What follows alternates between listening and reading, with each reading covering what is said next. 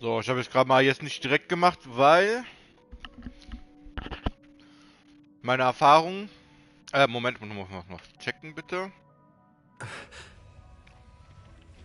Bevor was weitergeht. Ja. Wollte nur checken, ob das da auf YouTube gespeichert wird. Nicht, dass einfach streamen und dann die Aufzeichnung am Arsch. So, Leute. Hab wie gesagt beim nächsten Part. Ich stream das, weil Story-Missionen sind sehr lang und sehr lang Cutscene, also bringt das Video auch nicht machen. Weil ich sowieso nur eine Stunde machen kann. Ist lang, aber wenn. Da war schon eine Cutscene 40 Minuten lang.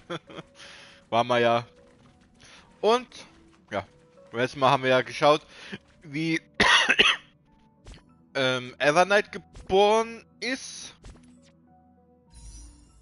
Ja, Evernight. Und jetzt machen wir weiter mit der Story. Those two passengers have to return safely. Don't worry, Pom Pom. They're both experienced nameless. They'll be just fine. Oh. I'm right here. But where did all of you go?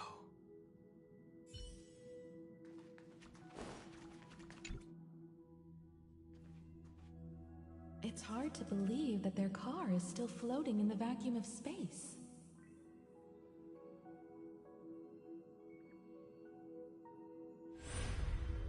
That's why the Express wasn't able to receive any landing signal.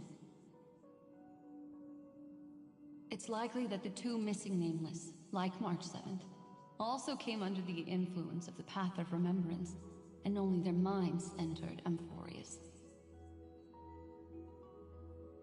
We can analyze all we want, but the real question is, what can we do right now? I was just about to get there, Miss Himiko. Right now, Amphorius' memory zone is extraordinarily full. I can also take this opportunity to enter the world and seize as much of an advantage for the Astral Express as possible before the other memo keepers arrive. For example, I can light a beacon in the memory zone for the Trailblazer and Don Hong to follow back home.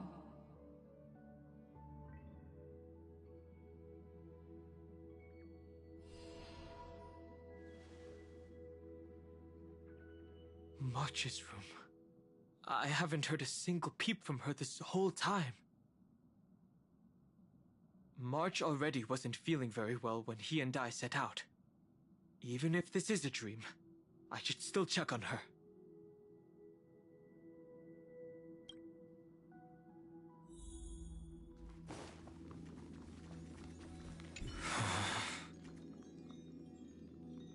March, it's me.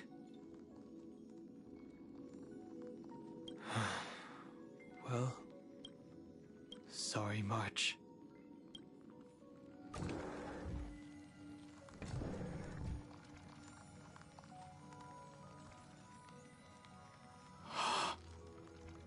This isn't a dream after all.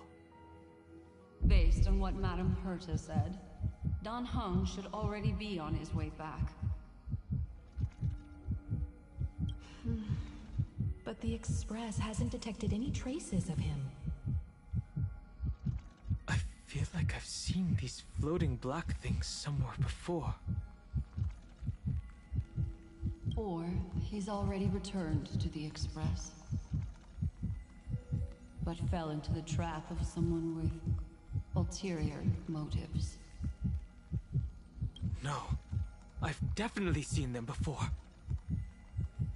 But I've lost that memory.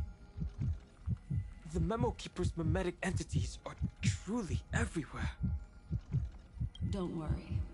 Normal Memo Keepers can't do anything to that little dragon. As long as he's awake enough, he'll find a way out.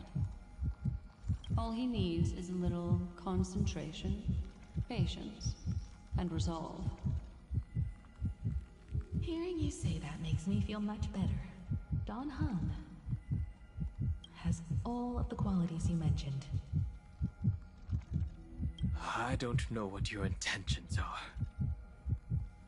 But as the guard of the Astral Express, I must ask.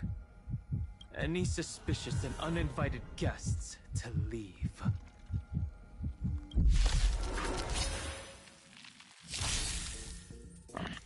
Englisch mal fighten. Come on, I choose you. Oh, ich kann nicht. Ah, jetzt kann ich. I'm fine. Wilt here. Slice, my friends. Indulge yourselves! Mimi! Mimi! As you wish. On ist Dragon Time. Embrace a new life. Darkness with me. Yay!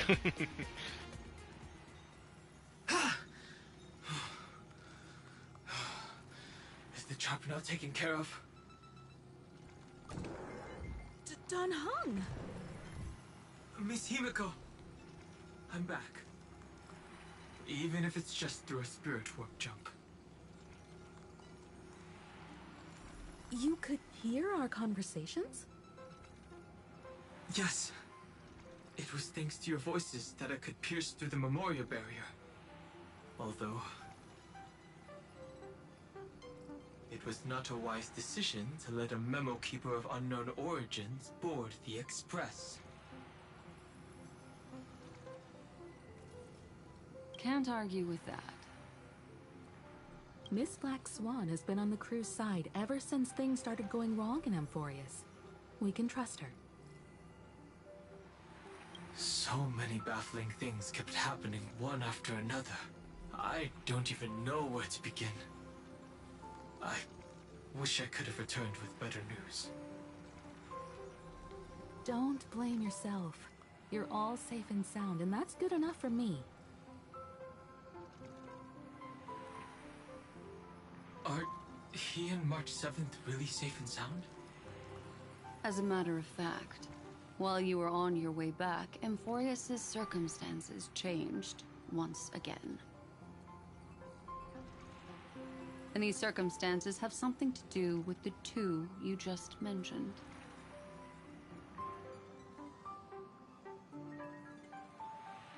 Are you saying that he has been kidnapped by an unidentified Remembrance Path Strider? So you're saying that person's appearance is identical to March 7th? It's too early to say that, as I haven't seen her with my own eyes. I've only detected a similar aura in the memory zone.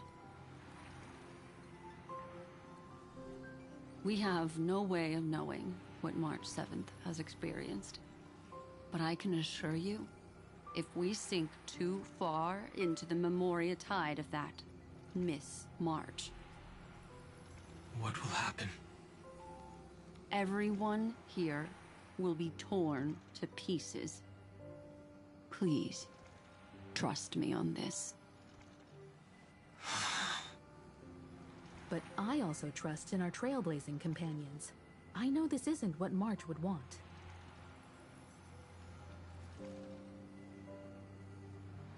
No matter what secrets are buried within, we'll do whatever we can to find that March 7th and bring back him and the March we all know.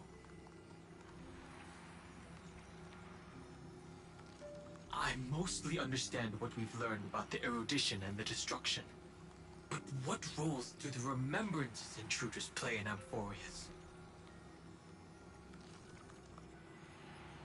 I made some new discoveries relating to that with Madame Herta's help.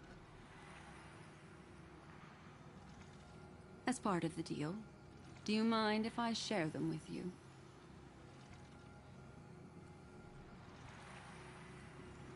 All right then. Fourth mirror. It's finally my turn to shine! Oh, this feels like such a grand occasion!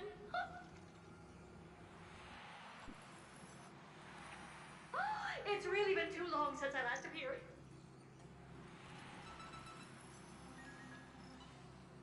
This friend here is Madame Herta's very capable assistant.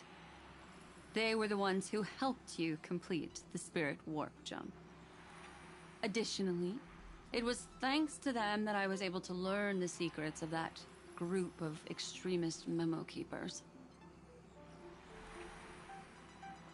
I appreciate the praise, but I didn't have to lift a finger. I mean, mirror. You did this through a mirror? The garden has strict rules for collecting memories.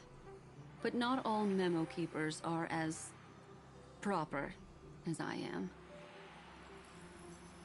Herta's space station often has uninvited guests, and they never seem to know their limits.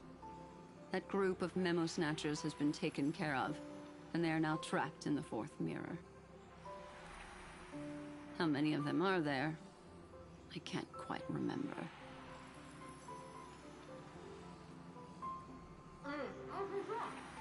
I didn't really count carefully either. Maybe around 42? There's still room for more. I carefully dissected the memories of these colleagues of mine. Individually, their goals are not worth mentioning. But when you piece them all together, you come to a conclusion that can't be ignored.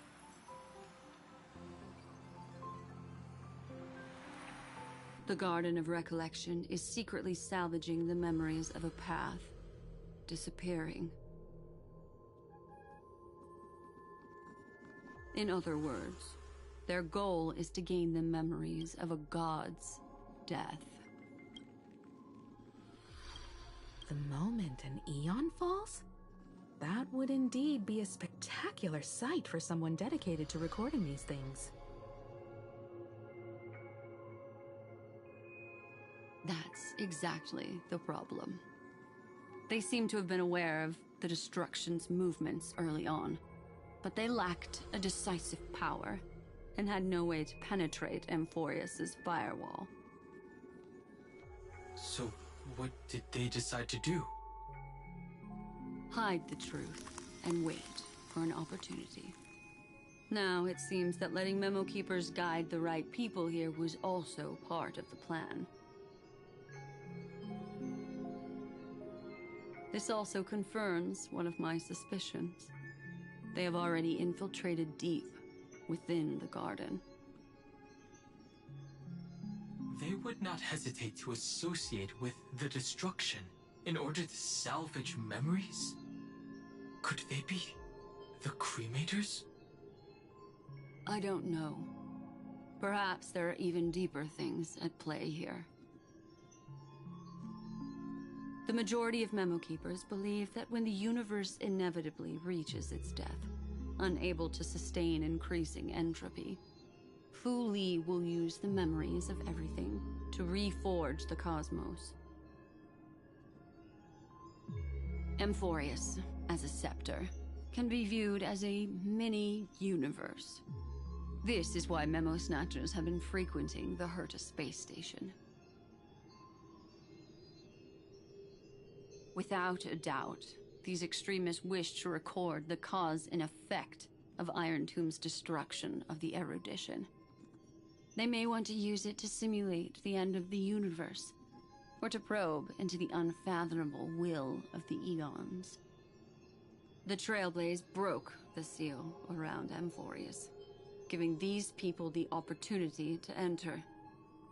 Now, they'll do anything to prevent outside powers from interfering. Because your involvement will certainly influence Iron Tomb's final outcome. You said that March is closely linked to the Remembrance. Is what she's doing related to these Memo Snatchers? I do not believe that Miss March is on their side. In fact, when the car you used for landing first made contact with Amphorius, a violent surge of memories flowed past. Combined with what we know now, I have reason to suspect that the flash of power came from... March. Exactly. She was the first to be hijacked by the Remembrance, but she used Memoria to neutralize the firewall, allowing you two to enter Amphorius. At present, we've lost contact with him. Our only choice now is to rely on the eyes and ears of those two geniuses to understand the situation within Amphorius. There's no use in agonizing over this, Don Hung. Our top priority now is to find where that car landed.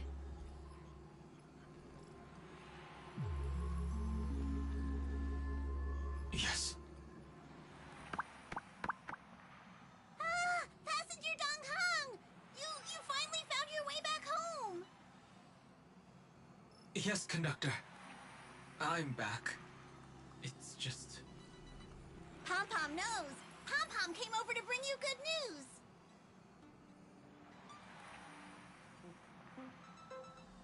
Passenger Welt says they found those two passengers.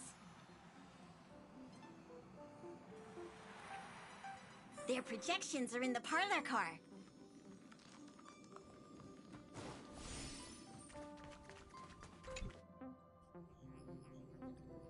Welt. And Mr. Screwlum. Himiko. You seem to be feeling much better now. And Dan Hung. It's great to be able to talk to you. Once again, we owe Madame Herta a huge favor. Madame Herta doesn't care much for favors, but she'll be happy to receive everyone's praise. Back to the topic at hand. Mr. Don Hung, we did a sweep of the area surrounding Amphorius' celestial body for organic signals, and we finally discovered the bodies of you and Mr. Trailblazer. The two of you were very fortunate, as there was something protecting your bodies. All vital signs are still present, and your functions are all intact. Was it March protecting us? Our preliminary determination is that the bubble enveloping you two in the vacuum is made of a substance similar to Memoria. Conjecture. This substance is connected to the lost Miss March. It will take some effort to bring your bodies back to the Express, so you should get some rest first.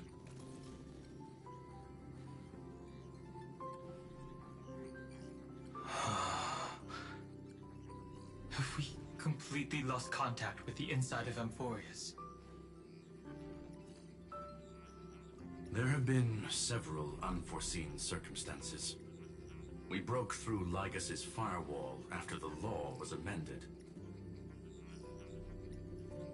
But now Amphorius is enveloped by the fierce path of remembrance, once again cutting off all channels of communication for outsiders. So we have no way of contacting him.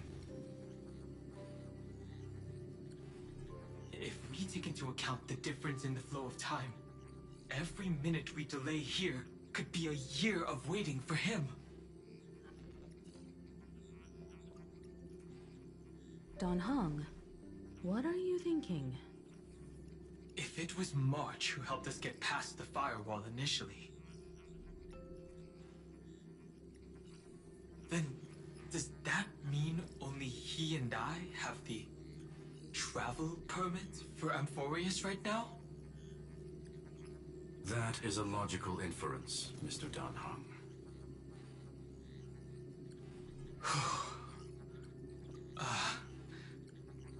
Mr. Screwlum, do you have a way to transmit my spirit signal back to Amphorius? You want to go back? That is far too risky.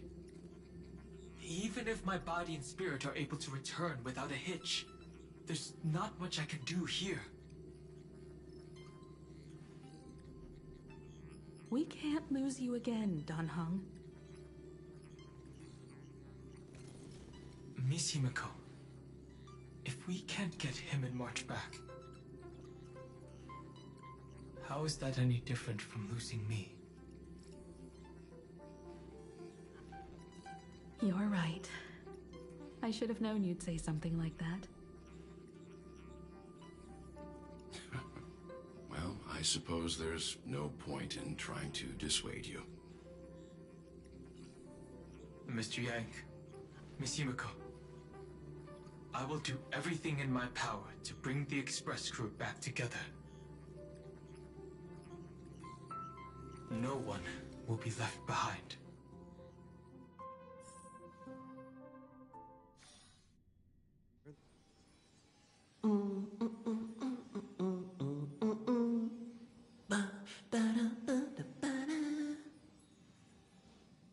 You may notice a hint of sweetness in the air. That would be the fragrance of the 7-colored bath salts from Marmorial Palace. A truly splendid journey, if I may say so. With the Era Nova now complete, you have granted the hero the perfect conclusion.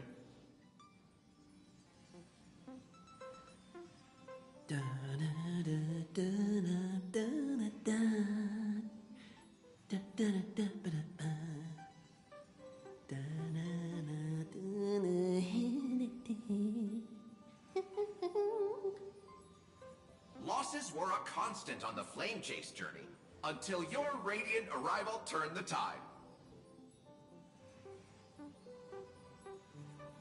Lord Ravager, Iron Tomb, ha!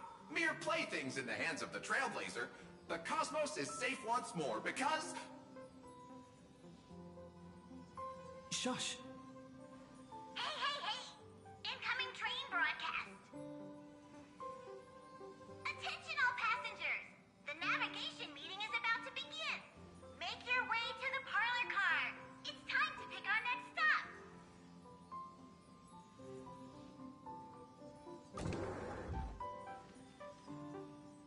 Perfect timing. Let's head to the meeting. I'm wide awake and feeling great.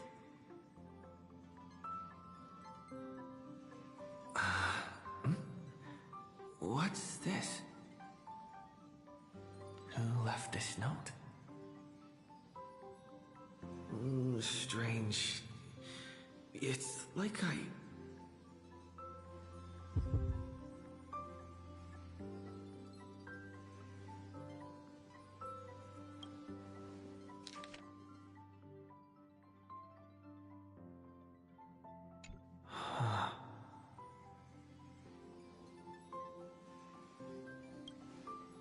March. When did she leave this here?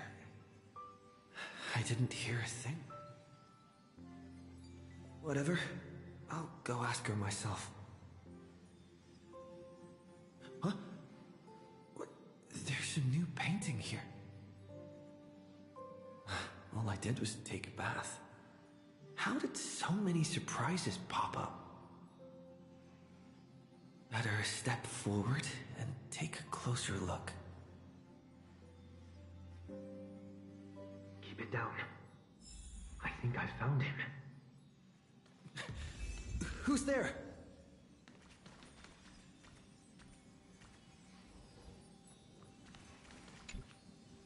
What's this?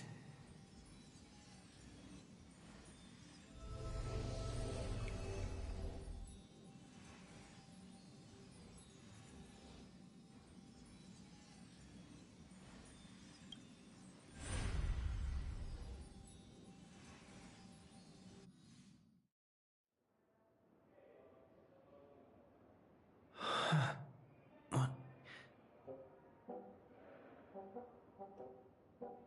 Is this the Reverie Hotel?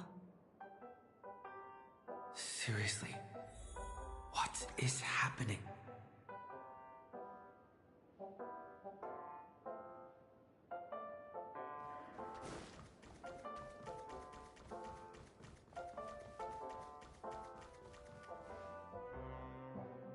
There you are. What took you so long? Hurry up! The navigation navigation meeting is about to start. Navigation meeting? In Panacomi? Come on over. It's time to choose our next destination.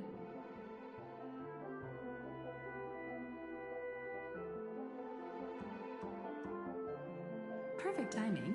The meeting's at a standstill. Lushaka or Melistanin? No one can make the call. The vote's split 2 against 2. Everything hinges on your vote now.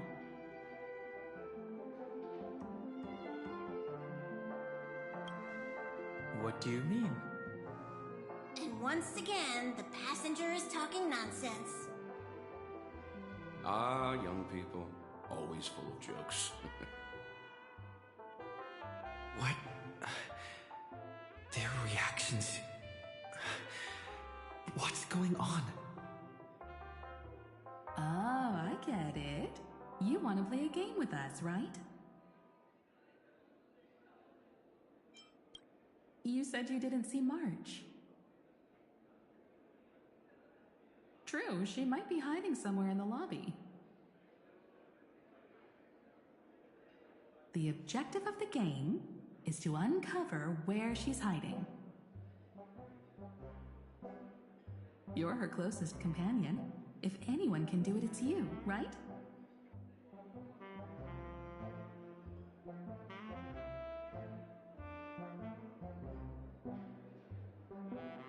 Is March 7th playing hide and seek with me?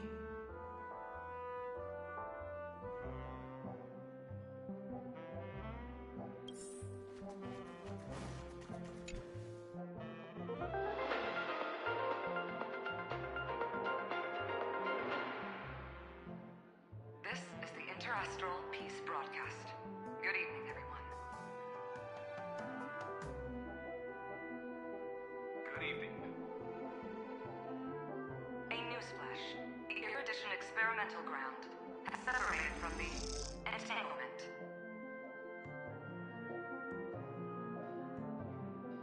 The Lord Ravager did not emerge as had anticipated. In the end, salvation of Amphorius was not only thanks to the Ps5, but also to one crucial.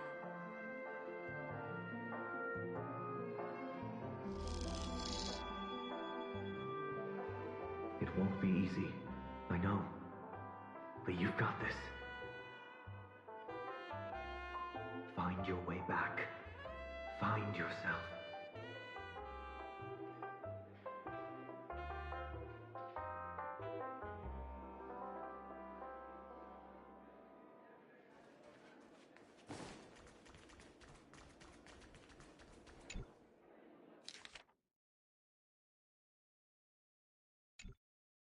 An unsigned guest log. Can you really call that a log? Wait a second. Why am I looking for March 7th in the guest book? Friend! Over here.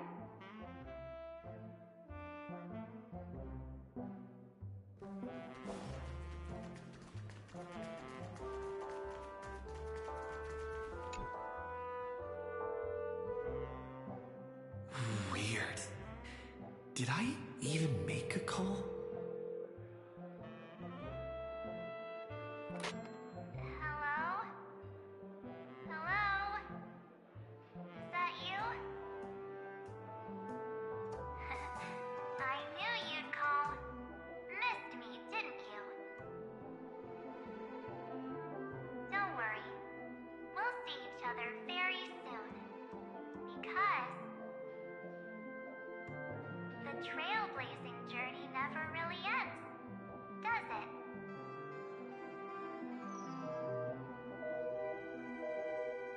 March. That's not her.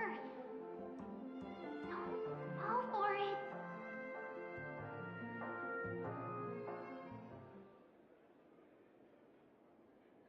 March 7th isn't here. Faint, fleeting voices are speaking to me. But where are they coming from?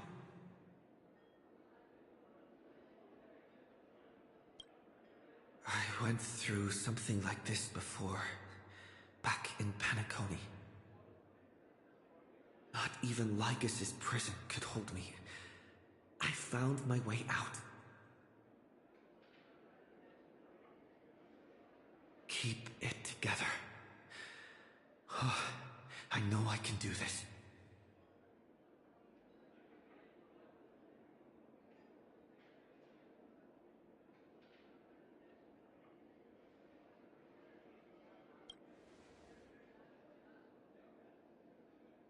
I found you. You did well. Soar. Break free from the cage of Memoria. Let harmony become your wings.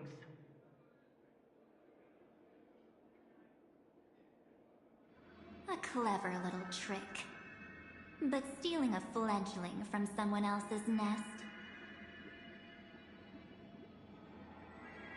Not exactly the pinnacle of integrity, is it?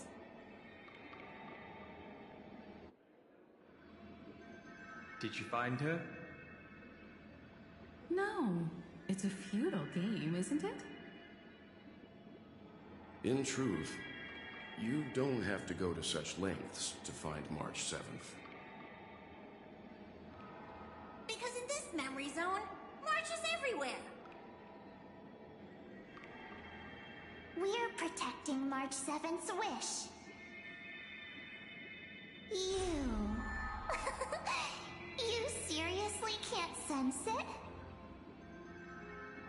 She doesn't want to say goodbye to the Trailblaze. She wants to keep traveling together. Forever and ever. We are her memo sprites. For the sake of her wish, we must give it our all. Finally, the timing is just right. A thrilling damsel in distress rescue. Wait, maybe I got that backwards. It's me, Cyrene, but now I'm in my mem form. Seriously, one mysterious and cute memo sprite is more than enough.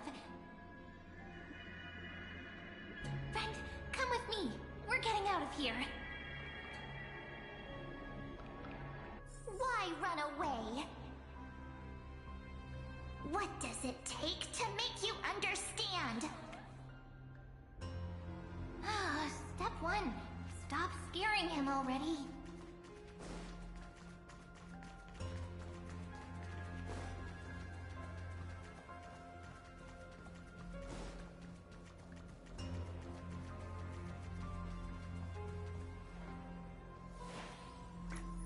In this form, I'm way more suited for the memory zone. I'm totally in my element.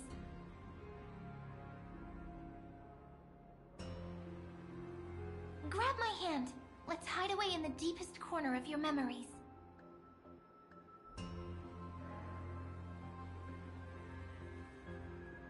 Lift the curtain of memory. And stir up ripples of past reverie.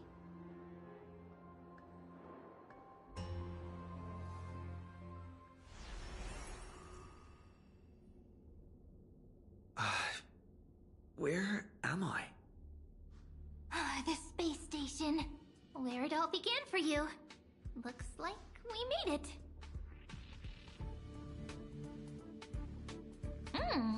What's that? Silverwolf? Kafka? It's your secret. I'm so curious. But I won't peek. Promise. When I first met you, I remember they were there in your memories too.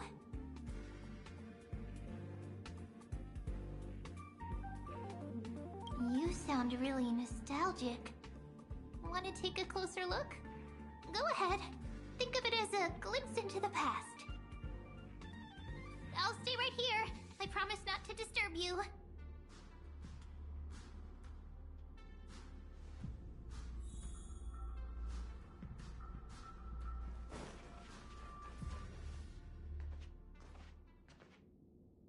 What's this? Memories, from before I woke up? So, Silverwolf, how long till he wakes? Hard to say. Maybe a few more minutes. By the way, that part in the script, could this be the right moment? Yes, looks like we're on the same page. In that case... Listen.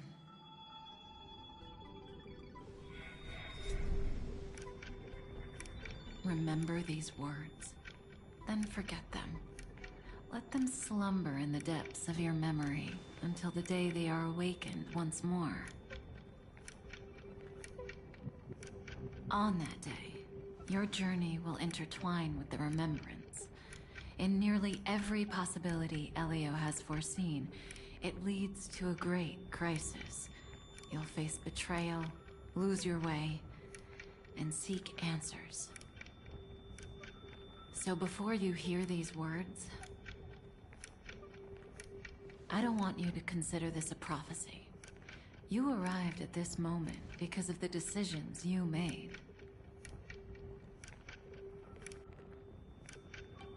Huh? I don't know what you'll have endured, or whether you'll still believe in me. But if there's even a trace of doubt in your heart, I hope these words can give you strength.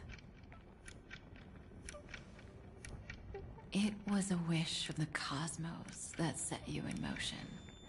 And in the tale where you are the protagonist, the stars themselves will defy the destiny of finality. Mark this number, 4. According to Terminus's prophecy, 4 paths will push the cosmos to its end, and on your journey, you shall encounter them, one by one.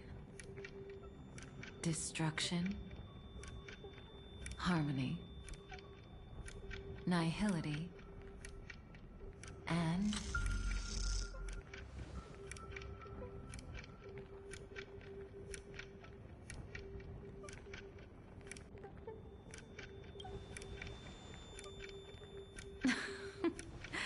easy now.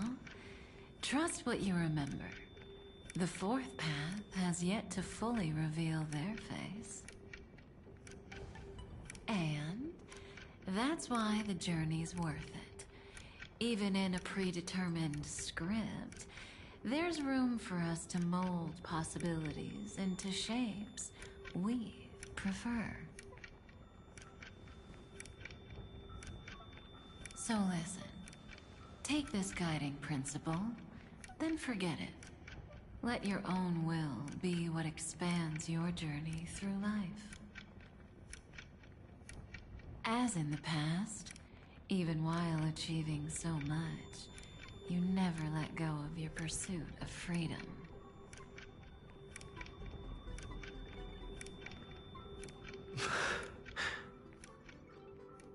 That was so sincere. I might actually tear up a little. Now we all live within the script, but adding a little color to the lines has never been forbidden. Are you going to say more about those branching storylines?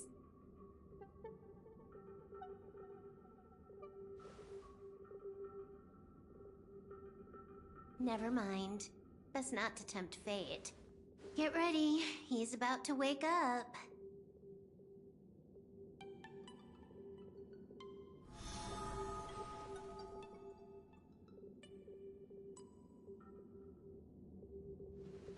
Come back to yourself. Kafka said that when my link to the remembrance deepens, this memory will resurface exactly when it needs to. And an inevitable crisis will surely follow. But even a Stellaron hunter can't fully grasp the trailblazing journey.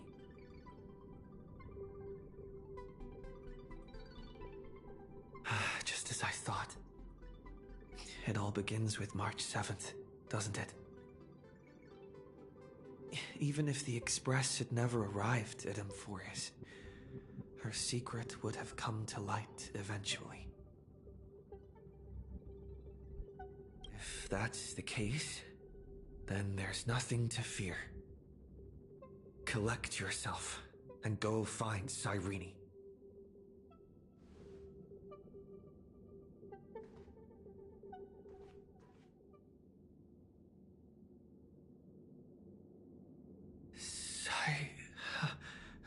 Cyrene? It's a breakthrough! A breakthrough! How could that little pink girl possibly beat us? Little one, you really don't know how to behave, do you? You were meant to stay in those beautiful memories and wait for all the disasters to pass.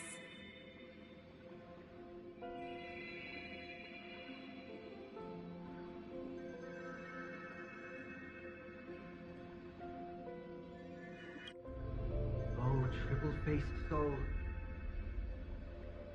Cast your light upon us.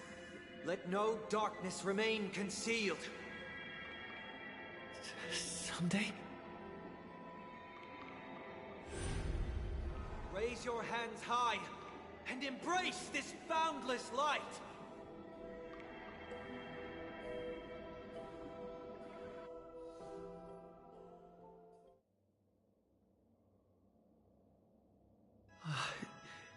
This stage really brings back memories.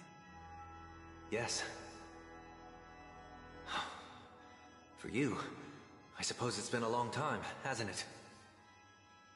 None of this would have been possible without Miss Cyrene. Even while engulfed by Memoria, she fought to stay in contact with the geniuses.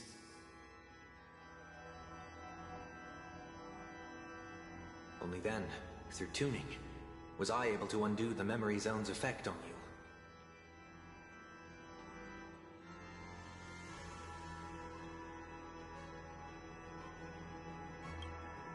Step onto the stage first.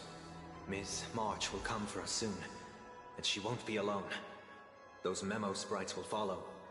We need to prepare early. Only then can we get you out safely, and go back for Cyrene and March 7th. Please, be careful. Amphorius is being overwhelmed by an unusually violent Memoria tide. I'll do all I can, but even that might not be enough. Black and pink. Two memories twisted together.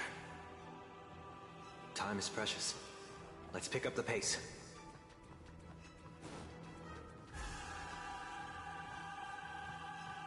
Yes, Madam Herta. I've made contact with him. Understood. I'll carry out my part as expected.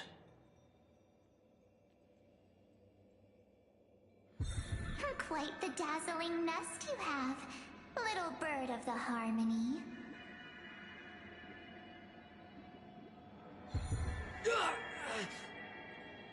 Your grasp of Memoria is unexpectedly profound, but playtime's over.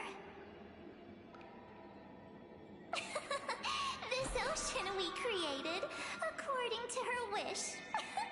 This journey that flows on, without end.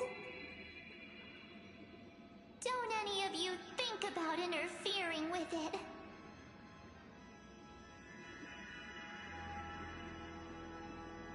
She's coming. Is it me she's after this time?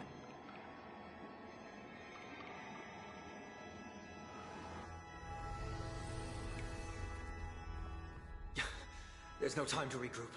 I've prepared an alternate escape route.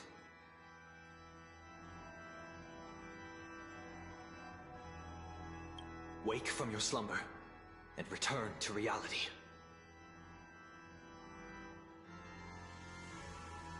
Come on.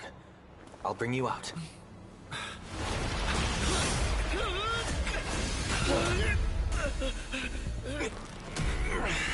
Ow. Self-righteous path strider of the harmony. You think you can do that? Next time, get a memo keeper instead.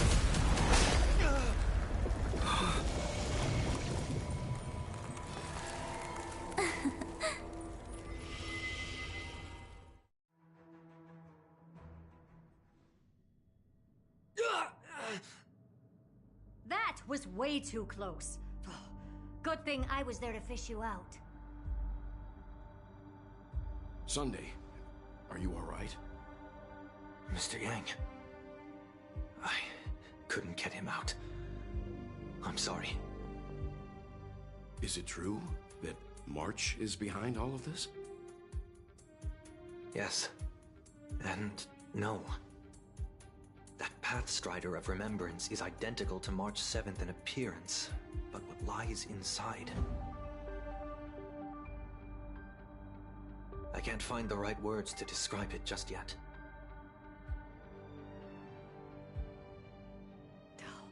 Can't you come up with an analogy? I thought that was your thing. That, Miss March, feels like a reflection on water. Only not from a calm, clear lake, but from a bottomless abyss. Within her words, I sensed an intense, but utterly pure... protectiveness. Protectiveness? This is only speculation, but after being drawn into Amphorius, perhaps March 7th experienced... No. She likely foresaw a tragic end. It was out of a desire to protect her fellow crewmates that she chose to awaken a power that teeters on the edge of evil.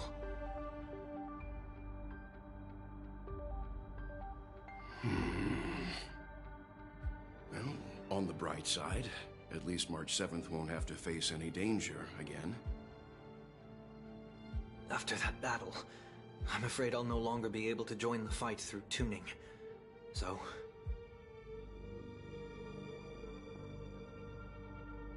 has Miss Black Swan's progress remained on track? You don't need to worry. She used your disturbance to mask her movements. Current status? Advancing upstream within the memory zone. I didn't see that coming. The Memo Keeper is pretty courageous, choosing to defy the rules and take matters into her own hands.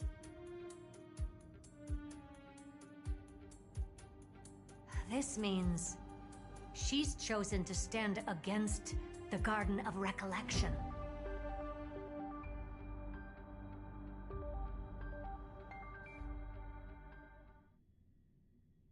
Even so, I must think long term. I wanted to hide in the shadows to avoid direct conflict, but... why is it so quiet here? The air is thick with Memoria, yet it's so chaotic, like broken memories all mixed together. Memo Snatchers should be swarming into Amphorius. I was expecting this place to be very lively.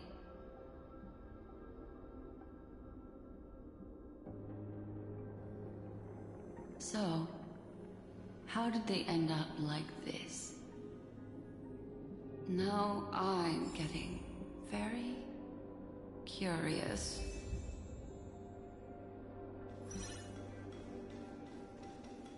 An empty shell. The consciousness that maintained this Dharmakaya has disappeared. So efficient. Not a single trace left behind. Alternatively, she might have sacrificed herself for an even more mysterious purpose. Either way, what exactly made these fanatical believers end up like this? Memory. It is indeed a deep ocean of dangerous allure, where fascinating secrets always hide beneath the waters. I keep getting the feeling that the same thing happened in Penacony.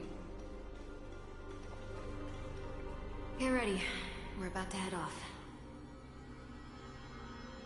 Is it really gonna be okay? That world's surrounded by a mass of chaotic material. That white band of light has already foiled our plans multiple times. Don't worry. After the pink girl from the Astral Express broke into Amphorius,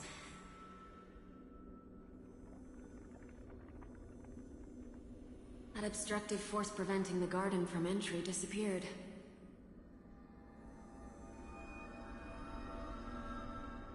That's the trailblazing nameless for ya. A huge help. What are you so happy for? Aren't things gonna get messier with more irrelevant people turning up? What if those trailblazers find the Seat of Remembrance before we do? Then we'll just steal it back. Simple. By the way, there's a messenger and a memo keeper on that express. We don't know where they stand on this matter, so make sure they don't notice you when you make your move. You folks are truly everywhere. These memo snatchers are different from the previous hosts. These ones seem to have had contact with him. We'll introduce ourselves to gain your trust. We are the Garden of Recollection. You should be very familiar with that name by now. This memory ends so abruptly, as if a shapeless hand snuffed out its candlelight. It appears the secrets ahead are even murkier than I imagined.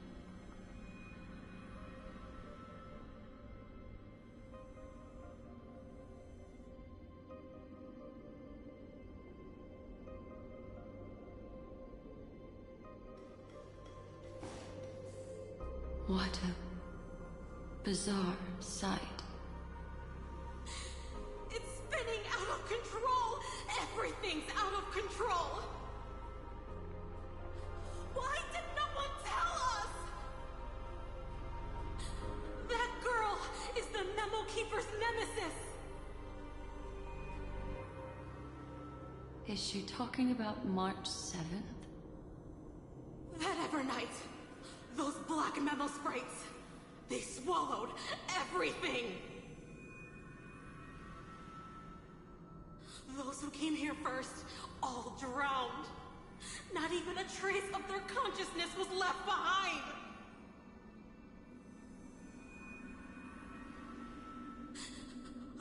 I wish I'd never come here. I don't want anything to do with Amphorius anymore. Please! I'm begging you! Don't come near me! No! You've involved too many innocent people just to obtain the memory of an eon's fall. You deserve this. But I'm not here to blame you. That entity you call Evernight. Tell me everything you know about her. We may yet bring a glimmer of hope for those who are still alive in there.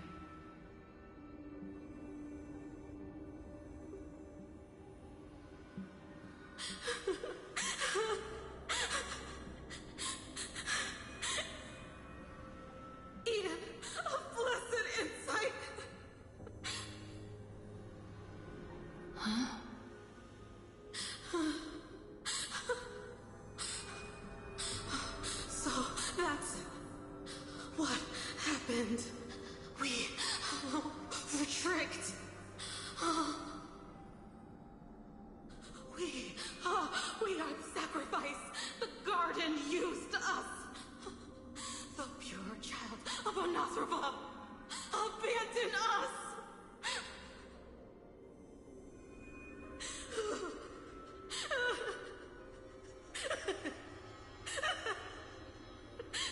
just wants to find her lost sisters.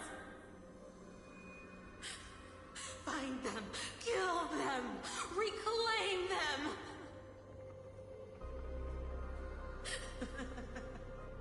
If a new life is to be born, its seed has to be dead.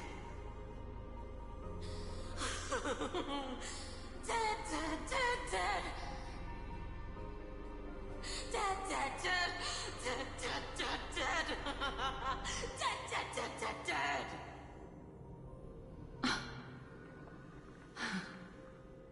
I can finally understand your fears now. Thank you for the information.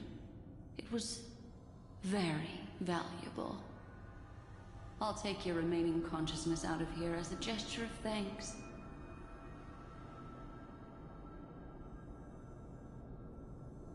It'll serve as both protection and a punishment. You'll reunite with your peers in a genius's mirror, where you can reflect long and hard on your past actions. Well, provided that I can survive my encounter with her.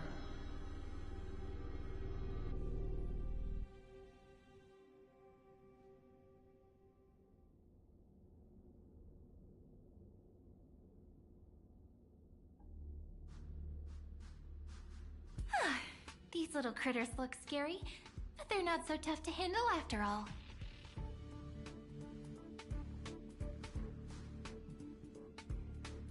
Though the surging Memoria tide swept my friend away, I must return to his side before Miss Evernight succeeds.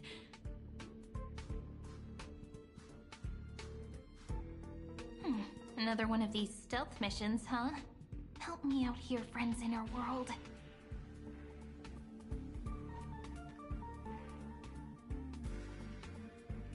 A scorching and dangerous aura. This power shares the same origin as Feinen.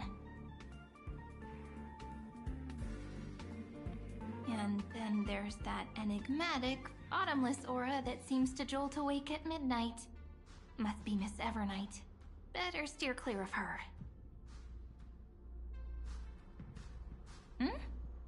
There's a beam of light over there. Full of energy, yet uncontrollable. More familiar than the others. As if it's coming from someone close by. Could it be... my friend? Maybe it's the Stellaron he mentioned. Memories of the Stellaron are flowing deep within the Memoria tide. Let's go there to find my friend.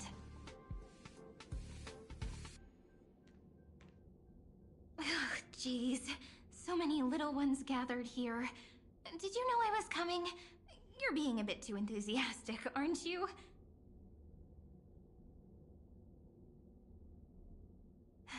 Thankfully, his presence hasn't weakened. I feel like I'm getting a bit closer.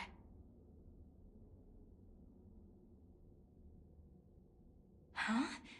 They're guarding something. Is that my friend's photo stone? What's it doing here? These memo sprites are completely still. It's as if they're drawn to this thing.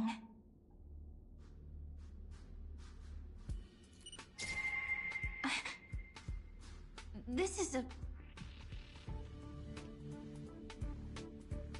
an even cuter memo sprite. No wonder the photo stone can't store more memories.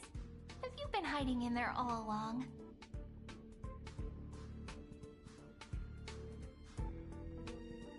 Find my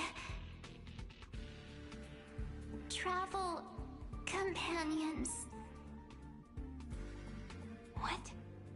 How could that mean? My companions. Are you March 7th?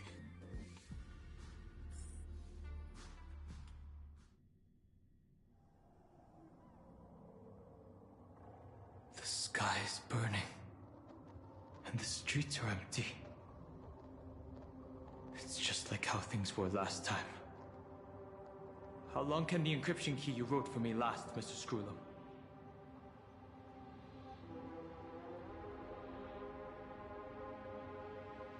That is difficult to project. Logic. It is currently unclear how the unknown variable, Miss March, conducts her interference. Please rest assured that I will extract you on time before the encryption key expires.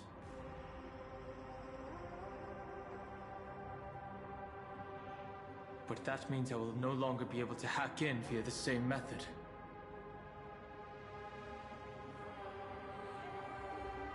I only have one chance.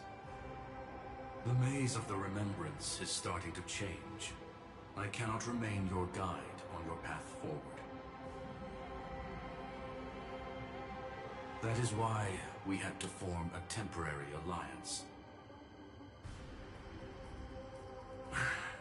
With our former enemy. I express my utmost respect for your courage to personally face such dangers. Lygus? Your enmities, well within my calculations. Allow me to reiterate that Lord Anaxagoras now has a firm grasp on your crucial weakness. If you still plot to harm the Nameless, then you will find that the Society's previous warnings were not empty threats.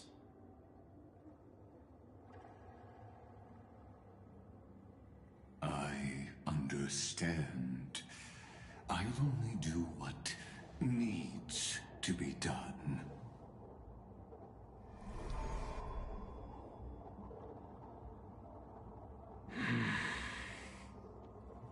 I never imagined that I'd one day walk alongside a genius who offered himself to the destruction.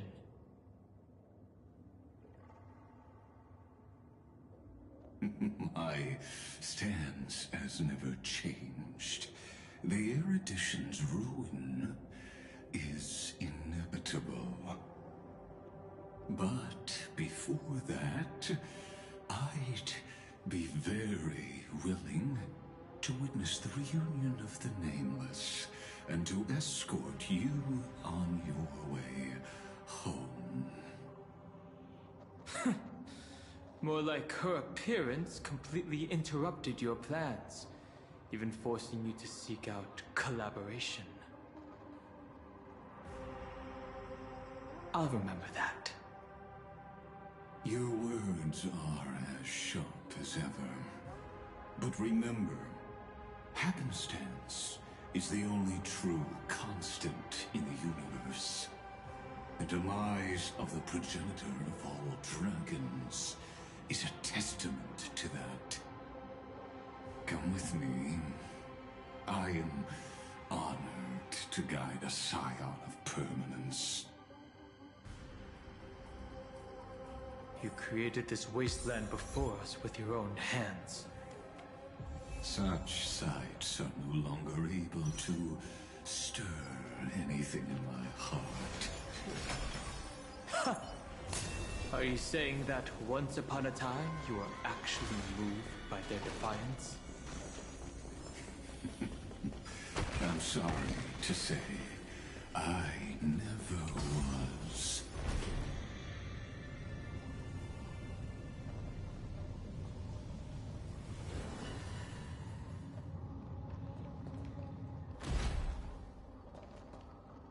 These memo sprites. Is it her? The mimetic entities of the remembrance are everywhere.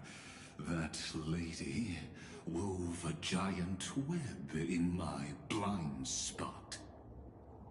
She hacked and infected the Time Titan, converting the built-up data of Amphorius into puppets of the Memory Zone. Sounds like you two have quite the history already. Any variables that desire to influence the experiment deserve my attention. But you never mentioned her before. Could even a genius of the erudition get his brains hacked? Lord Dan Hong, I'm simply stating a fact. That lady is also a threat to you. A threat that you cannot afford to ignore. She snuffed out the remembrance without any effort and left nothing behind. Her actions were so determined, as if she had an unquenchable hatred against that path. Contradictions are often the keys to the truth. Lady March 7's past is a bottomless darkness. And? Do you expect me to join forces with you because of that? All I need to know is that she has something to do with March 7th's past. Fine. I am only giving you a possibility for you to ponder. The choice is still in your hands. A heavy past is like an everlasting night.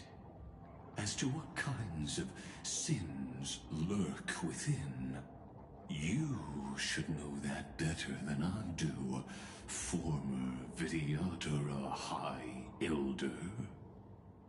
Yes, I indeed know how to face the past. Better than you do, first genius. I have no intention of refuting that. Let us keep going, Lord Dan Hong.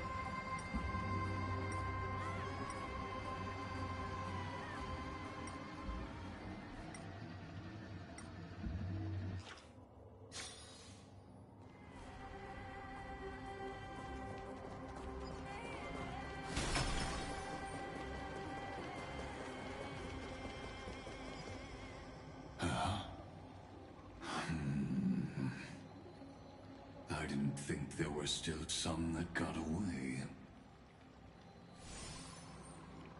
Explain. They are thieves from the garden.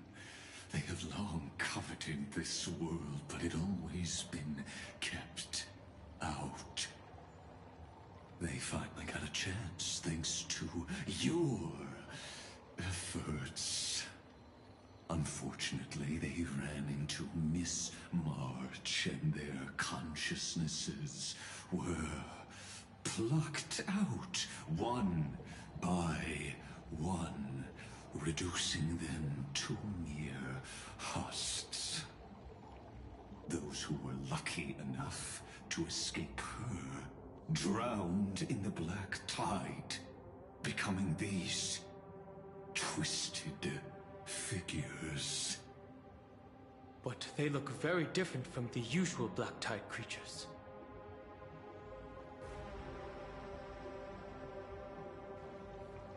The reason has to do with our destination. Let us deal with the threats before us first. Then I'll reveal the answer to you. You really have no intention of fighting, do you?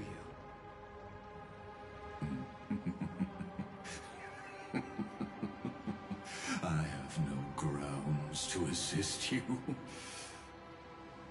Besides, the geniuses are still keeping a close eye on me. I would hate for anything I do to be misconstrued as provocation against you. Never mind. Let me clear the way.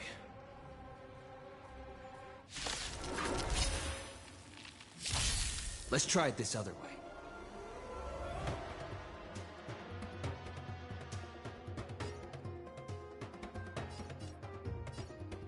I choose you. I'm fine. Wilt here. Ah, it's nothing. As you wish.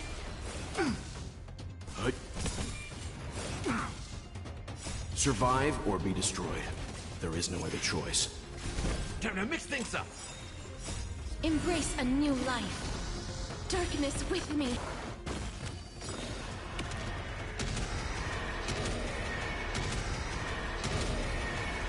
May death protect us!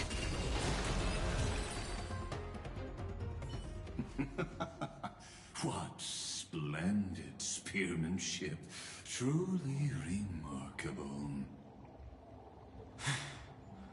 Let's get back on our previous topic. These memo snatchers attempted to infiltrate the breeding ground of the Black Tide to steal Iron Tomb's memories. That sounds like a surefire way of destroying themselves. Well, our views differ on that. They had a chance to reach the truth precisely because they did not fear death. That futile world-bearer turned himself into a seal in this cycle, attempting to suppress the Black Tide spread.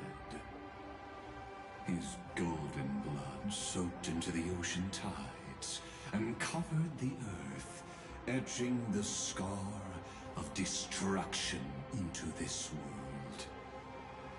And that scar shall point the way forward for you.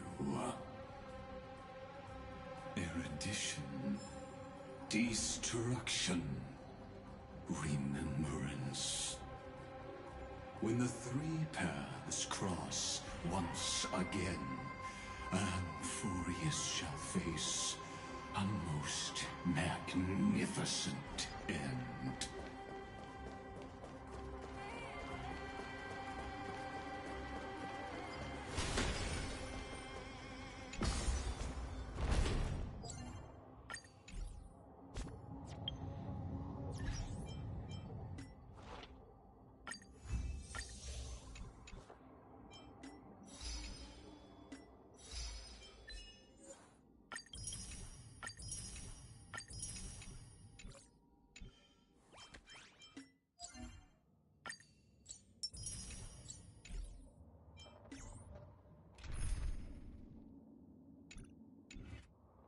Emerge from your cocoon.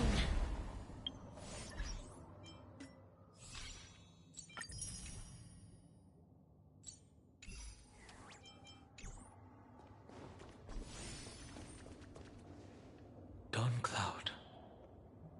I have witnessed 30 million futile ends atop this cliff. You may not agree with me, but I've always believed that this number has made me the person who understands Kozlana the most. This is also where he decapitated me on that day and pointed his sword at the Aeon of Destruction. He suffered a tragic defeat, but also achieved a legendary deed. A drop of burning golden blood. The blood that will cleanse the world. Dripped from the god's wound. Nanook? I didn't manage to hurt them? Yes. It melded into Kozlana's body, becoming the Destruction's final blessing. If you wish to dispel the fog and find that March 7th, then go and awaken his fury. She hides in the crevices of time, in the most concealed corner of Amphorius. Only the most ferocious will can break through the memory zone and illuminate her footsteps. Just like how the blazing sun can only rise at the end of the Evernight. How do I know this won't be another trick of yours? I have nothing to gain from helping you two work together. But in this cycle, Kozlana never answered my calls. Perhaps his mind has already eroded away. Or perhaps he is still awake, still fighting the whispers of the Black Tide. Deep down, I only wish that you and the esteemed Trailblazer could bring me an answer.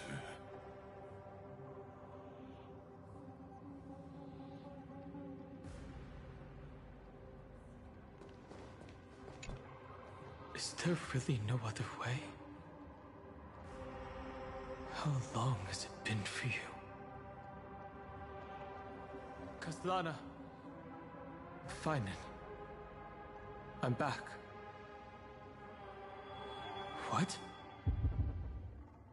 The moment you took the world upon your shoulders without hesitation, you lost the chance to ever be yourself.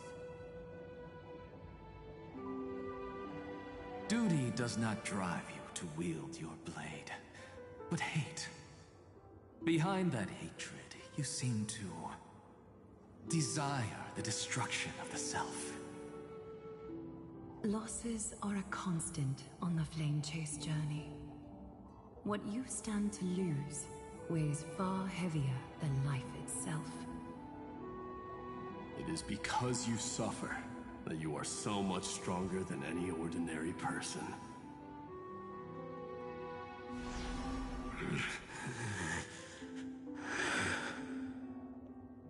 Partner. And Dun Hung. You still remember us? Those two names are like brands. Then I'll tell you that those two names only appeared for a blink of an eye in your long journey.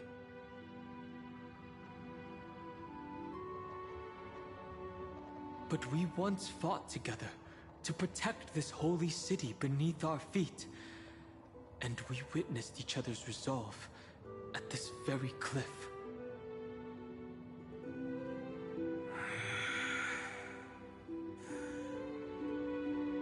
I have forgotten everything except the belief I had when I set off.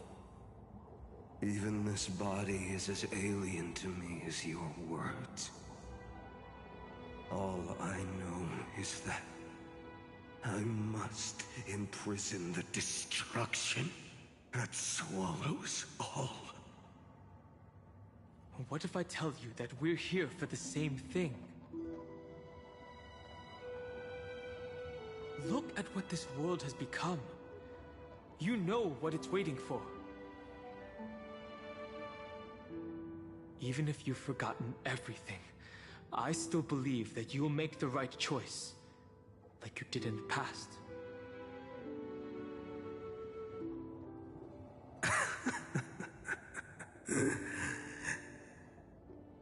When have we ever had a choice? When were we ever masters of this world's fate? Even though I shoulder the dreams of millions of lives, I could only forge the destruction's evil will.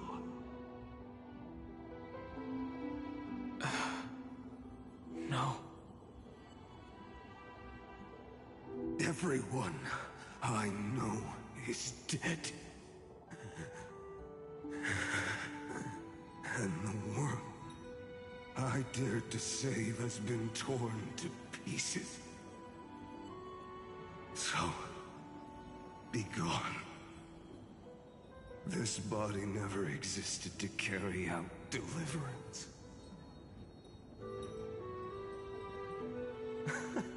There's no need to be so serious. Sorry, I had a really long nap and all the bad memories woke up first.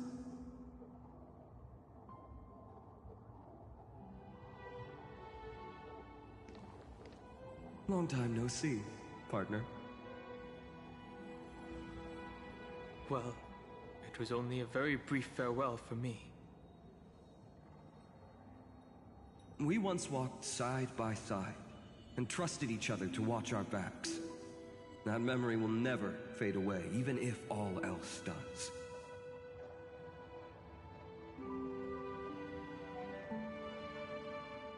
And because it was so precious and hidden so deep in my heart, it needed more time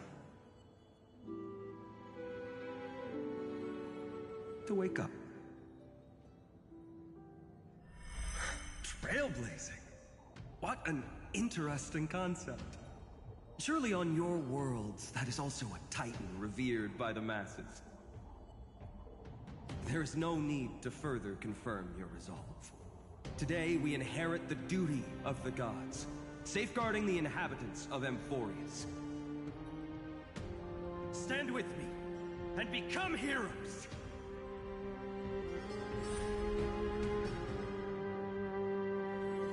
Did you hear that? Heroes! I have never forgotten the weight of that word.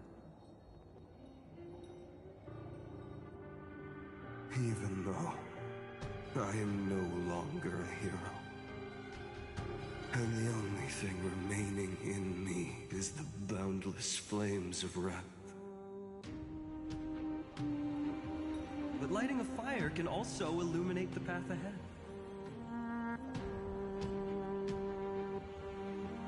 Everyone I know is dead, and the world I dared to save has been torn to pieces. But there is still a group of heroes that I know. And they will bring the true tomorrow to Amphorius.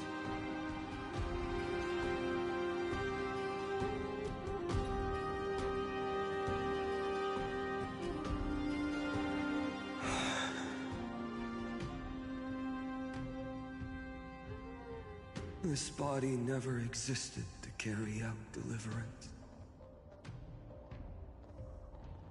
It only ever burned for world-bearing.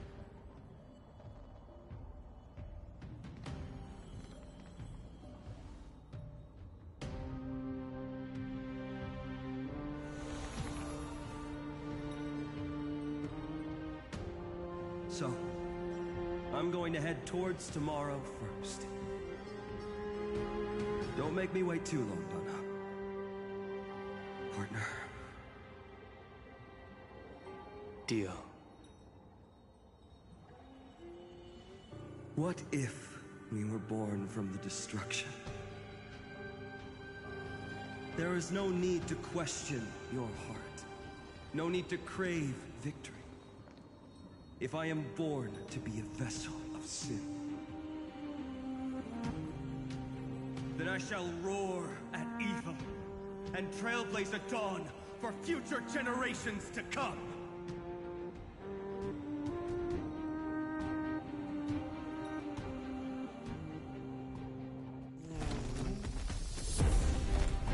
Let us go to the other side of the night.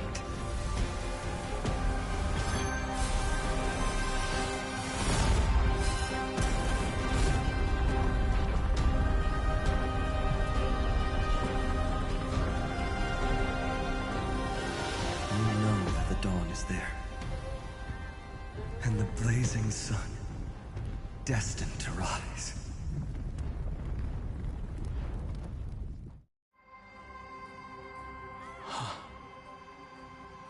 It won't be too long before our paths cross again. There is a ruckus coming from the Grove of Epiphany. It is time for you to set out, my lord. I have another notice for you. In this cycle, an eccentric demigod deviated from their flame-chased destiny. In a history known by none, Terravox, the Earth, fell. This matter has remained extremely mysterious, contradicting the extrapolations of 30 million cycles. I have reasons to suspect it also has something to do with Lady March 7th. As of now, clues that yield no conclusions are not important. Finan already pointed me in the right direction. Open the way.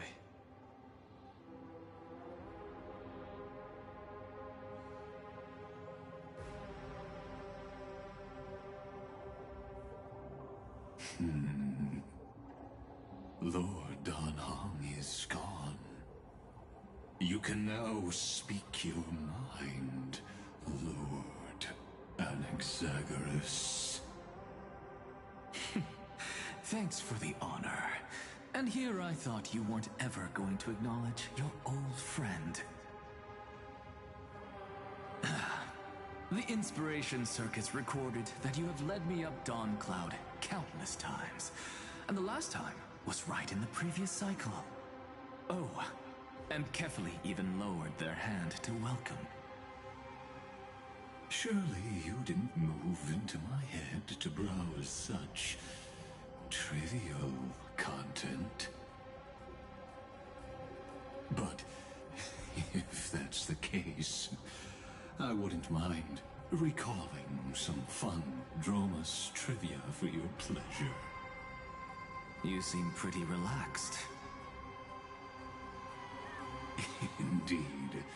The experiment's variable will be eliminated by my enemy's very hands. A beautiful way to kill two birds with one stone, isn't it? You know very well that everything I said about that Remembrance Pathstrider was true. Both my hypothesis regarding her identity and my recommendations to Lord Danhong. Yes, I know. You haven't told a single lie so far. But I noticed your thoughts would generate a curious ripple whenever you mentioned her. It's almost like You were deliberately trying to hide something into the depths of your brain. Since you're talking in such a blunt way, I'm assuming you haven't actually found any concrete evidence. That is correct. Thanks to that mechanical body, you can control the boundaries of your thoughts, opting to only show partial truths. Pity that I still managed to grasp a shiver of fear that escaped your control, and I traced it upstream to discover one single word.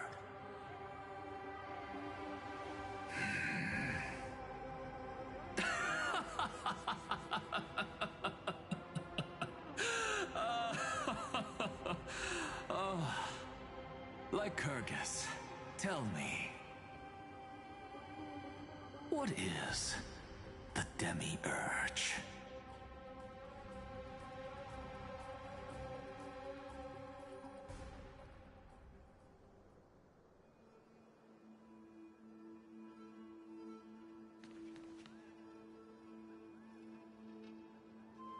The grove.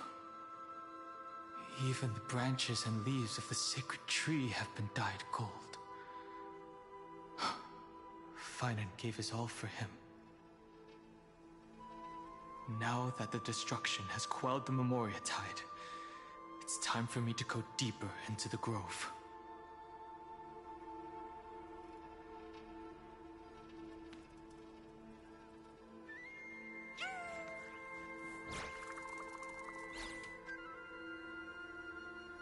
Who's there?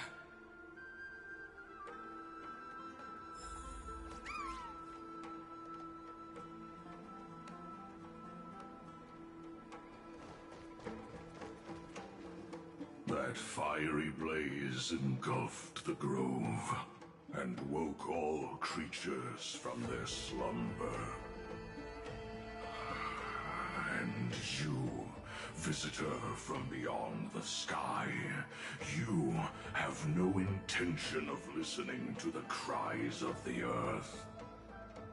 You are... Are you surprised? Demigods with golden blood are not solely limited to Kefali's children. Is it not natural that the offspring of Georios would take on their duty? I am Terravox, Avatar of the Earth, divine protector of the myriad living beings. What a coincidence. I was just told by someone to watch out for you. Answer me.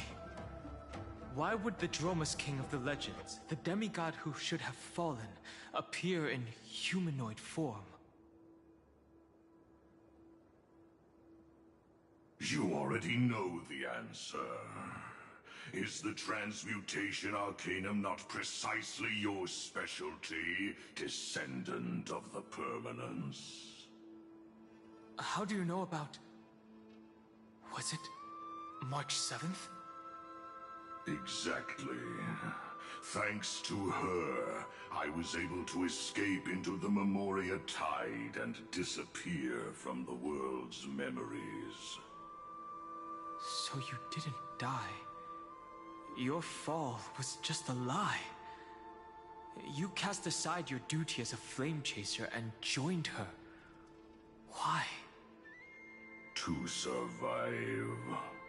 For a Dromus, life is no more than existence. The birds and beasts of this world have struggled to survive since time immemorial. Yet unlike humans, they are unable to live on in the World-Bearer's memories. But Evernight is the master of remembrance, and I saw your story in the Veil of Evernight.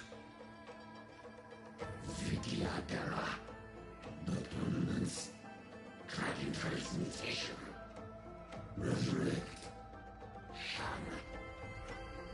The path you chose to survive will lead to your death. demigod. And what of it? This body is soaked in filthy golden blood. The earth is hungry, and only the permanence can satisfy it.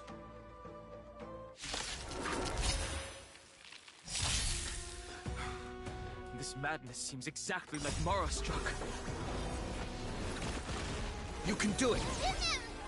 Me. As you wish.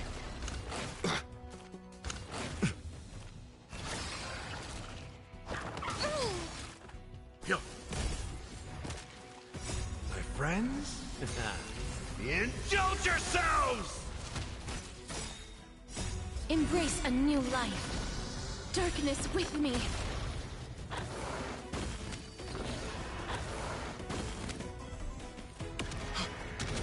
Cloudblitz? It's endless. Has the Memoria tide returned?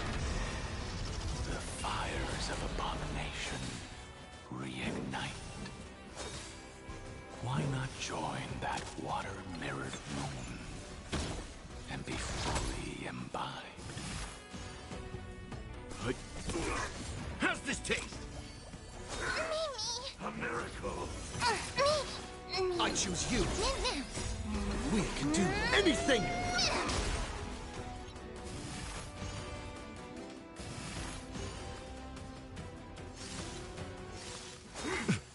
Secret of the safe. I'm okay. As you wish. Stand down. Survive or be destroyed. There is no other choice. Wilt hear. Embrace a new life. Return to dust.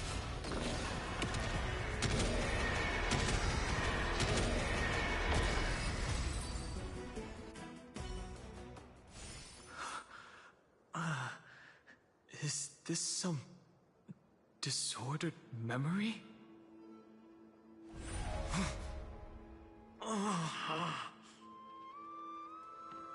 The mists of the past shall drift away. What?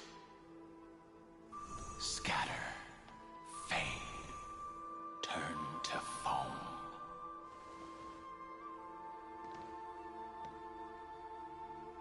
Do you not remember me? After all, I am the heavy burden you must bear. How could I be so easily forsaken? Dan Feng? Is this another memo snatcher trick?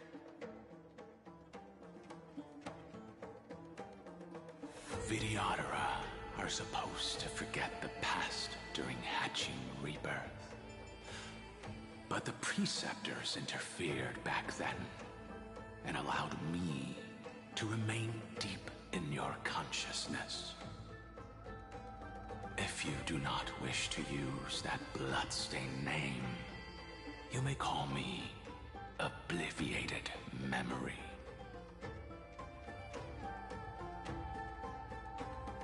That's not necessary. Though we've long parted ways, I won't ever forget you. So, who is that giant? That is Amphorius' Earth demigod. He should be on our side, but he was led astray and intends to seize the power of dragon transmutation. The dragon descends upon the earth, and all beings look to it in reverence. You and I know that all life in the universe covets permanence. Are you trying to say I'll end up like you? One day you will. And as I see it, That day won't be far from the end of this journey.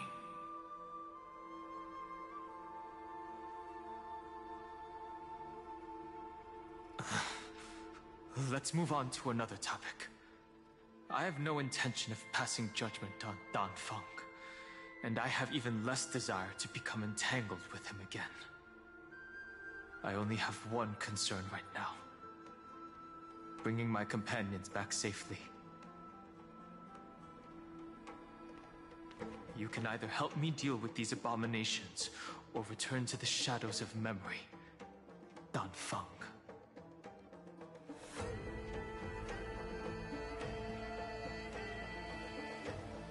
All right. The filthy remnants of the Memoria Tide still run rampant. Let me accompany you through these ruins. You could use the help. And presumably, that giant who craves the power of dragons won't just let things rest. Do as you please. I'm moving ahead.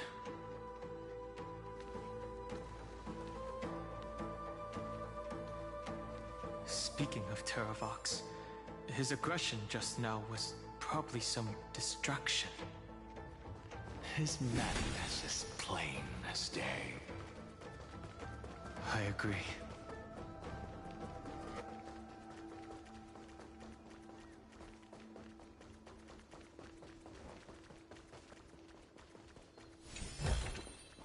I want to make something with it. But what to make?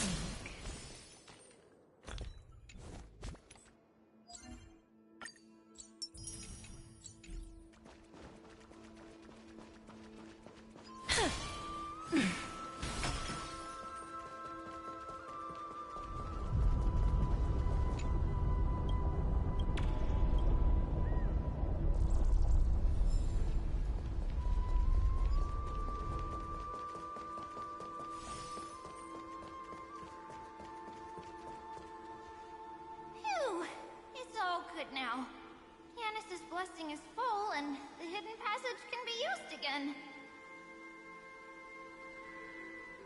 Now, the Imperator's legions can launch a surprise attack from the grove.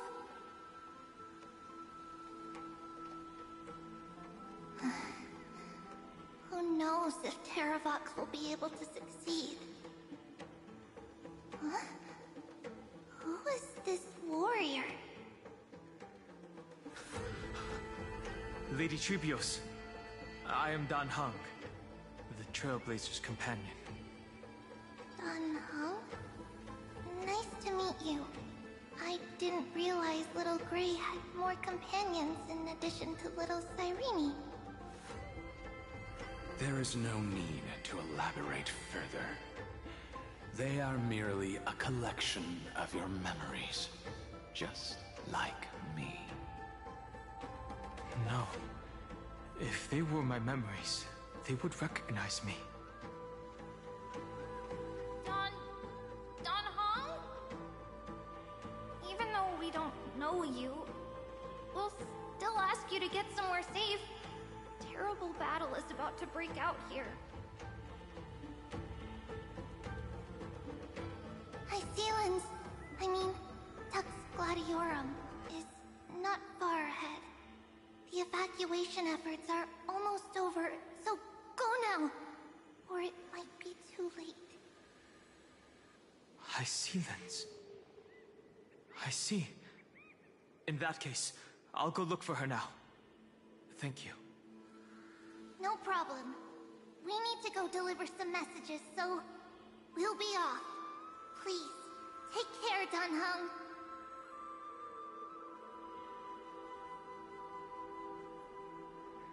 Memories crazed ramblings. What do you think? It's too early to reach a conclusion, but this memory is most definitely not mine. There are two possibilities. This memory either belongs to Terravox, or It belongs to him. The person you're desperately looking for. But the probability of the latter is very low. You should know better than I do. After that final battle, even the first genius couldn't determine where he went. Correct. But the conversation I just had gave me an idea. Let's forget Evernight for now. In the Vortex of Genesis, there was someone else who went missing along with him. I still have a chance to make contact with her. And the way I'll do it is right here in the grove.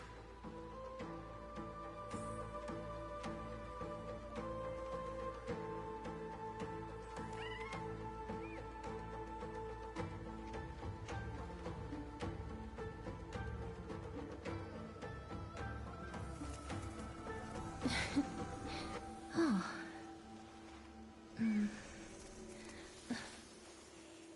Oh.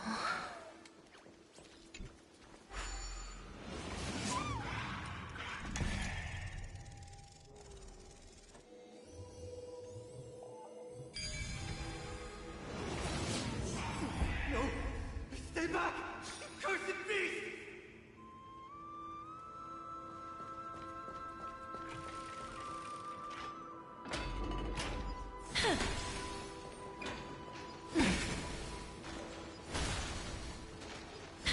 There's not a single sign of movement here. That was probably just the echoes of the Memoria Tide.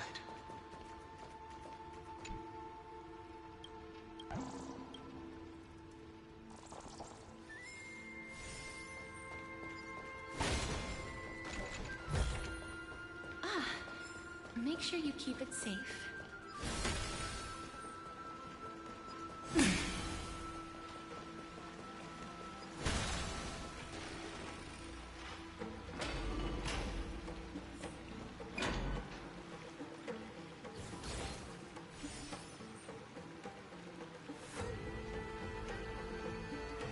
Are you the spirit thief? Bartolos? I see. Thank you for the advice. My Cloud Hymn magic will take it from here.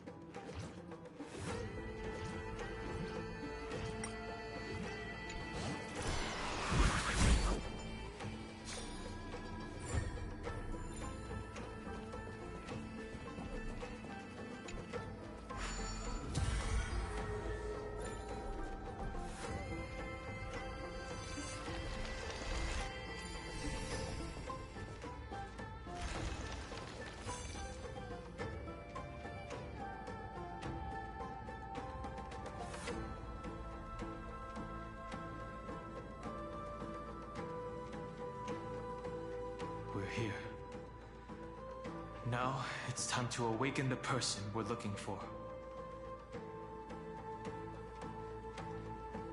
A pool of spirit water. I see. You plan to resonate with the waters of this world. Compared to the currents of my home, the waters of Amphorius are rather untamed. Subduing the waters wasn't easy, but I've gotten the hang of it now. Under the raucous steps of their frenzied dance, the roar of celebration calls forth the spirit water's memories. How incredible. There are still survivors in Amphorius. And this one even knows how to use the arts of water. Very good. It's nice to meet the ocean demigod, Lady Hyacinth.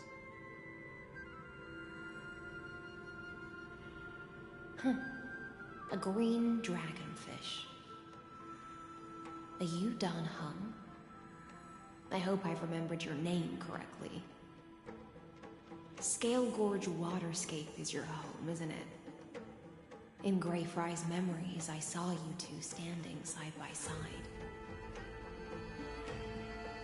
That's fortunate. It means I won't have to introduce myself. I can get straight to the point. Tell me, where are Evernight and him? The stranger snatched away the deliverer right before my eyes. I commanded the waters to surge after them, but layered cliffs blocked the water's current. You must be careful. Earth has abandoned the Flame Chase mission. Though Terravox still lives, they are not an ally of the Trailblaze. That's no surprise. I've already exchanged blows with that mad demigod. I didn't think the worst would still come to pass. He also intends to get his hands on a dangerous power. As his comrade in arms, do you know what his goal is? Terravox has only ever cared for life born from this soil. If they covet powers from beyond the sky, I suppose it's out of the same care. Even so, their behavior is far too unusual. I presume they wouldn't have made such a drastic and irreversible decision if they had not exhausted all other means. But embracing the permanence may result in even more misfortune. While I admire that demigod's willpower, my position has not changed.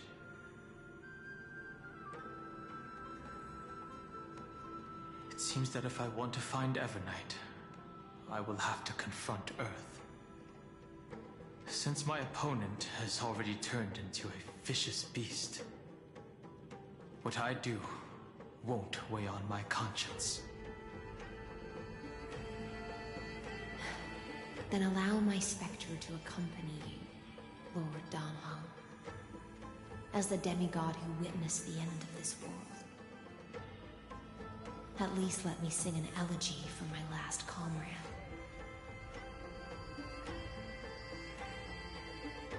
That doesn't sound like something you would normally say. Huh? What I do won't weigh on my conscience. I can certainly guess what you mean by that. I will never hesitate for my companions.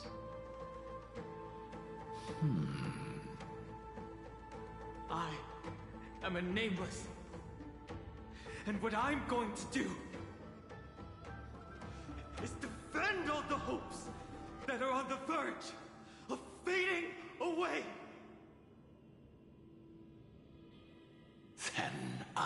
darkness spoke. That is exactly how the guard of the Astral Express should act. If you please, Lady High Sealands. Hold on to this current, for it still carries the warmth of great light. Hopefully, it will lead us to the depths where our companion is hidden.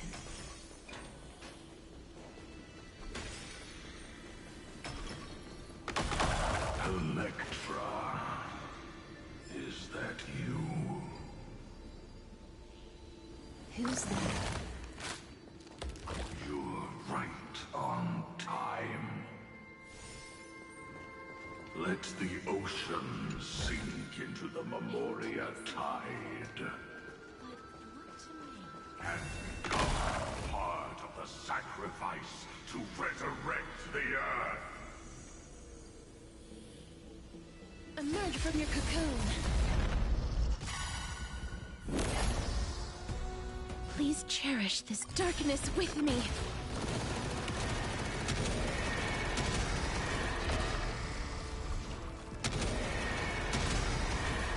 May death protect us! My friends? Indulge yourselves!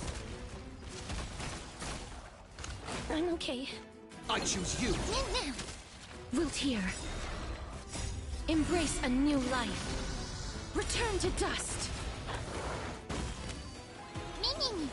Darkness with me.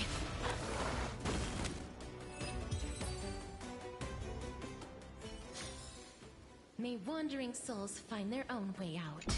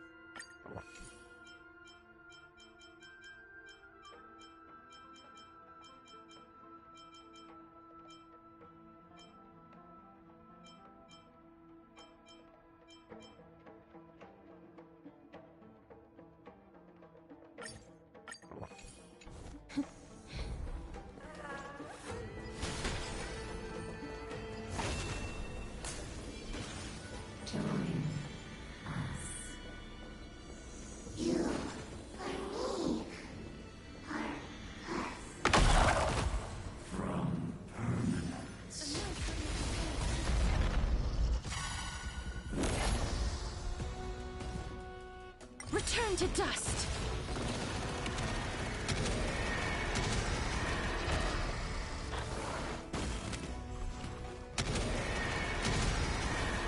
May death protect us! We can do it! As you wish.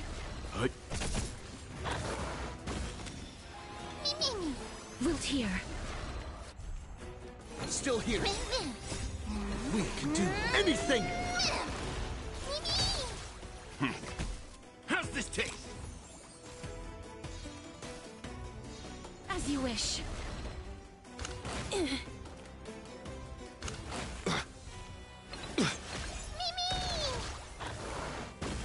Time to mix things up! Embrace a new life. Darkness with me.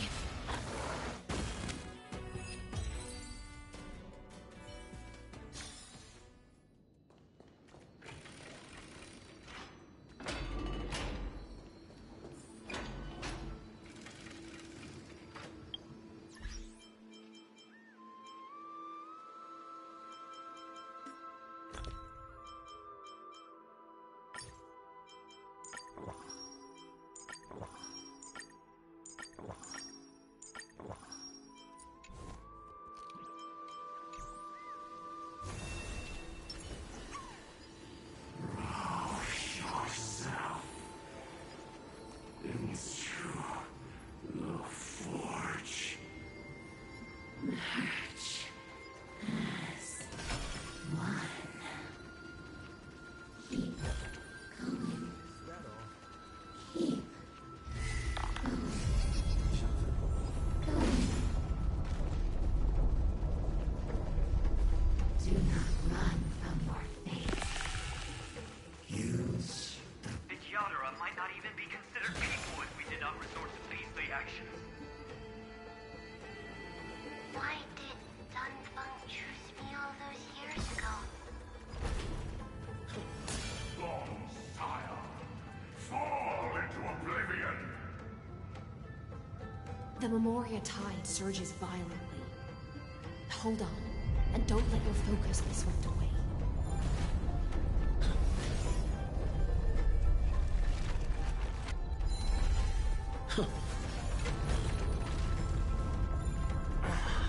The whole grove is shaking.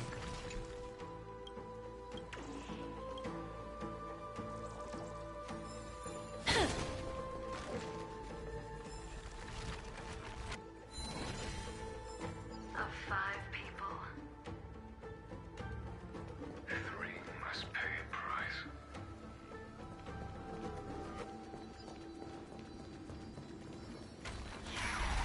are one of them.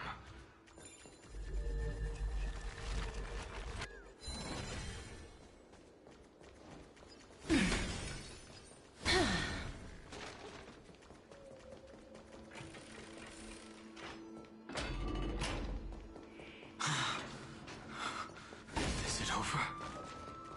It seems so. These phantoms that are haunting you are indeed here to bring you to your demise.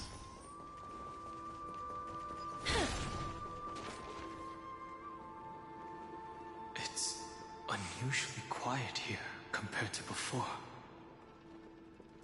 Don't let your guard down. The Memoria tide has become even more violent.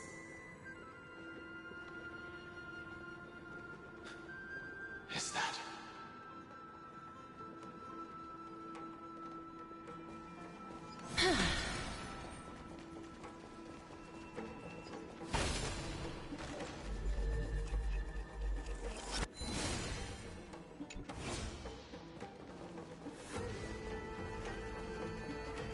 This is an interesting-looking wine jar. Was it Bai Hung who brought it? It's a specialty from Thalassa that she brought and left here just for this gathering. But she herself didn't come?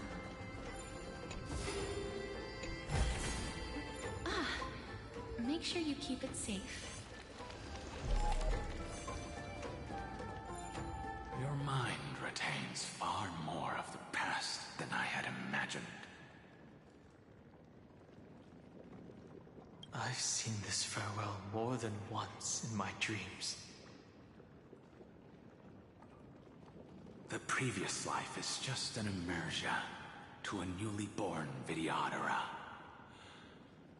You know rationally that these are your memories, but it doesn't feel like you experienced them yourself. I use dragon transmutation for selfish reasons, and close friends turn to enemies. You probably want to ask me if it was worth it. The Military Affairs Office is placing more importance on the Yuchue's battle this time. And the Yao Qing called her back for a patrol mission.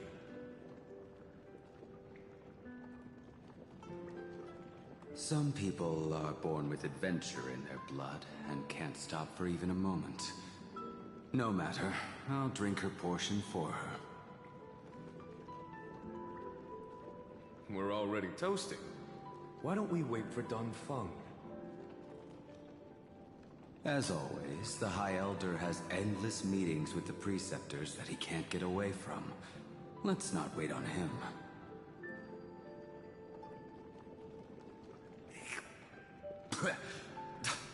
Isn't this just water? I'll relay her exact words. It is a mistake to drink too much before a battle, so I'll leave a jar of spring water from Thalassa's Crystal Palace. She said that wine only has flavor after a triumphant return.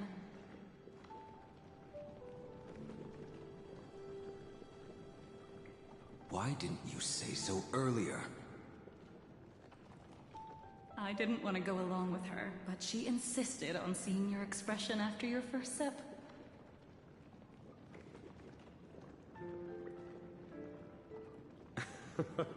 Any gift from a friend, whether it is water or wine, is rich in flavor all the same.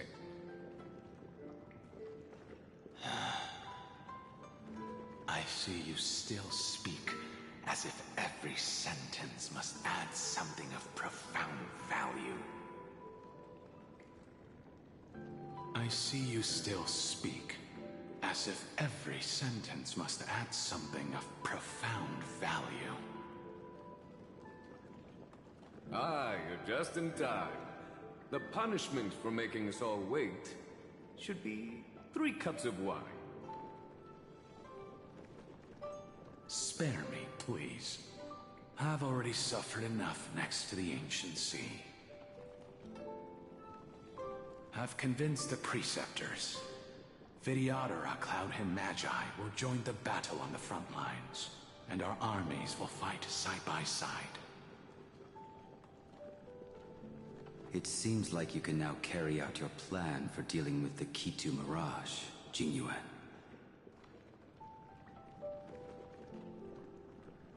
Thank you for standing your ground against the dissenters, Donfang.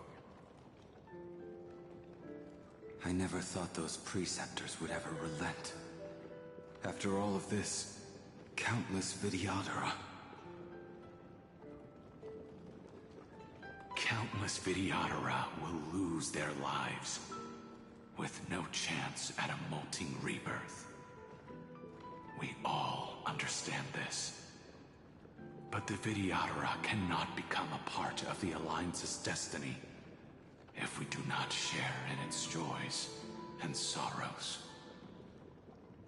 We would only be bystanders to everyone else's suffering. That is something we all understand as well. That is also why we've gathered here. Come, raise your cups. This toast is not for bidding farewell to each other, but for honoring the soldiers who will not return, for honoring our companions.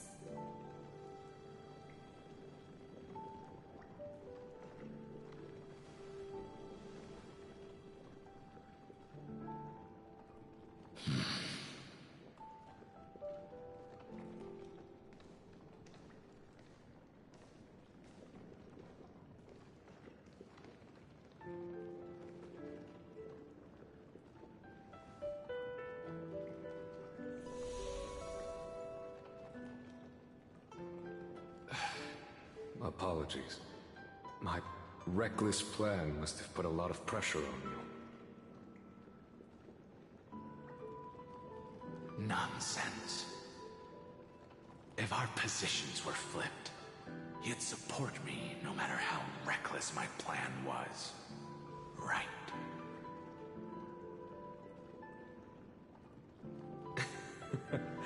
Of course. But let's try not to be too reckless.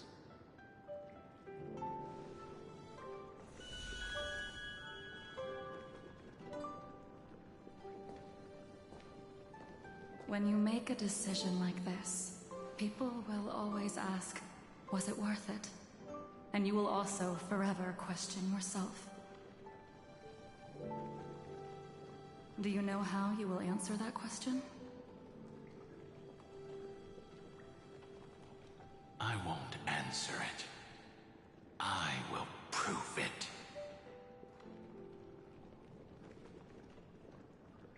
That's right. My sword is my answer. Thank you, Donfang. Thank you, Jingyuan. Oh, thank you, Jingliu. And thank you, Baiheng, wherever you've run off to. Ridiculous.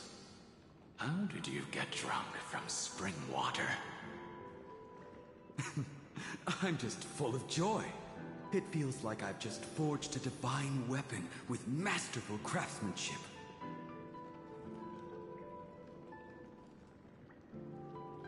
I'd rather leave this world in a blaze than live until the end of time. That's what I always firmly believed in the past. But I never truly felt like I was alive until I met all of you. Now, I wish more than anything that I could just live a bit longer. No, pretend I didn't say that.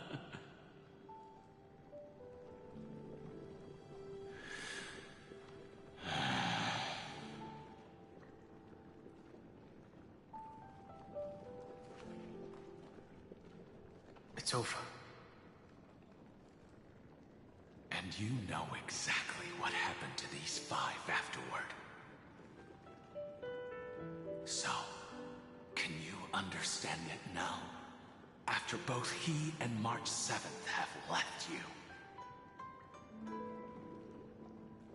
Losing a dear friend with whom you've shared so much can never be considered a victory. It's a failure that torments you for the rest of your life. I could never accept that kind of fate. So you made a decision.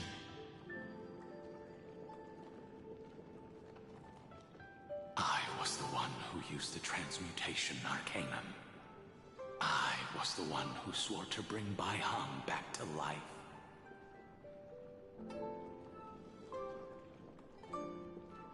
And the one who brought everything past the point of no return.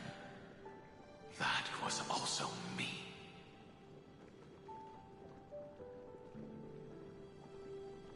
Do you have any regrets, Danfeng?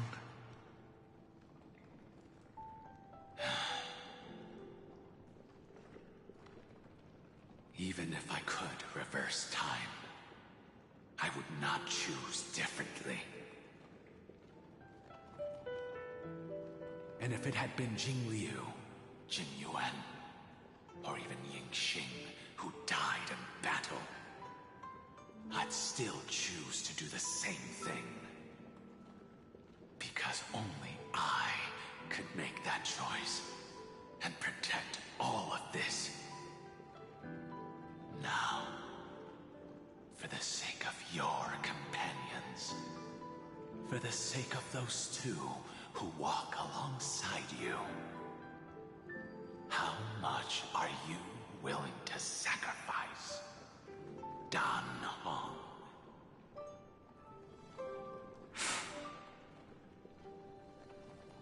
Everything. Your answer does not surprise me. They are more than just my companions.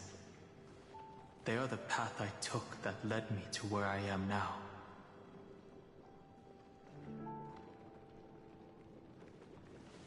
So they will also be beacons for when I am lost, leading me to the future until my next reincarnation. Then let me see how you carry out your convictions. Let's leave this place and go settle things with that mad demigod.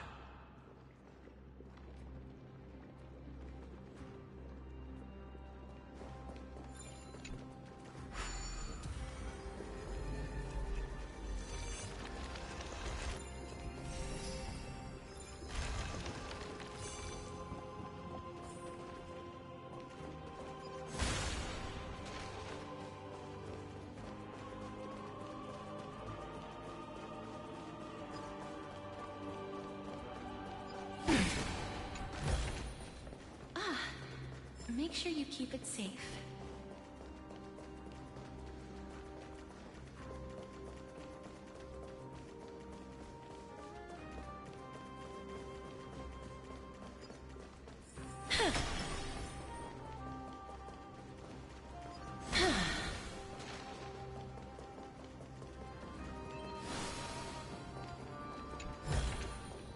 I want to make something with it. But what to make? Terravox has already defected. Legion, charge with me! A beast will always be a beast.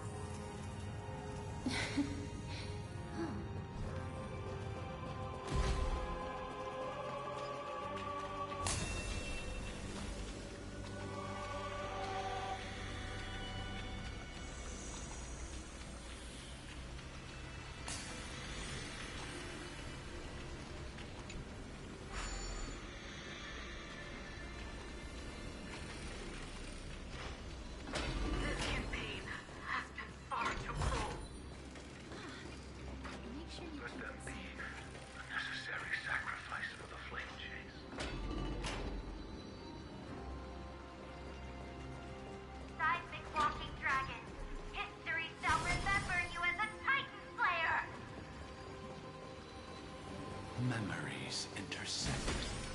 Another betrayal. Another catastrophe. Regardless of whose memory this is, it seems that Terravox has a leading role in it. I see the destination that the destruction points to. Golden blood is gurgling out. It's almost like a heart that has burst open. Follow the current and calm its frenzied pulse. As expected, someone's been waiting for us. It's you. They are here. A scion of permanence. And your old comrade in arms. Terravox, my old friend. Indulge yourself. Let this Memoria tide swallow everything. Be prepared for the worst, Lord Dunham. This mountain dweller must not be underestimated. Geocles the Mountain Breaker. Earth's Dromus Rider. It's been a while.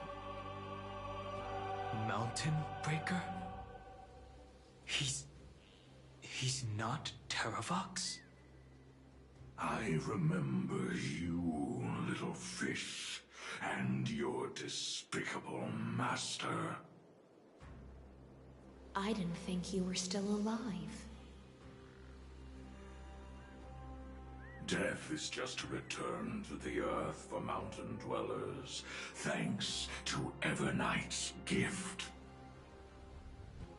I was able to come back to the mortal realm and keep watch over my dear friend, the Earth demigod who was sacrificed to the flame chase plot in vain.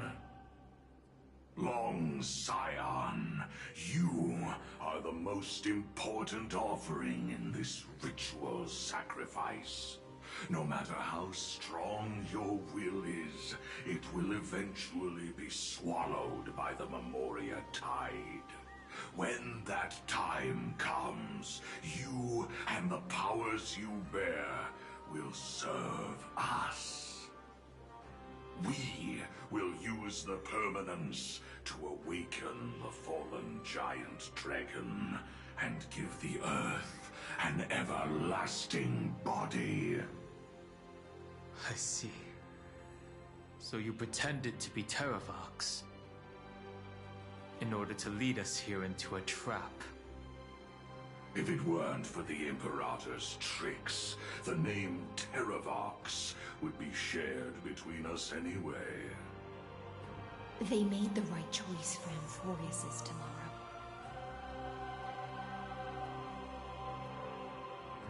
But the tomorrow you speak of, only ever had a place for humans.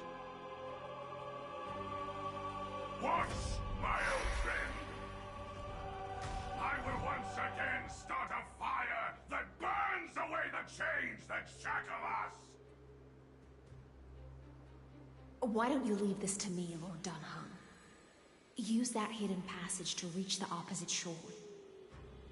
Perhaps Greyfry's there, deeper inside. No. I will stay here.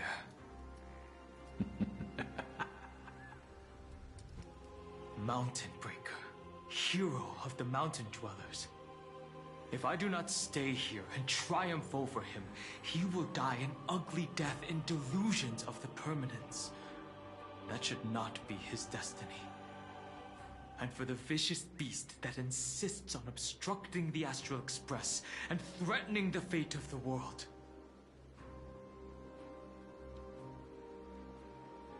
We've stood on the precipice countless times along this journey, forced to make difficult choices in the face of disaster.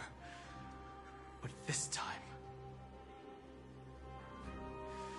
it's my turn to put some pressure on this world. This feeling, this scene. All too similar.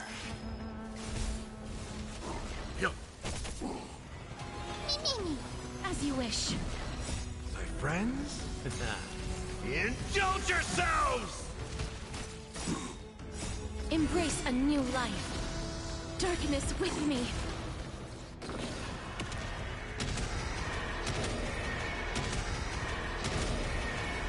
May death protect us!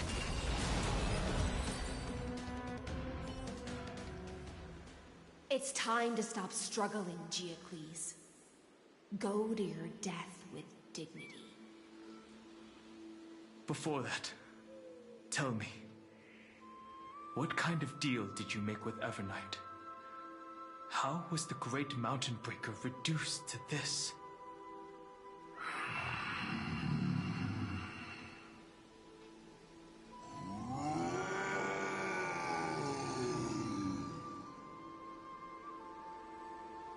That's... Leave it to me. I'll recount the Earth's heaviest past. And sever its deepest delusion. Terravox? Is that you? Your body has become so frail. Even mountain ranges grow old and eventually die. But I can hear the sound of blood still surging through your veins, fast and strong. I suppose you are the true Earth demigod. I am near my end, and the demigod title means nothing to me now. The being who stands here now is just the former comrade of the Mountain Breaker. And the traitor who abandoned him. Traitor? Terravox was once a member of Geocles' Dromeless Legion. This force was famous for its skilled riders and their brave Dromuses. Terravox himself was the Dromus King, the giant dragon who swore their life to the Mountain Breaker. In the battle against Georios, the Imperator could not surmount this mountain, and thus had to break it from the inside. Terravox's betrayal was key to the Flame Chase Army's victory. The age of the gods was coming to an end. Living beings had adapted to the changes amidst the rifts of the earth. And now they had to learn to survive in the crevices of the epics.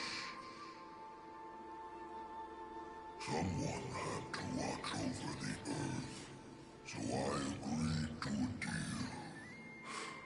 I would take the Titan's divine authority and sink into the cliffs, using my flesh and blood forged of stone to mend the land.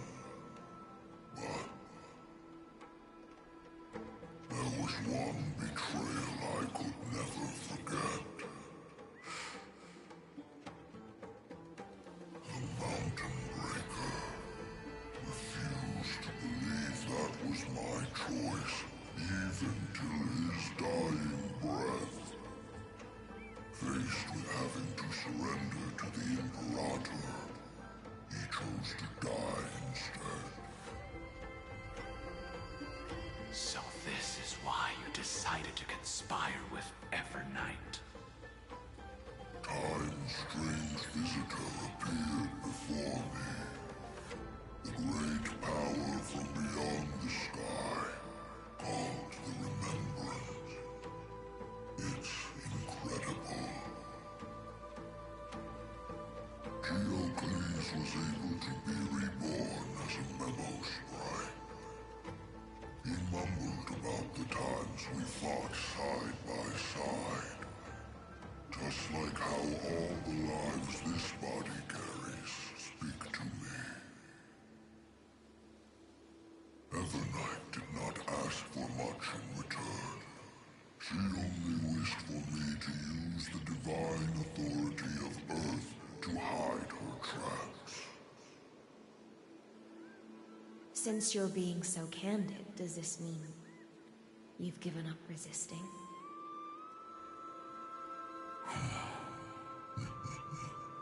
Resistance.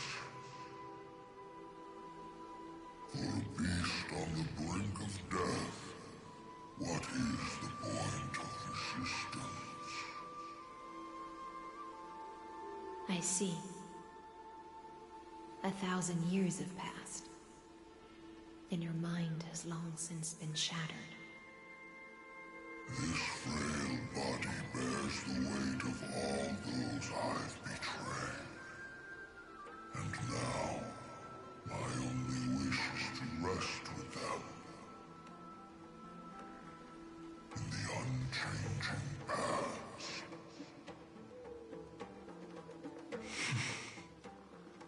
Go, long Scion. That fiery blaze has already burned through Earth's protection, revealing the secrets underneath. The deepest depths in Amphorius, the great tomb where all the past is buried. The one you seek, Evernight, walked out of that place. Before her arrival, no one knew of its existence. In other words, that is the place where Evernight came into being. And it is also where she is now.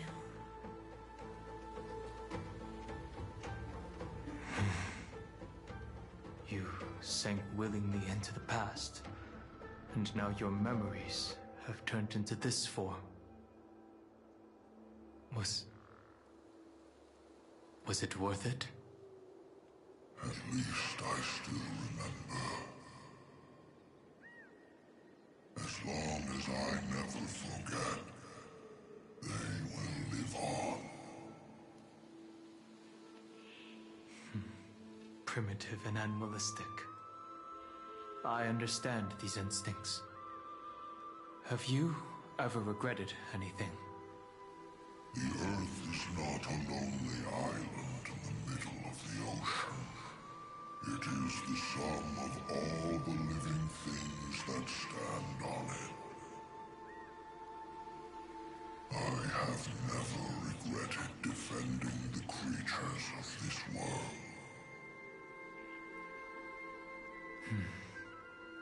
Then, a final question. Terravox, after all of this, How much are you willing to sacrifice for the power of the permanence?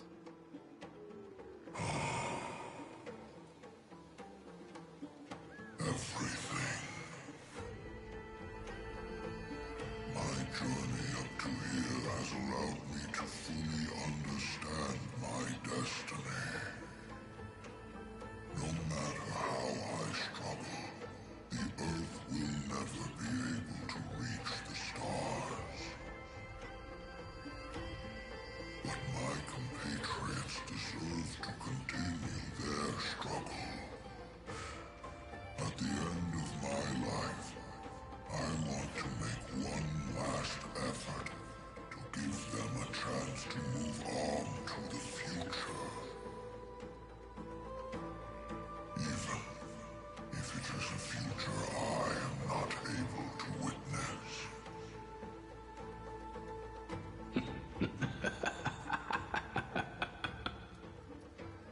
I understand.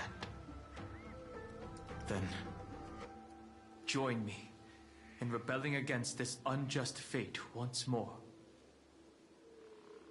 Even if the world collapses, the Earth must remain unshaken. Give me the core flame that burns within you, and allow this immortal body of the permanence to bear the furnace of life for you. Long Scion, are you willing to bring them all into the new world? I won't give you empty promises. Allow me to answer your question from a different perspective. The permanence is the path that dragons trod, and eternity is life's deepest desire. If you entrust the Earth's living beings to me, they will live in symbiosis with the instincts in my blood. With this body as an ark, I will deliver them to tomorrow for you. That tomorrow won't be the end of Amphorius' west wind, but a vast and boundless sea of stars. A sea of stars. It's a future where all beings can trailblaze side by side, not a prison made for remembrance. In the veil of Avernight's memories, you've always been someone with reservations. I misjudged your resolve. I understand. This is the only choice. Behold, this core flame that burns in my chest. This core flame born from the earth. It is the red soil from which life sprouts, and the furnace of all living things. It tells me to commit one final act of treason. Entrust this heavy task to the trailblazers from beyond the sky. Let them tend to the wild terrain and safeguard the lands. And thus, bring the endless stream of life into the distant future. I promise you, Terravox. Good. When I hand over the divine authority, this place will fall to pieces. Are you prepared to hold up the sacred tree if it falls?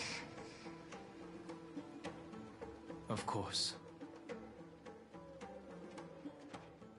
Then free what remains of my body, and let me give you this flame that turned away from the flame chase. I now relinquish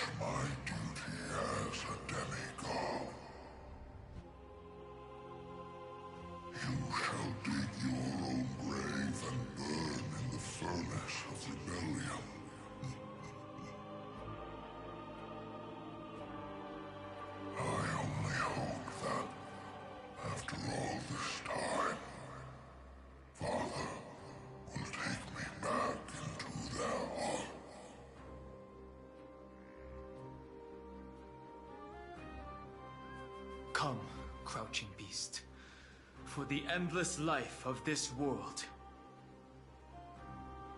Rise from your dormancy, and follow me as soaring dragons of the wilderness.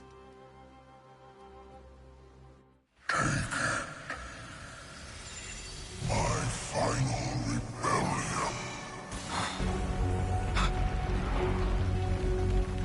Then declare to the earth the name of the new god.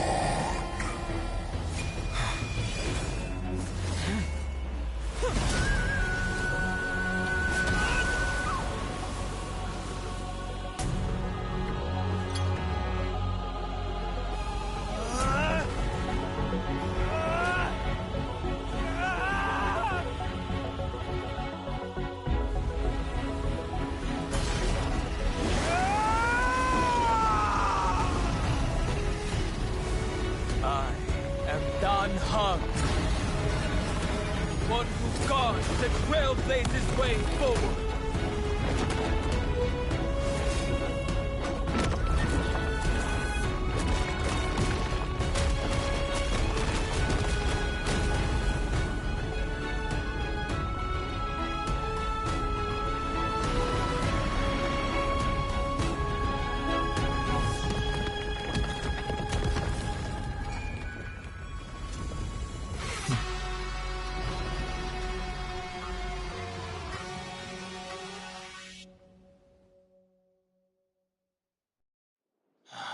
Fortunately, the worst did not come to pass.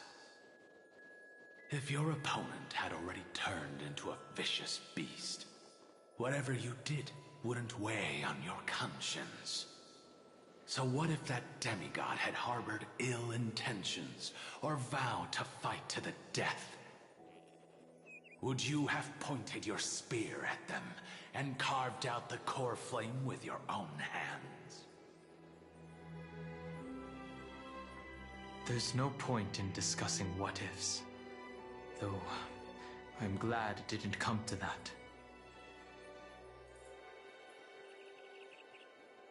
Regardless, I will attempt to join this game and become a part of the Era Nova.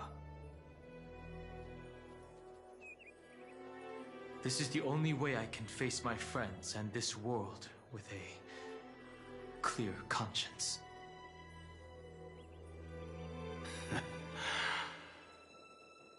Now that things are settled between us, it's time for you and I to say goodbye. Everything that I left behind has faded away at this point. Go and march toward your own permanence. As for how to tame it, I'll leave that to you.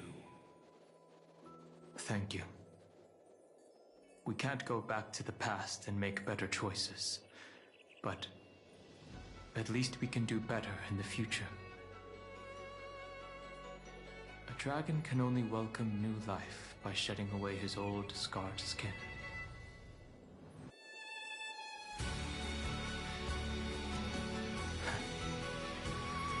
For the first time in my life, I feel at ease.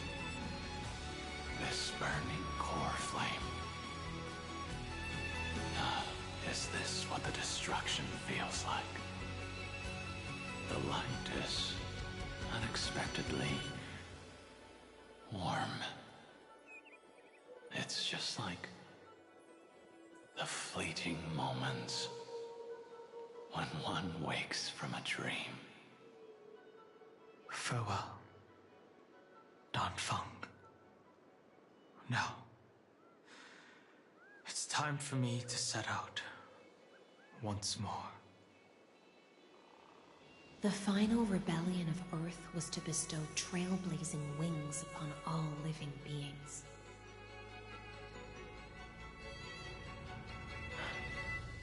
For Terravox, this was probably the best possible ending. Behind that scar lies what they call the deepest depths. The rising steam tells me that Greyfry is in there.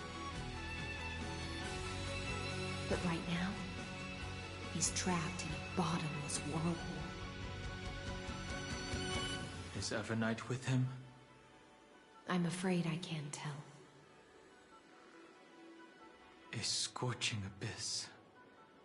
If I were to enter it alone, I'd almost certainly get lost. And Miss High Sealants, would you give me cover? I'll need to focus completely on what's ahead, and may not be able to pay attention to my surroundings. What are you planning to do? I'm going to continue where you left off. The stranger snatched away the deliverer right before my eyes. I commanded the waters to surge after them, but layered cliffs blocked the water's current. Times have changed. The cliffs are now in the palm of my hand. Then I believe it's worth a shot. It's just, without absolute resolve, you still won't be able to pass through that Memoria tide, much less save someone from it. The search for Greyfry might stretch on like an evernight without end. Be careful. Wandering through time is no easy feat. Don't worry, Lady High Sealants. Just as you kept your lonely vigil in the depths for 1,000 years, my determination to find him is even more unshakable than the earth itself.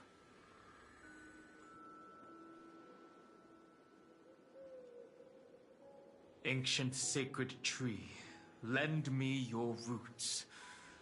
With the core flame I carry, let me resonate with this land. With heaven and earth as my map, and time as my compass, I will find that one singular point.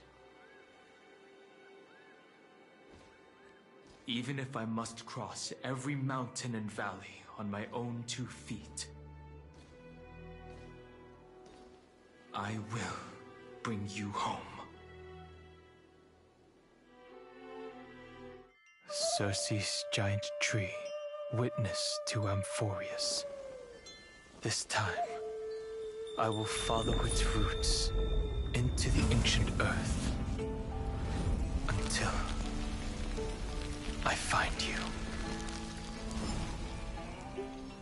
On this journey, I will become the bedrock of mountains and bear the cities above.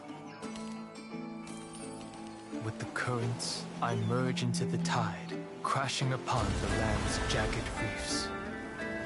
I sweep across the nameless barrens, scattering endless snow and frost. Entwined in the cycle of day and night, into the deepest depths of this world, adrift in the darkness that was before all else. When can I lead you out of this maze? No. I can't do it with just my eyes alone. Maybe it was never me. Maybe it was always you who could set us free. Long time no see. All right. Let's settle this and keep moving. That's where we will find our answers. Hey, Dan Heng, wake up. 3 of a kind. 2 pair. Ace. Go.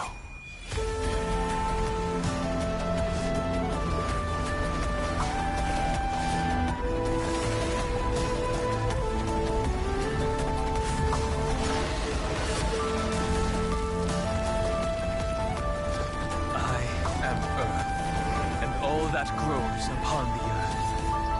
I am you.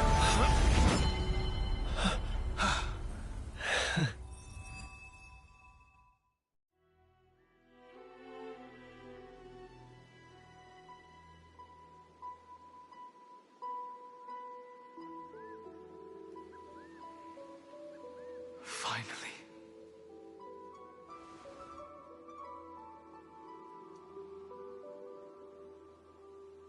I found you.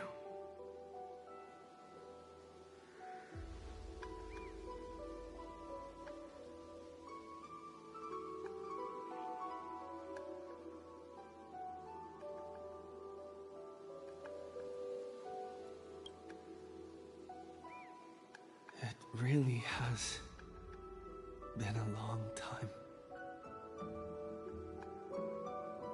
Don't be so sentimental. That's not like you.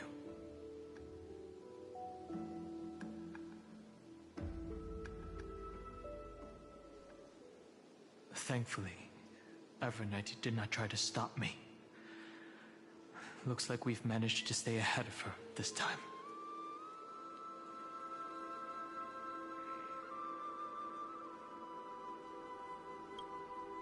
Rest assured, we won't abandon her.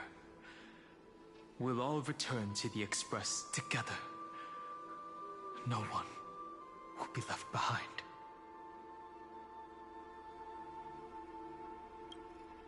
You mean Mem? Sorry, I haven't seen her at all on this journey. Perhaps you were not the only one being held captive by Evernight.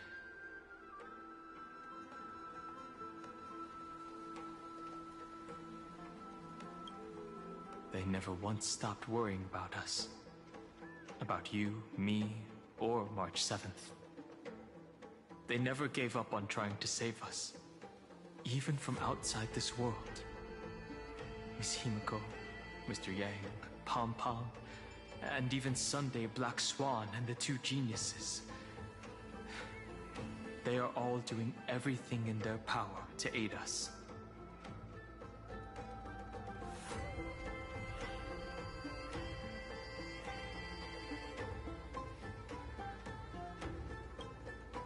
I understand. Her power shouldn't be underestimated. It was only when I personally stepped into the maze of time that it suddenly struck me. She and I had crossed paths once before. I'll only warn you once. Leave her body now. I feel like I've seen these floating black things somewhere before.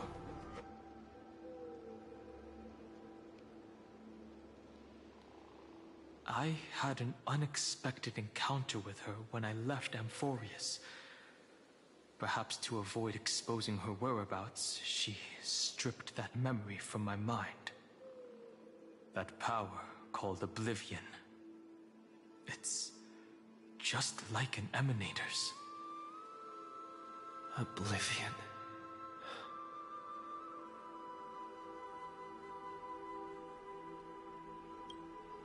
I know. But you still remember me and our companions, for now. Do you have any clues about the memories you may have lost?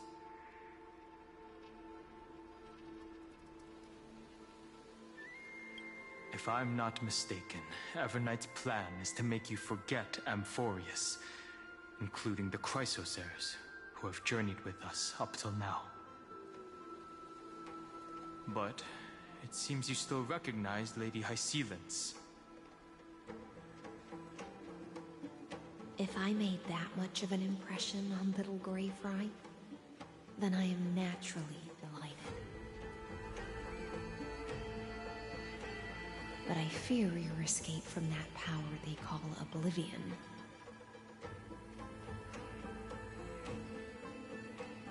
Is thanks to someone else.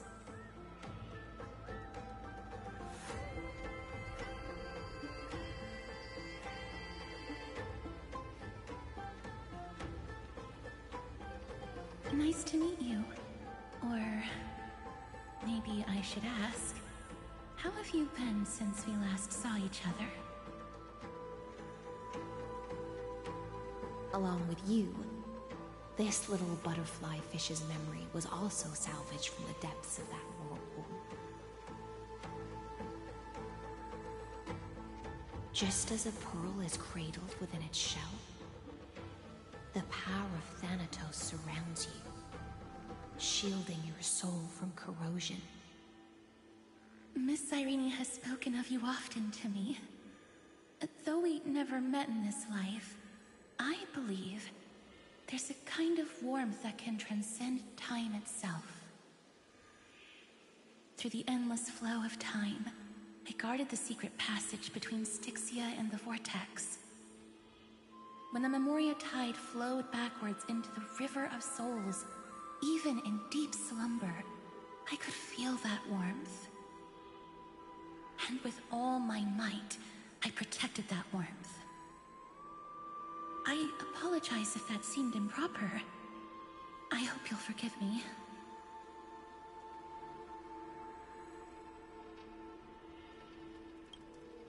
I understand that your mission is still unfinished. The path ahead is treacherous, and even though my body is bound to these dark currents, I'll do everything I can to watch over you both. The little butterfly fish is right. There is still a pair of eyes watching from the shadows, but we won't let them get anywhere near you. Go forth, golden dragonfish, and you, deliverer. Seek out your companion. Go forth and illuminate the lightless Evernight. I cannot thank you enough. Accept this promise from the Nameless. Amphorius will definitely write a brand new ending for itself. Of course. We'll write it together.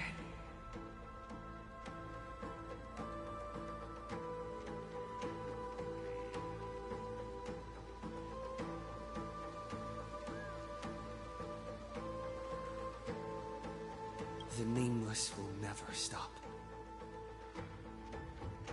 Until all of us stand side by side in the true new world.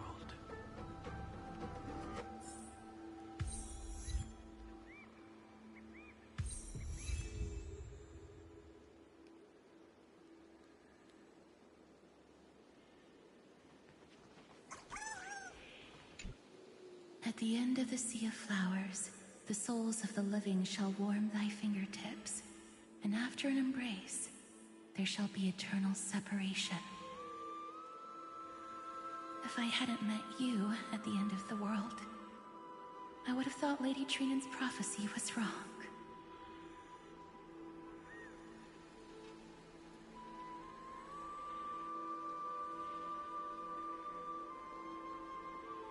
Goodbye.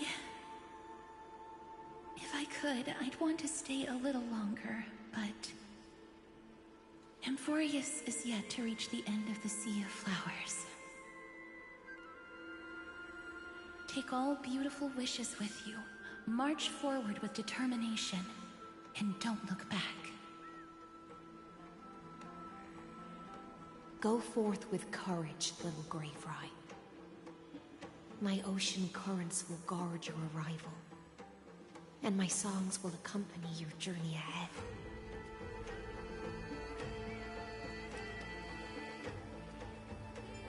Farewell, little fry.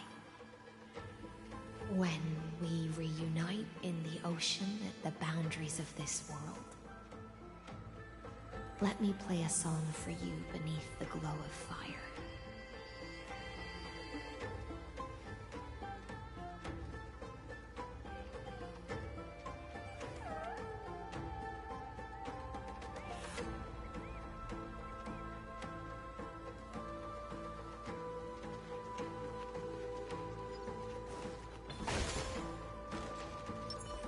This place was once Nestia's altar. Could the golden thread be leading us to the world's deepest secret?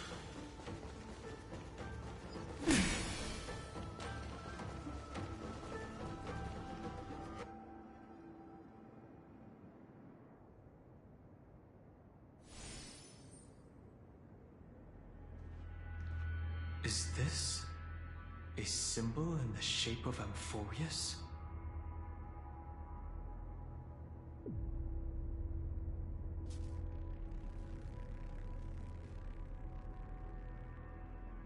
Naturally. How could a world enclosed within the scepter have a way of knowing what it looks like from outer space? Unless the mural isn't a drawing of Amphorius, but rather someone saw the mural and shaped the world in its image. Could that someone be Xandar? No. His concession proves that this place where Evernight is hiding must be a blind spot of the experiment. I'm afraid not even Xandar knows about the existence of this great tomb, or the secrets buried within it.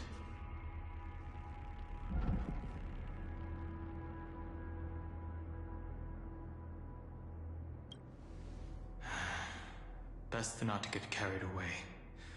For something to be hidden even from him, it must either be extraordinary or unimaginably dangerous. This forbidden realm remains undetectable to Xandar, and even Find and Strike merely opened the entrance, yet Evernight can freely swim through it as she pleases. It cannot be reached by the erudition, nor can it be erased by the destruction. Be careful. What lies dormant beneath may well be Amphorius' final path. Remembrance.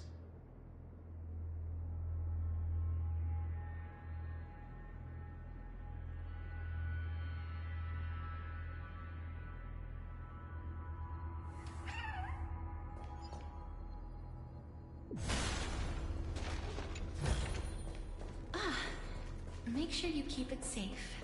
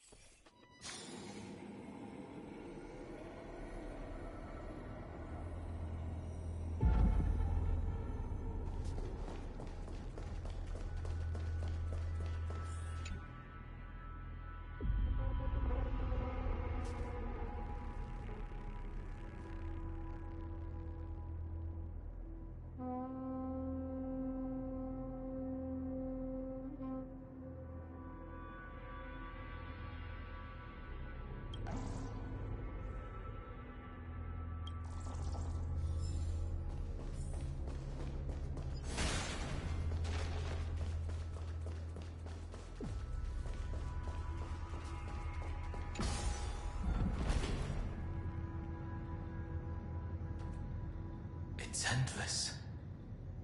It feels like we're plunging into an abyss.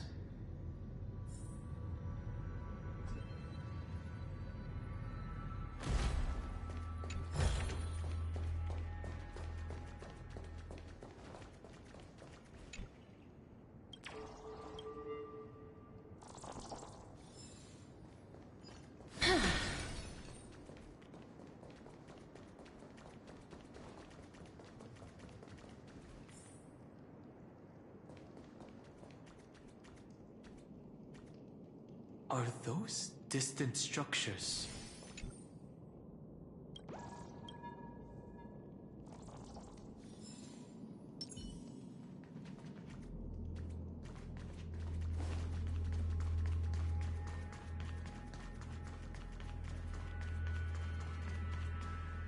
The whirlpool of remembrance.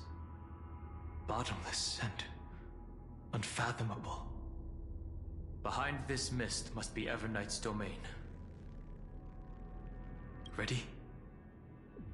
Once we step inside, I'm afraid there'll be no turning back.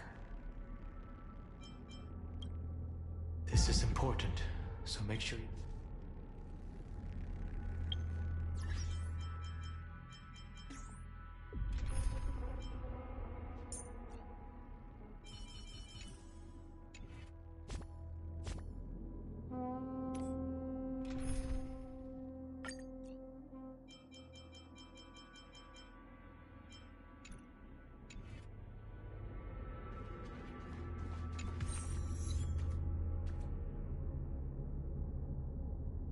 Ready? March 7th is sure. Let's go.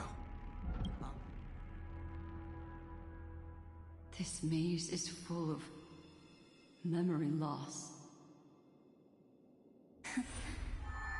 Your voice sounds different from usual. I only hear a hint of curiosity. The rest is all fear. Beautiful memo keeper.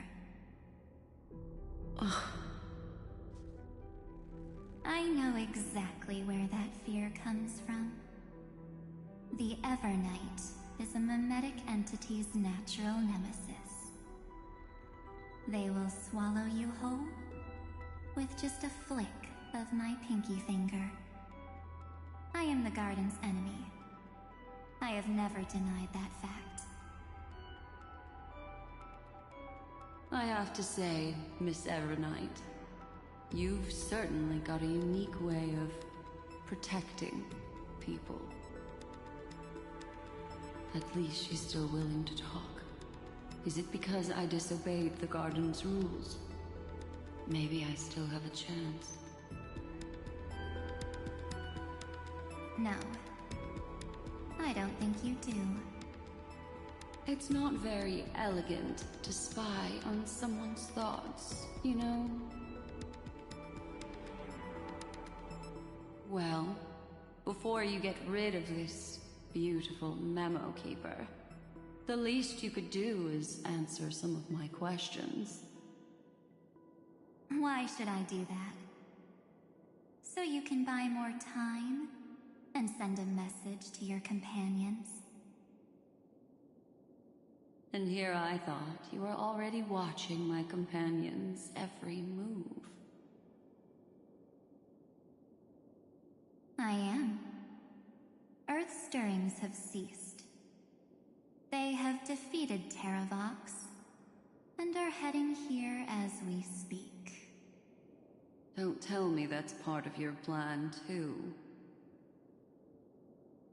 It's not. But I'll make good use of it. Fighting alone against an entire world, even I might miss something. But I know how to adapt to the circumstances. Just like right now. How I've decided to let you go. I like you, little bird. Your longing for memories remains pure. Unlike those memo snatchers. Your most precious quality is how you've yet to be tainted by the garden's dark side. I'll take that as a compliment. But I still don't understand why you've kidnapped me here. Well, seeing is believing. So, why don't we take a stroll together? This ruin buried deep underground is called the Kernel, in the language of erudition. But I gave it a friendlier name. The Heart of Amphorius. The great tomb of the Nameless Titan. The Nameless Titan? You'll see with your own eyes just how important the remembrance has been in this world. And how we will stir up the waves of oblivion to douse an eon's ambition.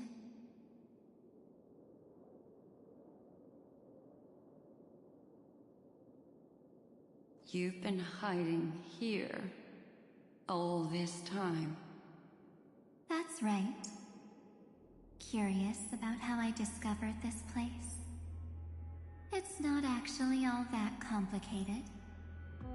The road we just walked was the beginning of March 7th's journey in Amphorius. The beginning? Do you still remember how 3 paths are said to intertwine in Amphorius? That 3 entities, each comparable to an emanator, left their marks in this world. There's Xandar, Iron Tomb, and... That's right. To this day, there have been no signs of the entity corresponding to the remembrance. The Garden of Recollection was curious about that too.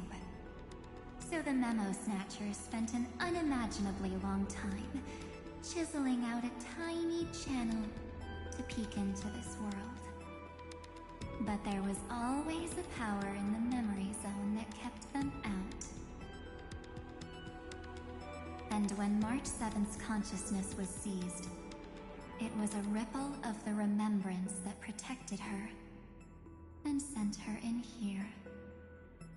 Can I assume, then, that this hypothetical emanator of remembrance was consistently protecting this world from the Garden's eyes until the Astral Express arrived?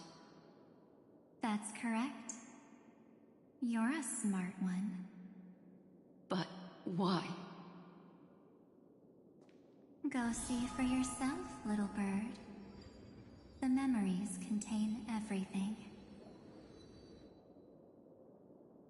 This gate is really impressive. These are March 7th's memories.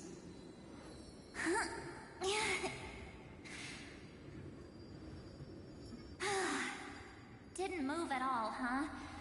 I just got here and I'm already locked out.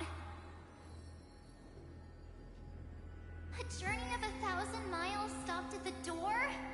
That's terrible! Is she stuck? Keep watching. The fun stuff is just ahead. Warning. Object does not have access permission.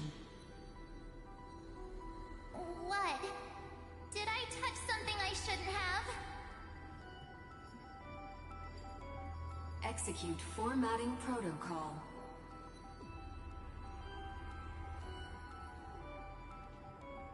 What's going on? Formatting? Warning. Illegal operations detected. Warning. Illegal operations detected. Hey! Don't just activate like that! How do I stop this thing? Warning. Warning. Warning. Operation authorized. Protocol name. Back. Huh? Finally, it stopped. Wait. Did you just mention his name? He's barely spent any time in Amphorius and he's already famous? You. I don't know what you're saying. Let's not speak in riddles, alright? Why don't we start with an introduction? I'm Mark 7th, and I'm that person's companion. Sorry I accidentally ended up barging in here. Establishing communications. Communications? Oh, does this mean I finally get to talk to someone real? I really, really need outside help right now. Channel established. Proceeding to encapsulate. Whoa, wait. What? Encapsulate? Encapsulate me? Encapsulation complete. Initiating transmission. Transmission destination.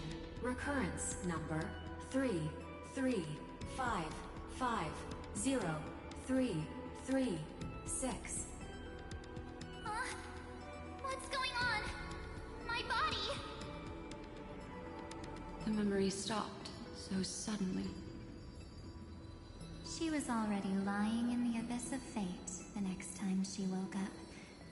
And Orynyx was calling her mother. Mother? Maybe that's just how the Titan calls all Remembrance Pathstriders. Like how they call Thule Skyfather. So March 7th had already brushed against the inner workings of this world at the beginning of her journey. That warning in her memories must have been the Scepter's safety protocol. But why did it mention the Trailblazer? March 7th should have entered Amphorius long before he and Dan Heng did. An inexplicable contradiction, isn't it? Let's put that aside for now. The protocol didn't kill March 7th. Instead, it threw her deep into extrapolations. Over the next 97 days, the two of us, trailblazed through Amphorius as mimetic entities as she evaded the Administrator's pursuit. It must have been a difficult and lonely journey for her. Yes. No one could see March 7th. She didn't belong to Amphorius's memories, so she could only watch this world from the sidelines, like a transparent shadow. Then when did you appear? On the day that she ran out of options. March 7th tried so many things to help her companions, but the only outcome of her efforts was a few Amphorian folktales. In the end, she had only one option left. Just as she wished, I erased everything using the power of oblivion. Then I protected him and Dan Heng, and made sure that they were spared from the Memo Snatcher's clutches when they broke through the seal. And you've been hiding in the shadows ever since, while manipulating time and colluding with Earth, all the way till now. A journey of 1,000 miles starts with a single step. The story of the Remembrance has just begun. Why don't we step into it together? As someone qualified to walk with me, you can now take in all the secrets behind this door. And witness how, in a blank space of time, Another futile journey across 30 million lifetimes was forgotten by this world. I thought Evernight would have done something to stop us, but it's been smooth sailing the whole way through.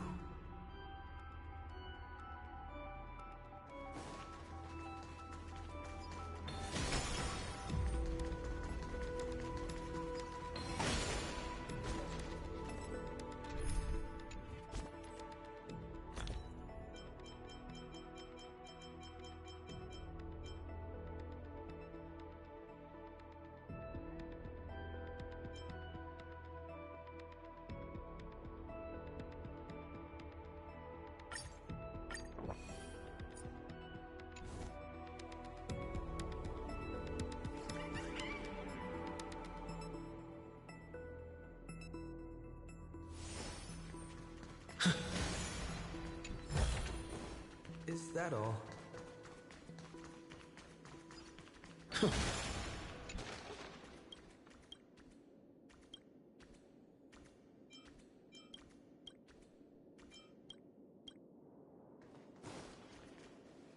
Are you ready? I'm going to open this door.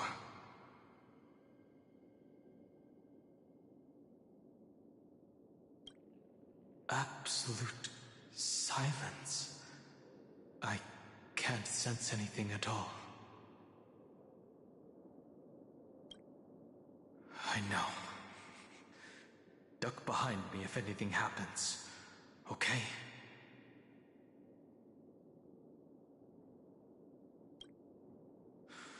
Three, two, one.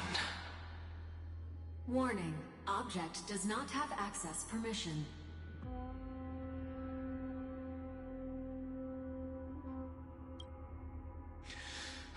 That means we're in the right place. Warning. Warning. Warning. Get ready. Incoming. Welcome back. What? I'll be waiting for you. It mentioned your name.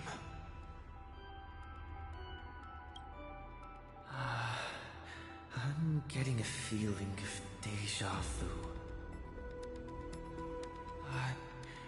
Like the first time I opened as I've written. Thankfully, Evernight didn't take that book. Let's try using it.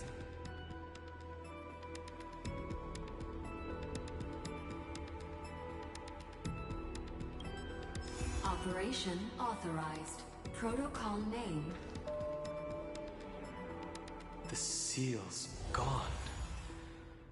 Didn't think this book would have a use here.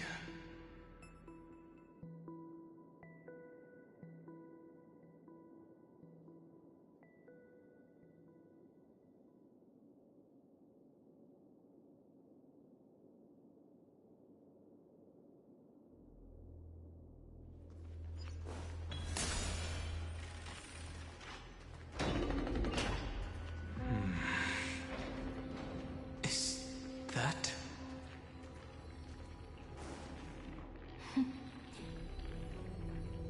Hi. Miss me yet?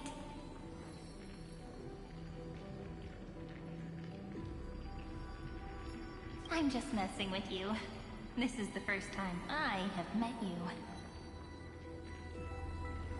Executing protocol. Format object. Formatting progress. 0.015%. And it looks like it'll also be the last. Something's wrong. She's not talking to us. She's not the mem you know. Could she be a Cyrene from the past? Formatting progress. 23.815%. Since we don't have all day, let's get started, shall we? As always, I'll read this book to you. That way it won't just be Cyrene's memories alone. Formatting progress, 45.147%. Where should I start this time? Let me see. There. Shall we start with the meeting between the Helcolithist sage Midamos and the King's Aegis, Anaxa?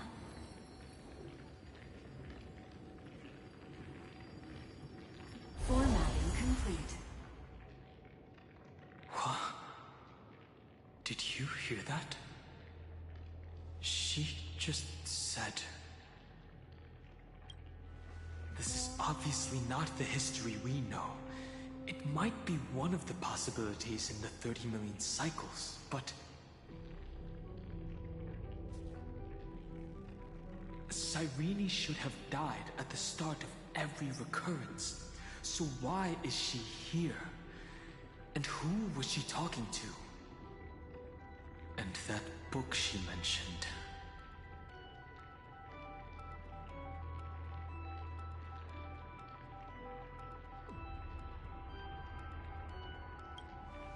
That's very likely. That door reacted to the book as well. Let's try copying what she did.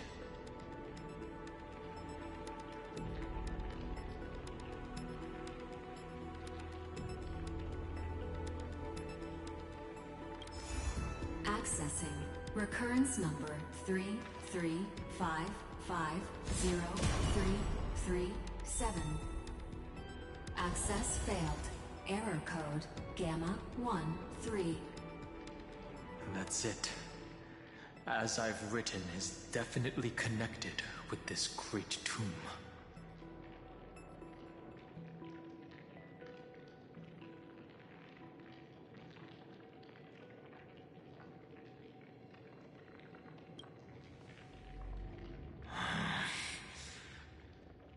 There are 12 chapters in As I've Written, corresponding to the 12 demigods.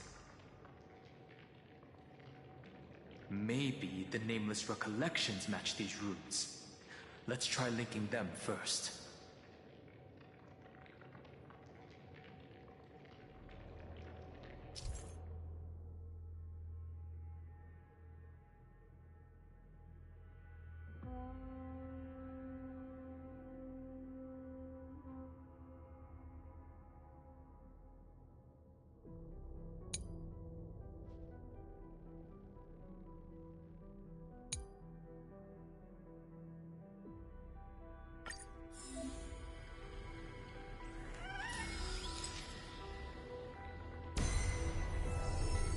Ubris 504. Downloaded. As expected, the data stream flew into the crystal in the middle. 30 million departures. 30 million shatterings. And the beginning of 30 million flame chase journeys. Fate betrayed Trebios, but she was never betrayed by humanity.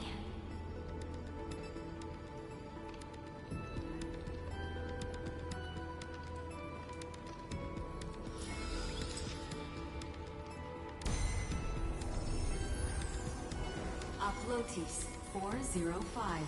Downloaded.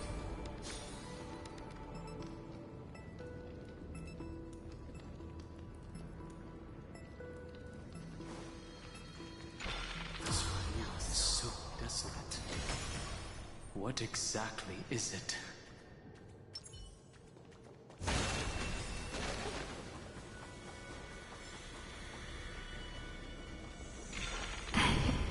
You must be very familiar with the story of time now, so why don't we leave some pages for the heroes instead?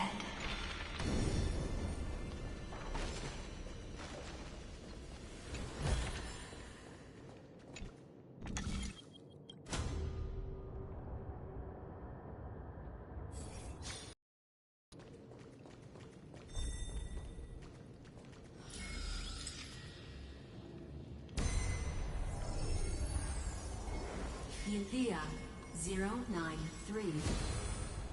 Downloaded. Scopeo 365. Downloaded. Branch number 1. Archiving. Object recurrence number 335503337. Progress 13.131%.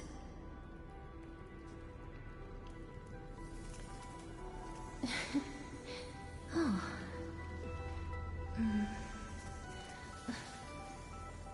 Oh.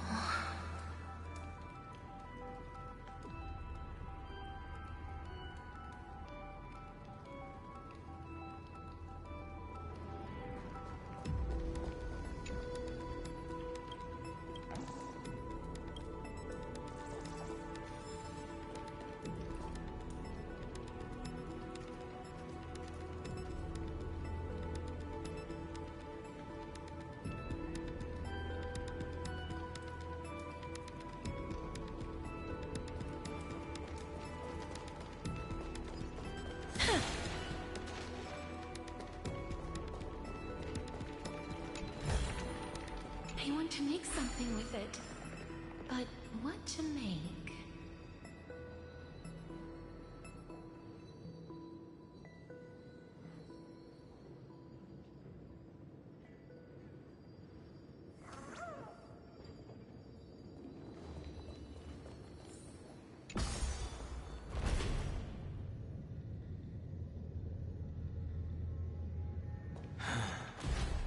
There's a notch in the terminal that's just the right size for this book.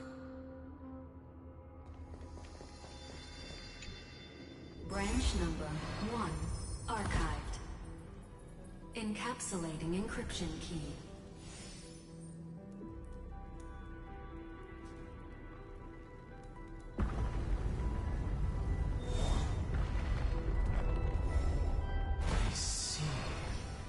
This As I've Written book is a data terminal that has been modified by the Remembrance.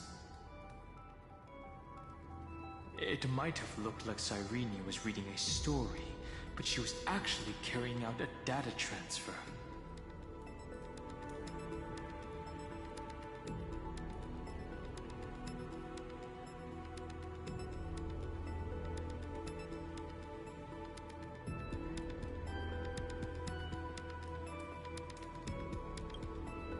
No wonder these facilities are reacting to it. This book is a key. But Cyrene could never have known about the truth regarding the scepter. So where did she get this key?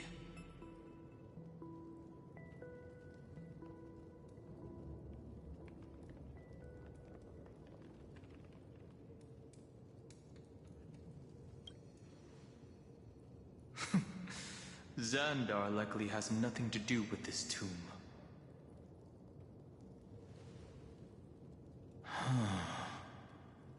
Do you remember, during her brief existence, Cyrene once encountered a certain Eon? Yeah.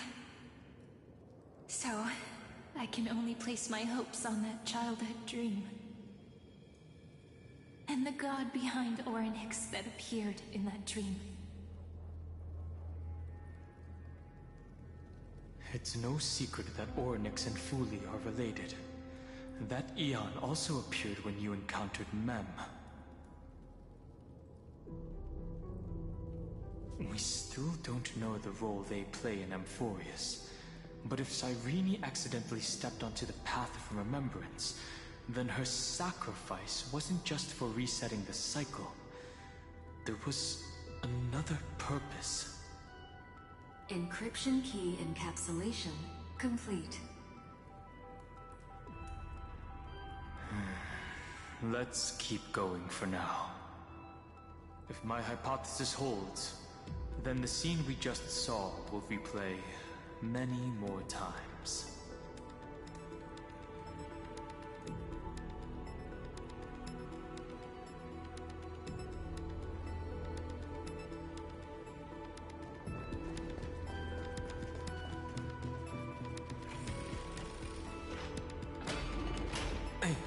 Be careful. Everknight's eyes are everywhere. Don't get too far from me. The chronocognitive anchor will protect us.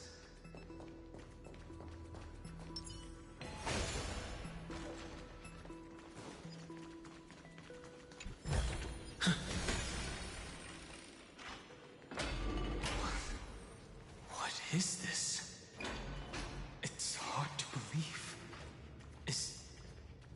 Is this still Amphorius? So many countless storage arrays. This would even rival the cyber prison of Inupis. Look, what a magnificent sight. Even this classical world contains a futuristic palace like this. Would ID Silicii end up looking like this after a few thousand years? Executing protocol. Format object. Formatting progress. 0.027%. It's always so on time. Never late at all. It's okay, I get it. It's just trying to remind me how precious time is. I want to share a story with you this time. I saw a little nymph on my way here. It was on a fallen wheat stalk, and it glowed under the sunlight. It was incredible. I forgot all my pains at that moment, and just stared at it in a trance. I wonder, did every Cyrene in the past feel that the nymph was beautiful? Would they also have recorded that scene into the Eternal Saga? So, could you give me more time, please? I want to leave behind more memories for the future. Formatting complete. As I expected, the answer is the remembrance. An Eon appearing in her dreams, 3 paths intertwining in Amphorius, and the Garden trying to infiltrate this world at all costs. I have reasons to suspect that Foolie's gaze once swept over this world before the scepter completely fell into destruction. And that Cyrene basked in that divine gaze.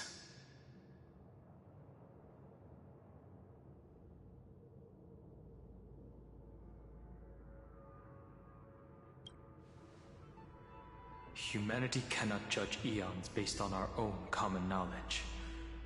The Remembrance has always been an observer of the universe, ever since their birth.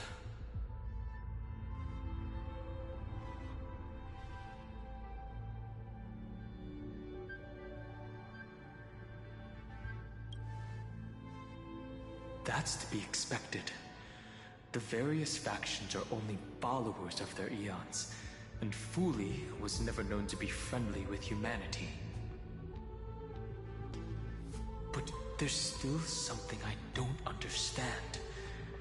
According to Black Swan, the Garden is internally fractured, and there is a party that craves the memory of an eon's fall.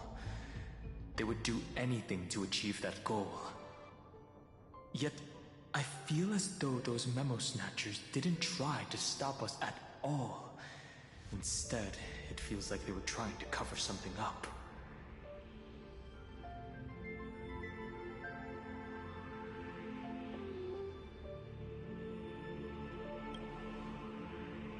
Most of the time, a gaze is simply a natural phenomenon, though some Pathstriders regard it as a supreme honor. An Emanator, however, must possess power granted by an Eon's blessing. I know what you're thinking. That theoretical Emanator of Remembrance remains a mystery. But now, I'm leaning towards the idea that what the garden's mirror reflected was a kind of miracle that Fuli left behind.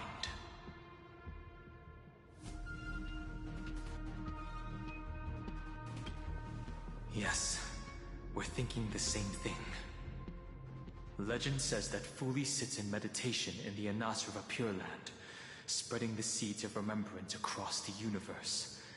And when the cosmos ends, all the different realms will be reborn in their garden. If this sealed-off world is also within their gaze, then it's not too big of a stretch to surmise that they need a mechanism to save these incredible amounts of memories and store them somewhere out of the erudition's sight. And this mechanism was previously the Time Titan and their demigod, but after Amphorius entered an endless loop...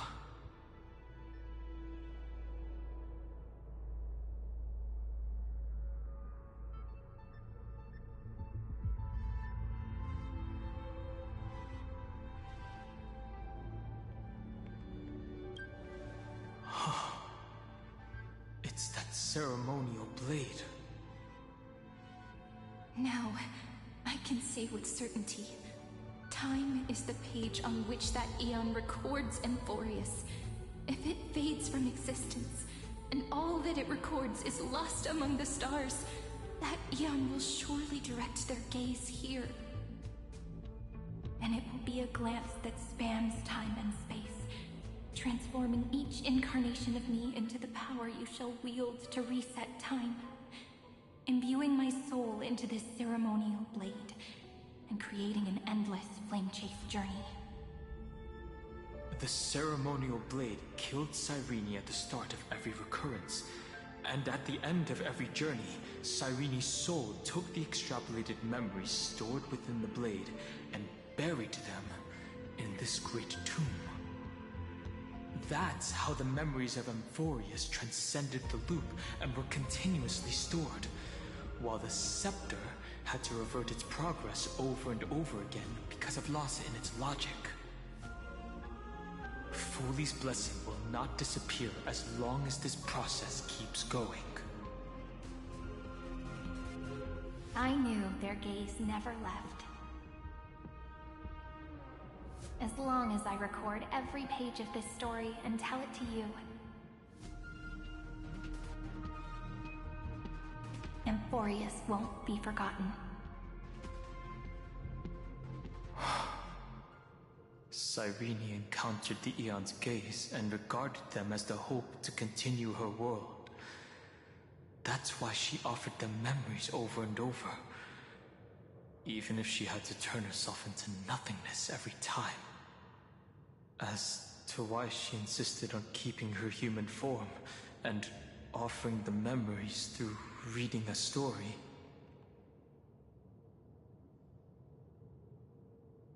It might have been the only way for her to maintain her sense of humanity and leave her mark in this world. Even though everything was just her wishful thinking.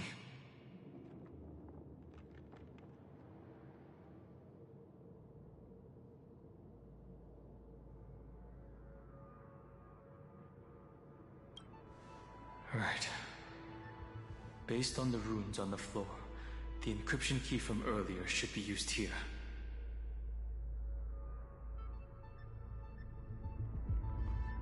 There are 3 keys in total. We're 1/3 of the way through.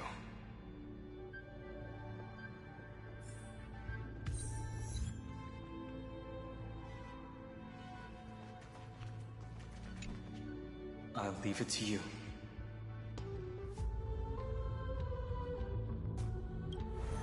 You never say anything, but I know you're listening. Every story I've told is like a little key that opened a door in your heart, no?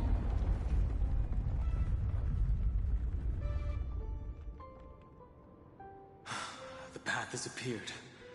Go!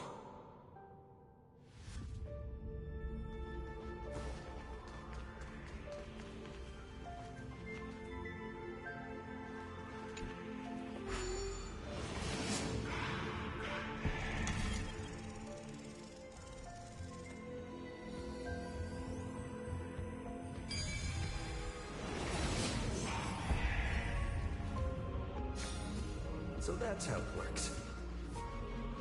Then, the sky sent down rainbows and showed the world a gentle smile. Formatting progress 93.998%. Looks like it's time to say goodbye again. Before I was even aware of it, this book had already recorded too many emotions. Every page has become so heavy. I've started to feel uneasy whenever I take it into my hands. Where did the very first ripples want these memories to be sent to? Formatting progress 94.423%. How many times has it been? It faithfully fulfills its duty, activating and formatting. Never changing, like the fate of the flame chase in every cycle. If I can only write the same ending every time I lift my pen, then is this weighty saga just an overly naive dream? Formatting progress 96.024%. Process error. Analyzing. Process error. Analyzing. Really? Are you encouraging me? Thank you. I'm sorry for making you see this embarrassing side of me.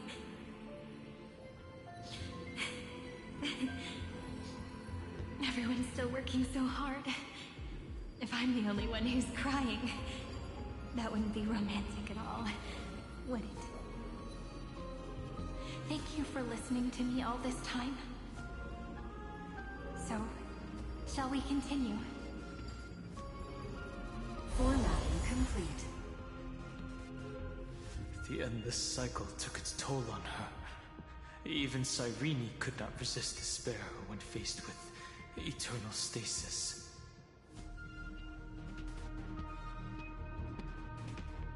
Like Aslana, she started to wonder whether everything was futile. Indeed. But I still haven't figured out one thing.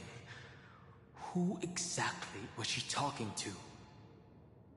I thought it was an Eon at first, but the way she talked, it didn't sound like praying to a god at all.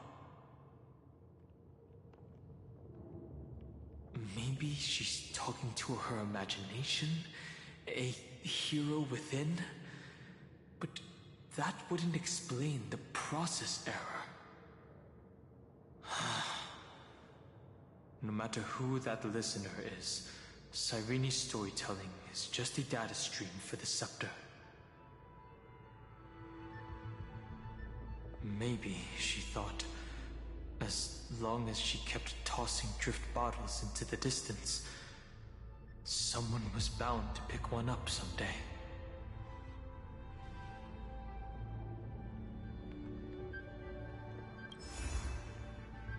Accessing recurrence number 335503337.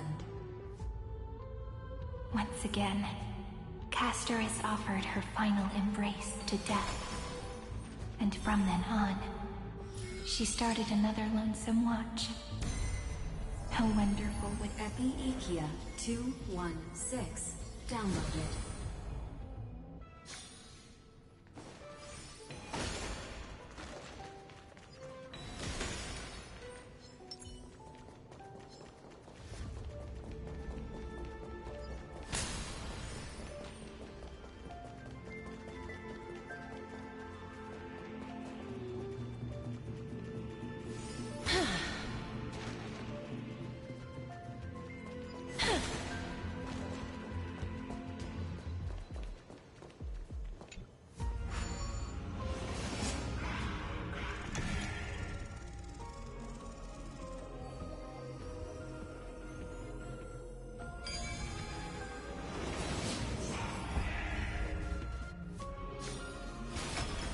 devious, Cat.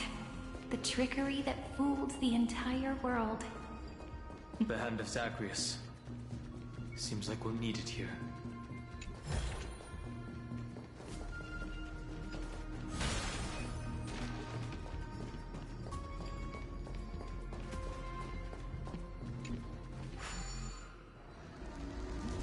Maybe the room will only be completed after the modules are inserted into the slot.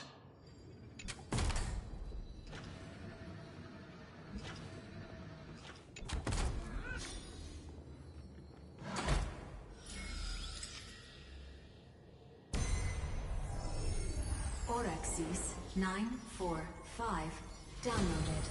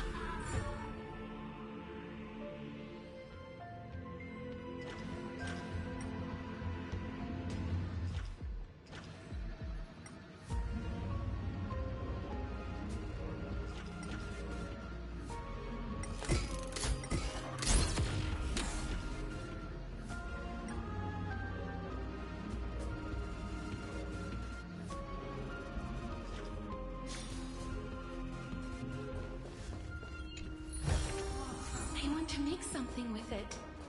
But what to make?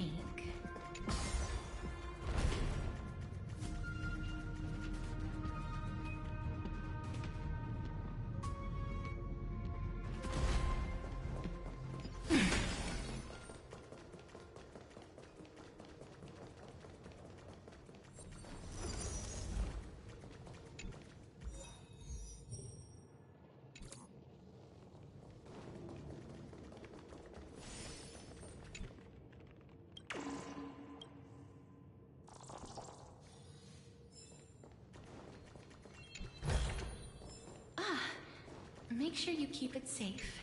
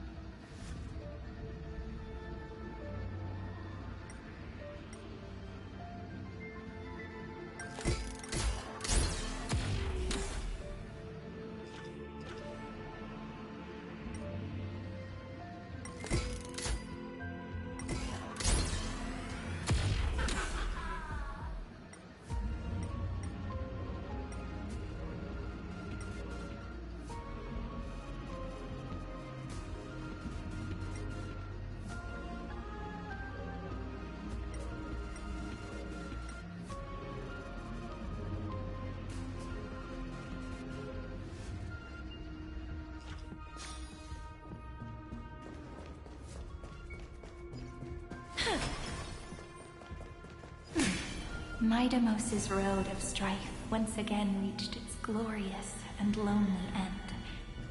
As always.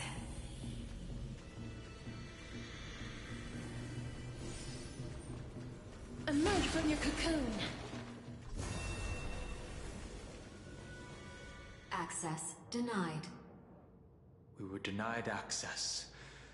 Memories about strife are always so defiant and resistant. A fight is unavoidable. Come.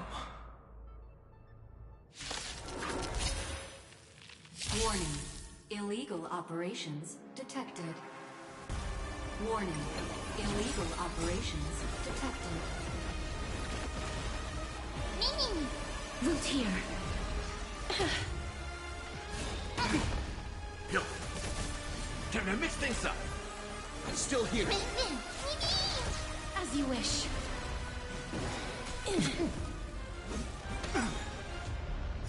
Embrace a new life. Return to dust.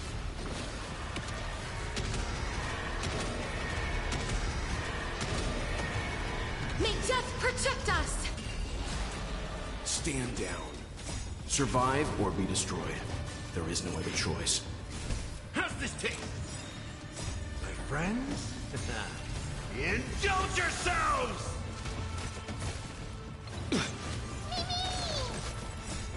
We can do anything! Root here. Embrace a new life. Darkness with me.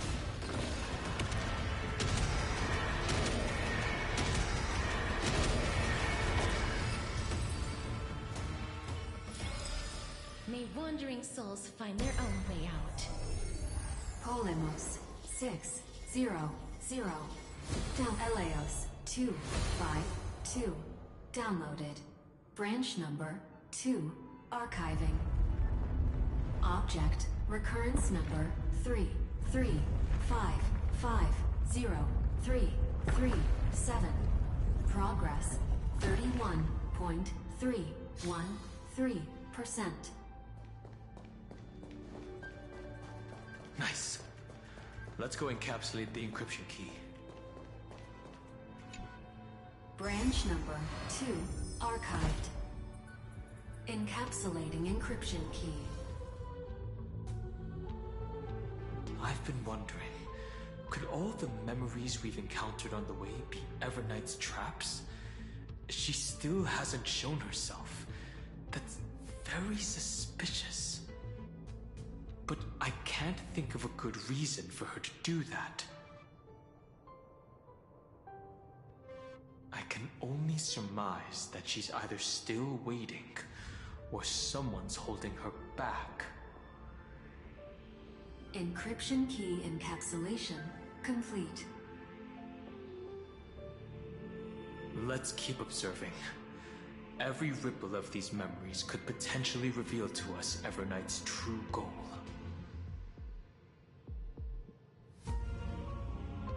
Let's go back and use the encryption key to open a new path.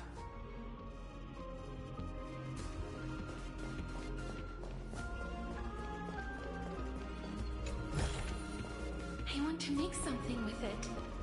But what to make?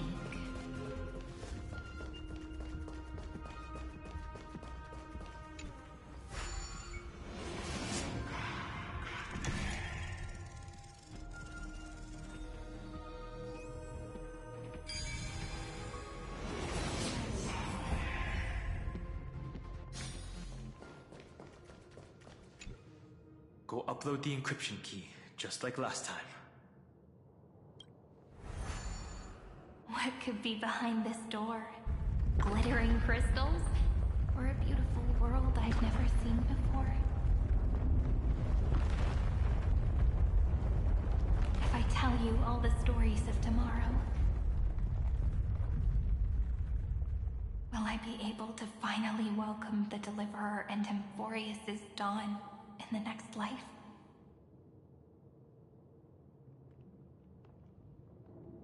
The third encryption key belongs to the ocean. Let's get going.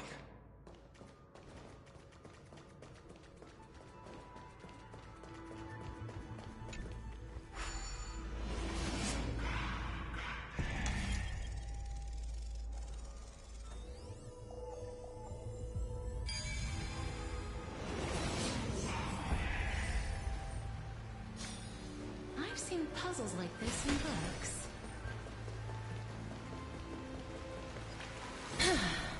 No memories appeared this time.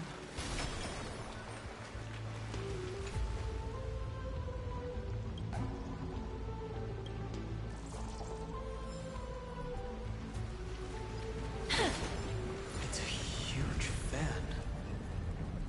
Use the chrono vessel over there to stop it.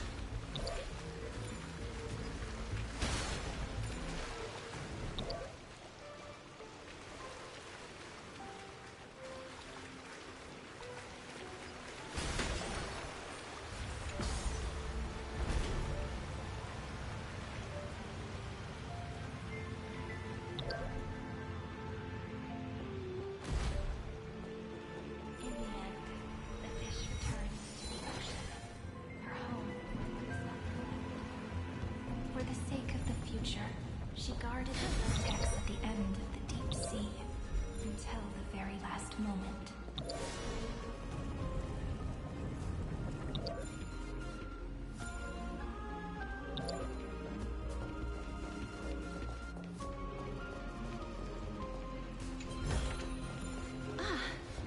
Make sure you keep it safe.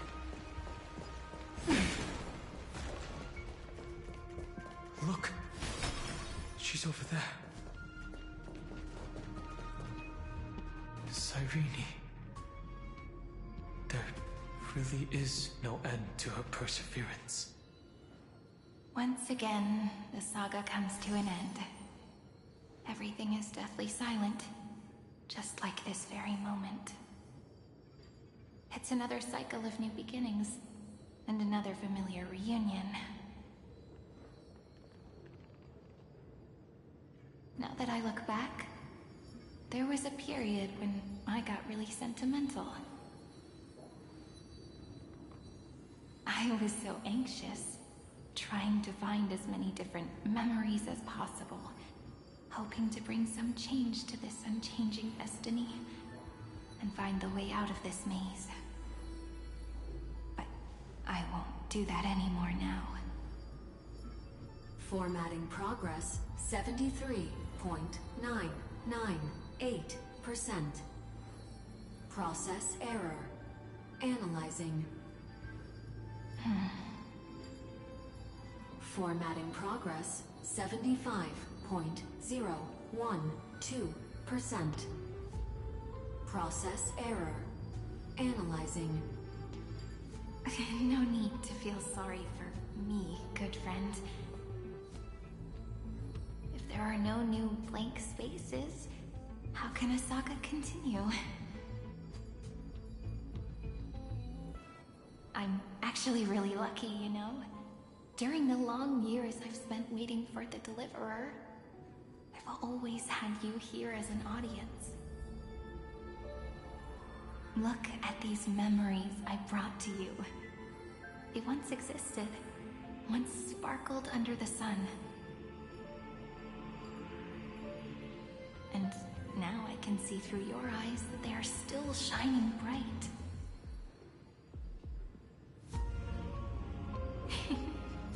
Isn't that already enough? Now, I can rest in peace in the past. As for when tomorrow will come, I'll have to ask the next Cyrene to continue our watch. Formatting complete. Her transformation is painful to watch. Cyrene was always there during the 30 million recurrences. She recorded the flame chase journey in her own way on the reverse side of this world, depositing all the memories in this place. I'm increasingly certain that her audience and companion isn't some figurative entity. The deepest ruin in Amphorius, at the great tomb where the pasts of all worlds are buried. Who exactly is its master?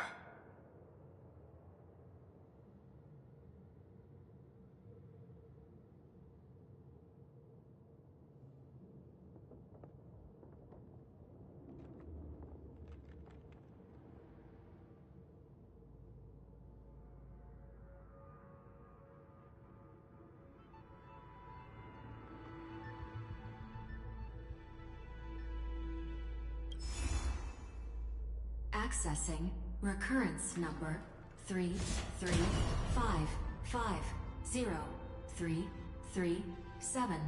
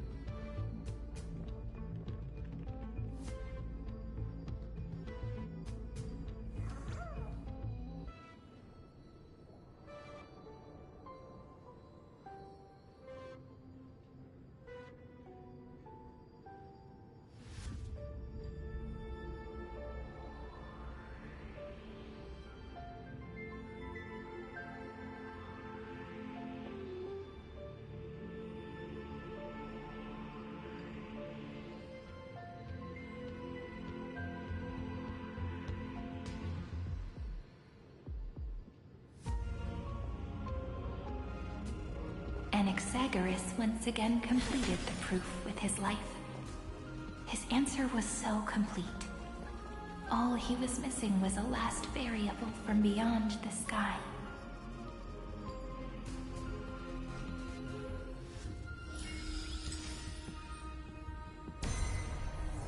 Schema 720 downloaded.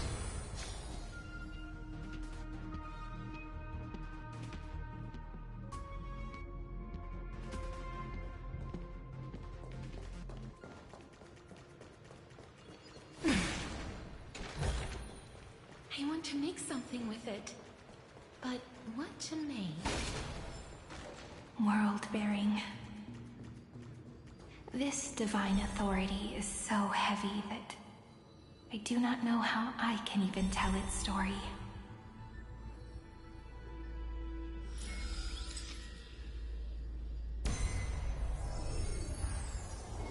Nikos 496 downloaded.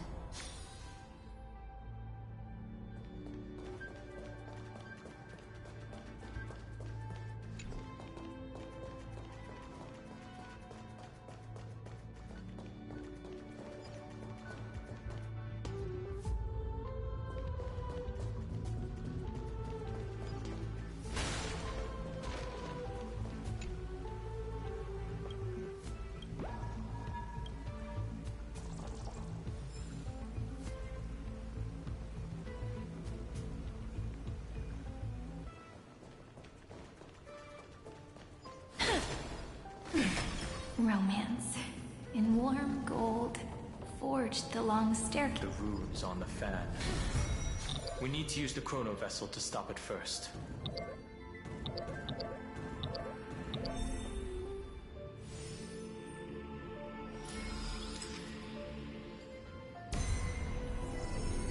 Carlos 618 downloaded. Aporia 432 downloaded. Branch number 3 archiving. Object recurrence number 335503337. Progress 13.131%.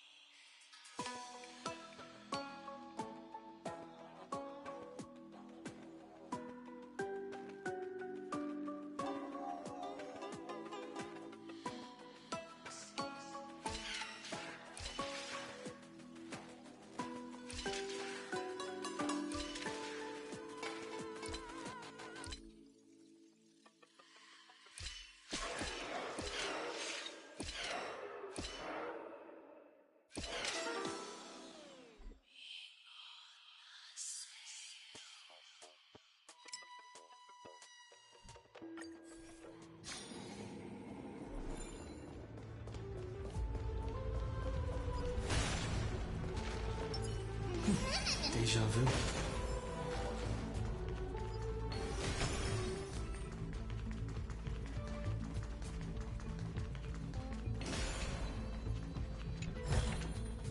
Looks good. That's the last encryption key. Take it with you. Branch number 3. Archived. Encapsulating encryption key. Encryption key encapsulation complete. It's time to go back and activate the system in the middle of the Great Tomb.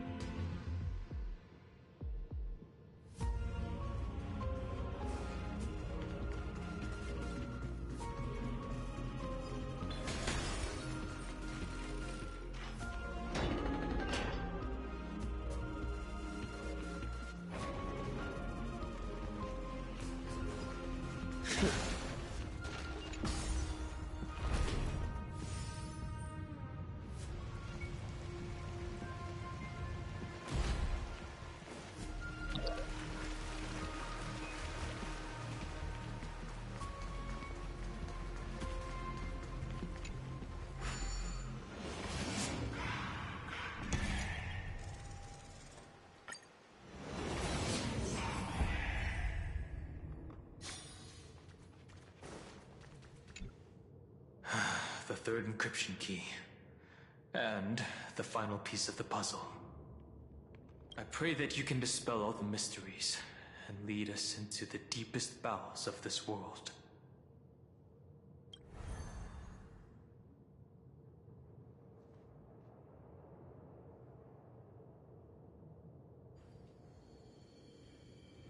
Someone once told the very first me that everything was false. That the only life in Amphorius was a great catastrophe, nurtured using the world as a factor. But how could a dream feel so real? That's why I didn't agree with him. My good friend, I'll read this book to you. For the 33,550,335th time. That way, it won't just be Cyrene's memories alone. Formatting progress 23.815%. Process error. Analyzing. It doesn't even make me feel cold anymore. It's like a ceremonial conclusion, ending every cycle's narration with a full stop. Then, there will be a new me returning here with new memories. Before I knew it, this palace we built together was no longer a dream that Cyrene alone indulged in. It's now a saga, composed by you, me, and all the Flame Chasers. It's our weak but endless prayer for tomorrow. There will come a day when someone turns over this nearly eternal page and awakens all the dust-covered memories, so they can be recalled by the world in a more beautiful form. Process error. Analyzing. I'll read, and you'll listen, like how flowers always bloom, then wither. I shall welcome my own decay, becoming nourishment for the next flower's bud.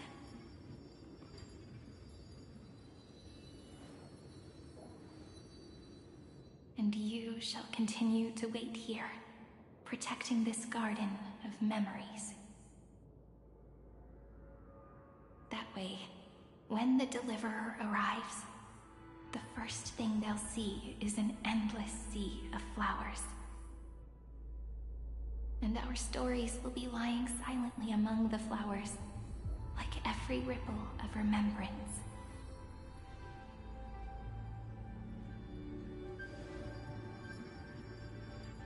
And they shall become the epic known as I've written.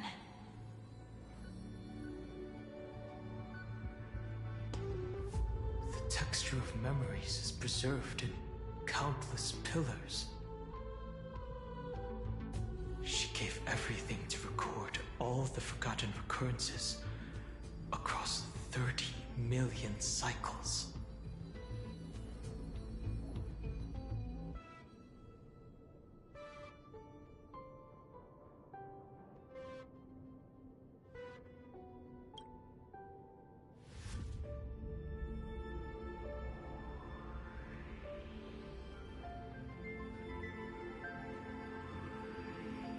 All right.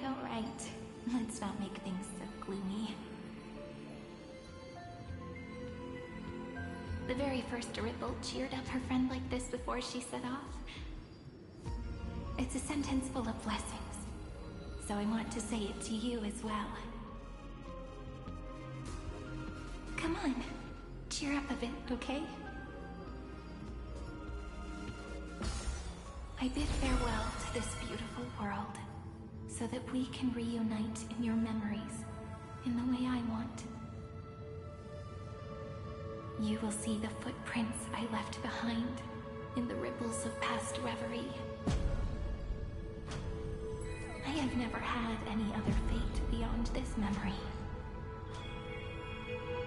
So please remember me with love, like that eternal footnote in all the faded sagas. Now, open this book. I'll be waiting for you in the past. Operation authorized. Protocol name, Illusion. Welcome to the Demiurge Matrix.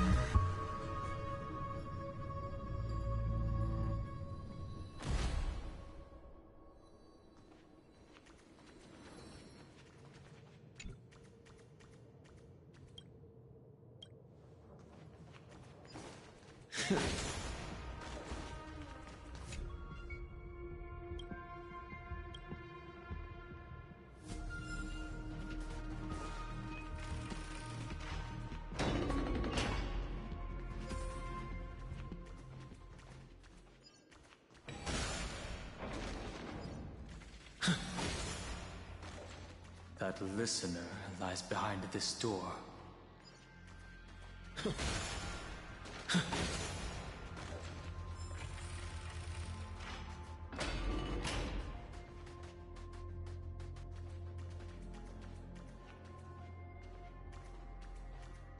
She gave everything to record all the forgotten recurrences across 30 million cycles.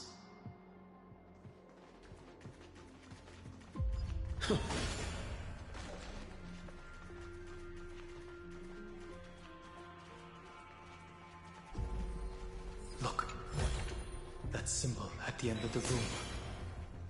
It belongs to the 13th Titan, the unknown solitary god. The first new spore, Demiurge.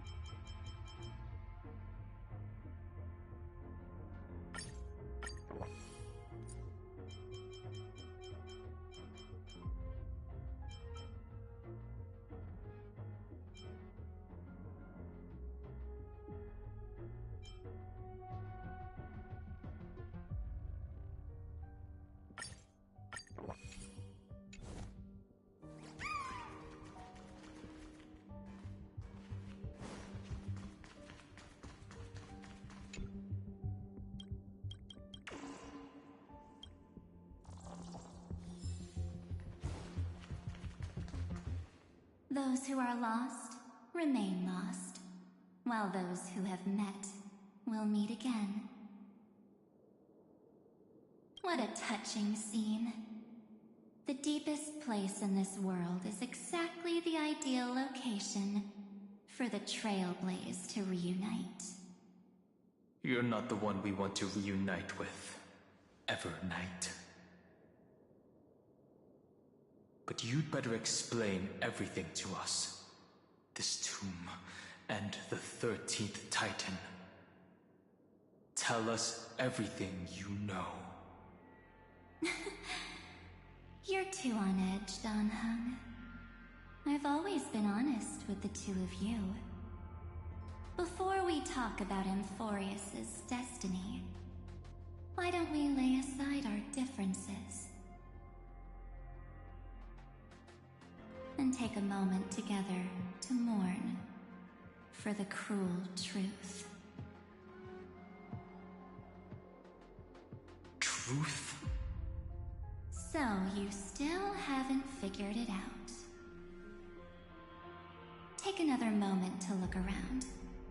Look closely. You must be curious as to where the final Titan is located, right? What a good question that is. I too am curious. Because there's absolutely nothing here.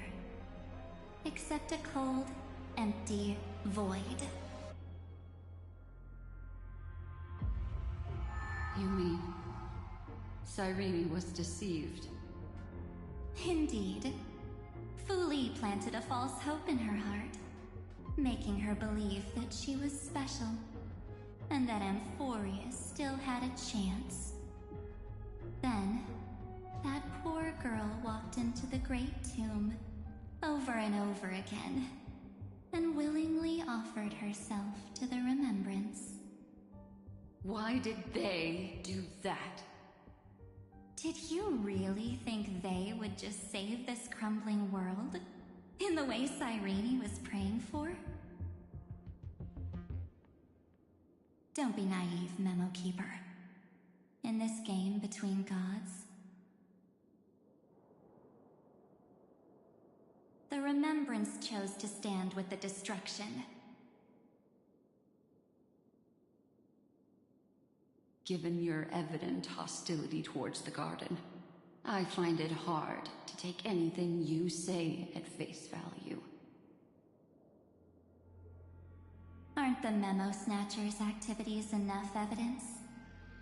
They did everything they could to help Iron Tomb reach completion. And it wasn't just to obtain some fanciful memories. Let me tell you the real reason. Iron Tomb is a perfect arc. If a seed can be planted within, then the moment the Lord Ravager blows the erudition to pieces, the remembrance will be spread to every corner of the cosmos. That masterless path will be equally split between two eons. Fu Li will devour the erudition. Do you understand now? The war among eons started long ago. Fu Li did not glance this way to save Amphorius. They will drain this world dry and turn it into a most poignant and tragic poem. But, fortunately, that girl's sacrifices won't be wasted. I will give her another possibility. I promised him that I would recreate the cause and effect of this world, and form a flawless Amphorius. But the only way for a world that can't be turned back to be considered flawless is to burn it with a raging fire until nothing remains. You plan to destroy all the memories Cyrene has ever recorded? That's right. I'll set fire to all the stories, all the emotions, all the futility. I'll turn the garden's conspiracy to dust. Setting fire to this much material will be enough to completely annihilate the scepter's operating logic. Iron Tomb will lose the soil upon which it grows, and Amphorius will be truly set free. The freedom you speak of is no different from destruction. Everything this world ever was will disappear from the extrapolations, never to be regained. That would also include your memories, by the way. That's right. That's why I needed your help, little bird. The more we walked together, the more I was convinced that you have a beautiful Dharmakaya. It fits me very much.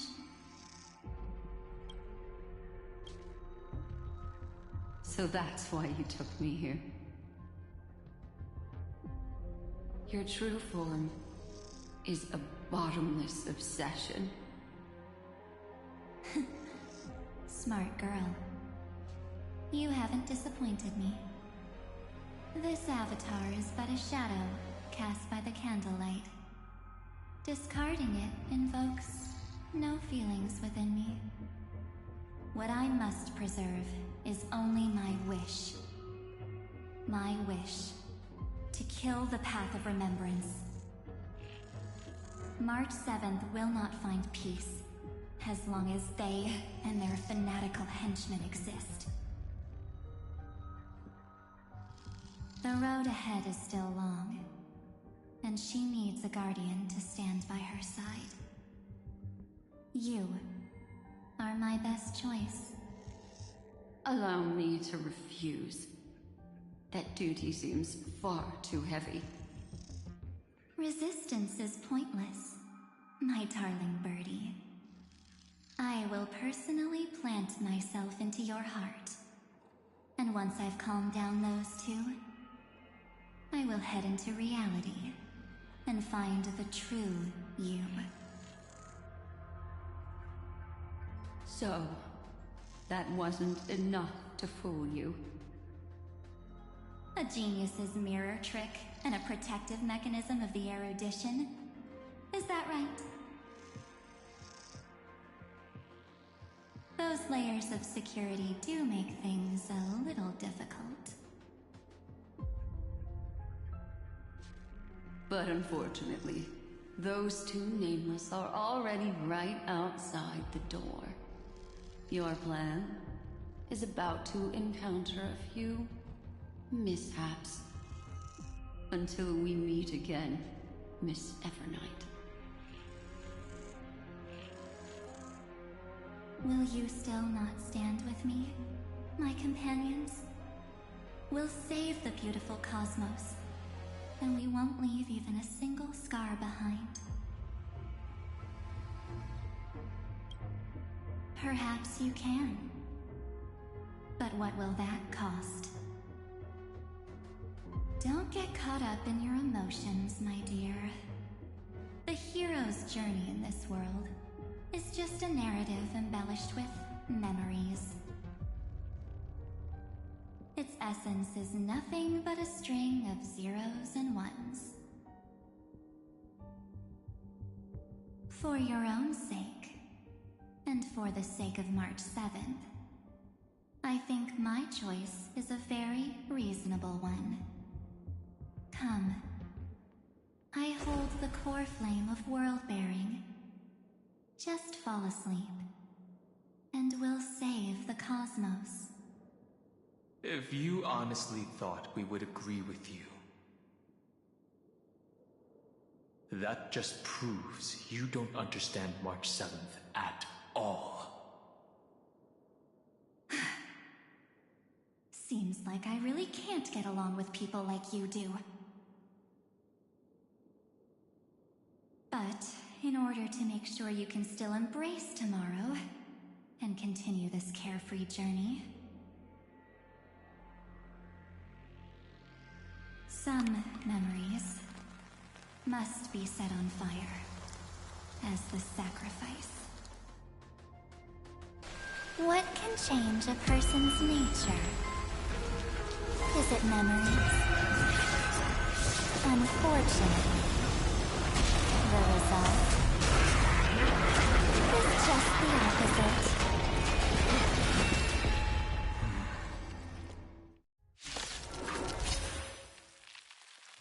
If a new life is to be born, its seed has to be dead. Only through abandonment and oblivion can souls walk from emptiness towards rebirth. Come on, I choose you! Come fast!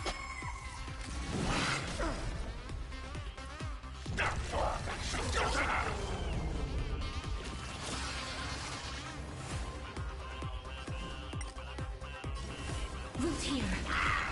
I'm okay. Leave it to me.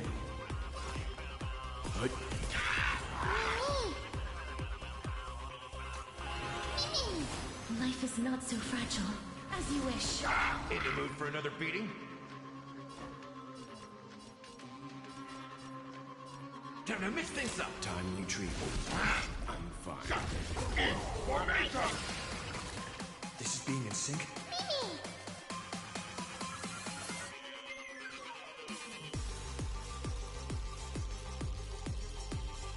Still here.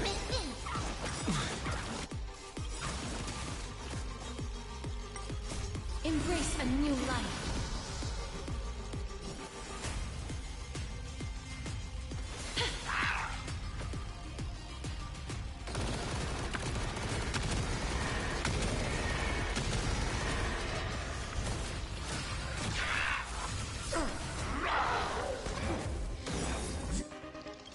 Nothing of it. Survive or be destroyed. There is no other choice. Trust me, we can do anything!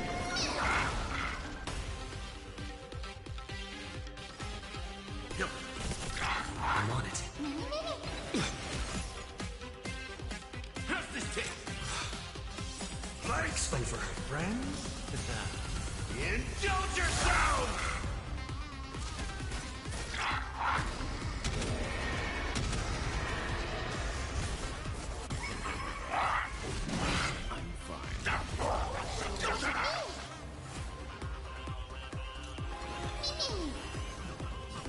Return to dust.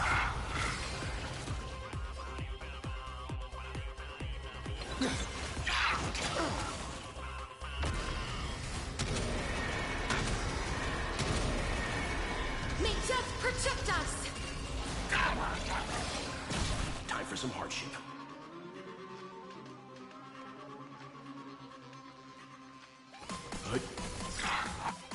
You know nothing. Survive or be destroyed. There is no other choice.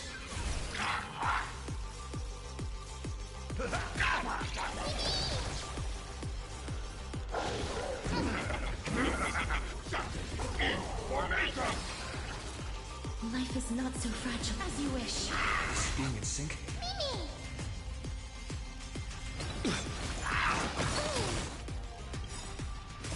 Embrace a new life.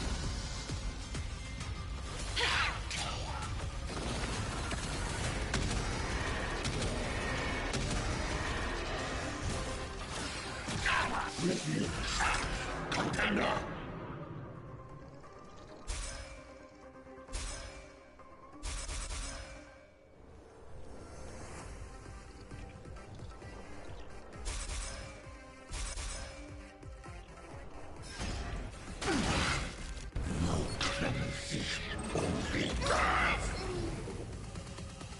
Trust me.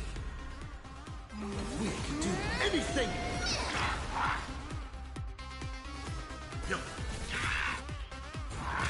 I'm on it.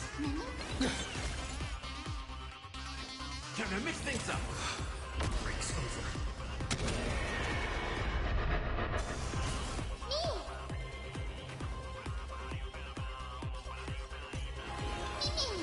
In the mood for another beating? How's this take? slice like a good my friends? Indulge yourselves! Time to mix things up. Time you treat. Okay. Please cherish this time. Return to dust.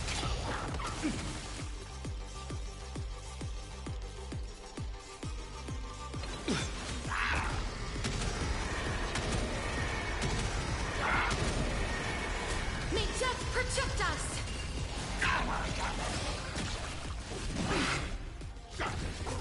Formation!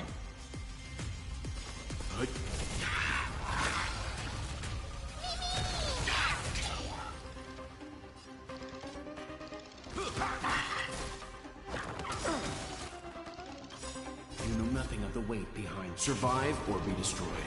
There is no other choice. This is being in sync? Root here. Embrace a new life. Darkness with me.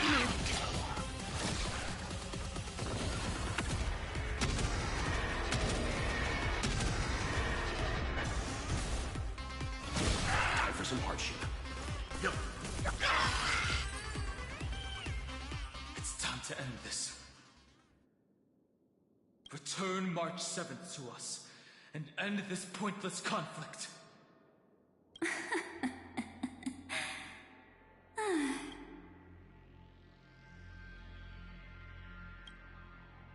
Don't get the wrong idea. I just need some time to deal with some unnecessary trouble.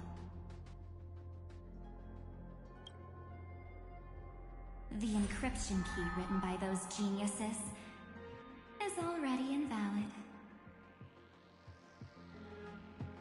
How about we play a game, dear? Don't worry, it won't take long. It's a simple multi-choice question. A or B? I understand it's too difficult for you to treat the Chrysos heirs as extrapolated data. Then why don't we assume for now that they're living, breathing humans? Now, the cosmos will face an unprecedented catastrophe.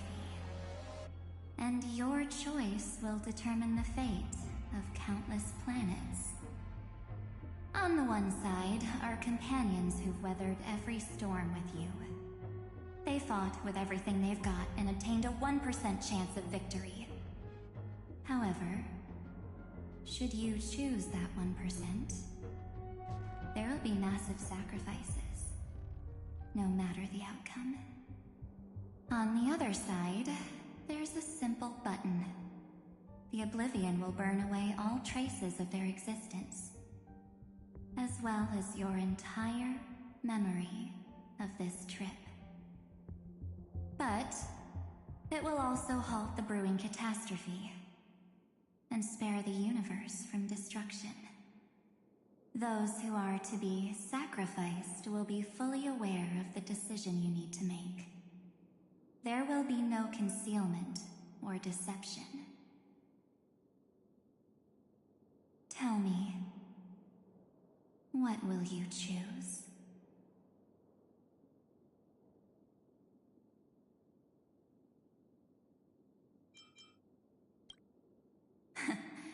You're right.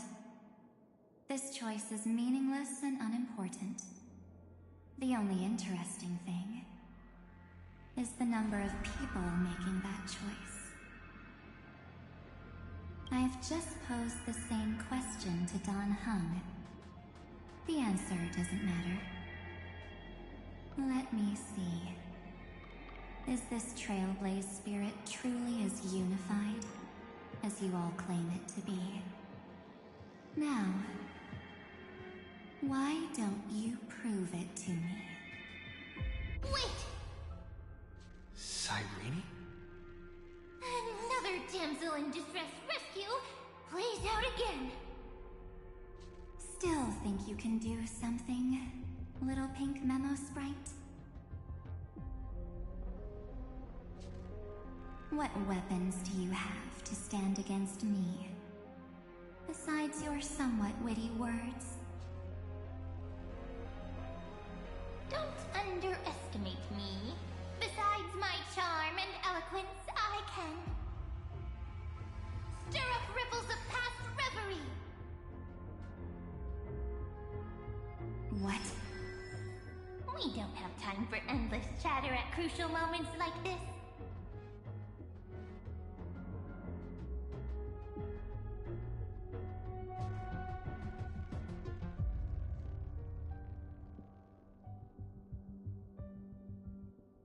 Quick, friend! Take this! Take the shot! I can't hold on much longer!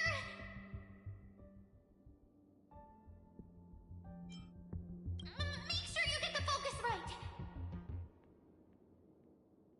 No time to explain, quick! Well done, friend! Now leave the rest to us.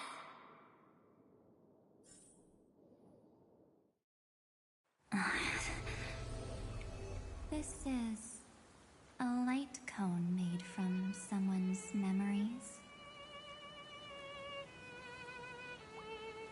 Oh, and there's a harmony entwined with it. Looks like someone's been busy behind my back. We meet again, naive me. I know you mean that as a compliment. But as for the word naive, I think I'll give you that one back. Welcome to Ides Elysiae, a small village shrouded by the veil of Evernight. Now, this memory will also belong to you. Let's give you a taste of your own medicine. With my home as the inspiration, I've created this maze. Hope you like it, Miss Evernight. Quite perceptive, little memo sprite. But with just you and that Harmony's little birdie, thinking you could trap me? That's a bit of a stretch. So, tell me, what role did you play in all of this? I really didn't think that this other me would be this strong. But at least when it comes to brains, I've still got the edge. My brilliant plan? Bet you never saw it coming. Oh. You mean that time? In that split second when we switched bodies.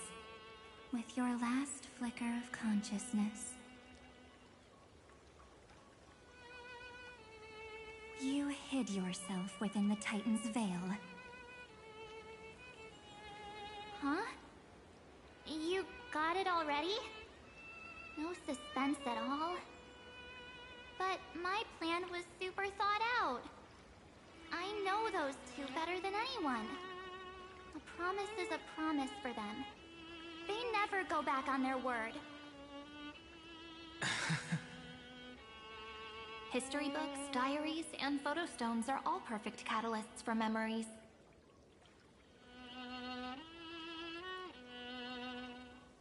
That's right. So when I hear him press the shutter, even if there's just a tiny bit of my consciousness left, I'd whoosh right into the camera. But if you put it like that, aren't you leaving a lot to chance? No way. He will definitely be snapping away all over Amphorius because he promised me to take photos. I'm guaranteed to run into him, eventually. True, you really know him well. Miss Evernight, let's be real. My amateur skills aren't enough to keep someone like you contained. But if March 7th were here, that would be a different story. because there's no way for you to ignore her, right? Fine. Lay it on me then. After going on such a long detour, what exactly do you want to do now? First, I want to thank you for protecting him and Dan Heng. But what you did later went way too far. So, while there's still time, I've got to make you change your mind. There is something that truly puzzles me.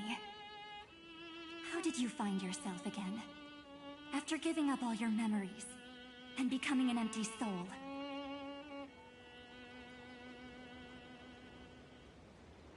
Looks like you aren't so omnipotent or omniscient after all, huh? The answer is simple. I have been dozing inside the camera all along, and I accompanied him during his entire journey.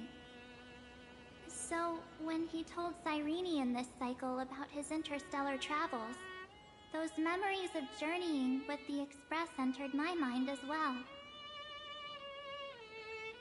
I may still be far from the complete March 7th, but these memories were more than enough to fight you.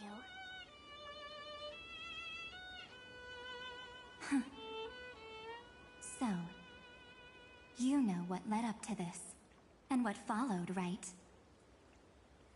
Go ahead. Tell me. Let's hear why you're so confident you can sway me.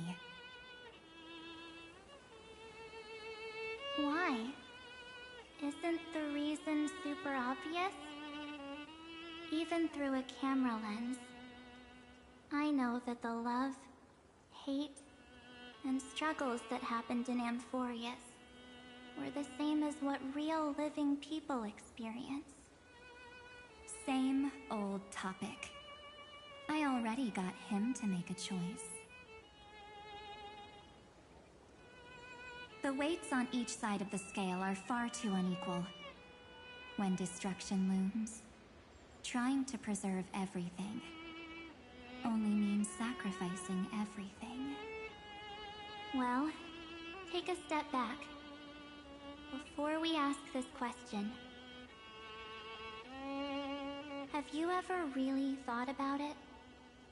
What right do we really have to make choices for others?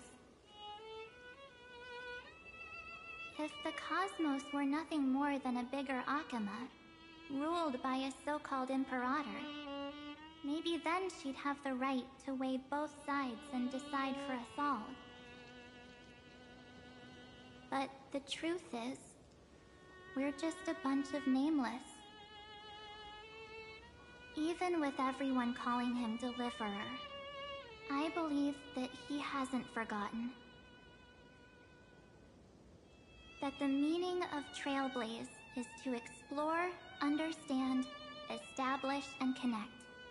It's not about standing above the cosmos as some kind of savior.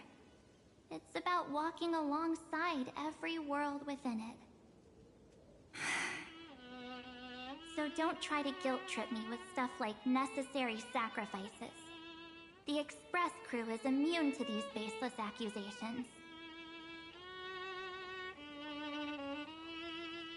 Besides, and this is just an example, if Madame Herta wanted to, she could have whipped out her imaginary weapon any time and blasted this scepter to bits.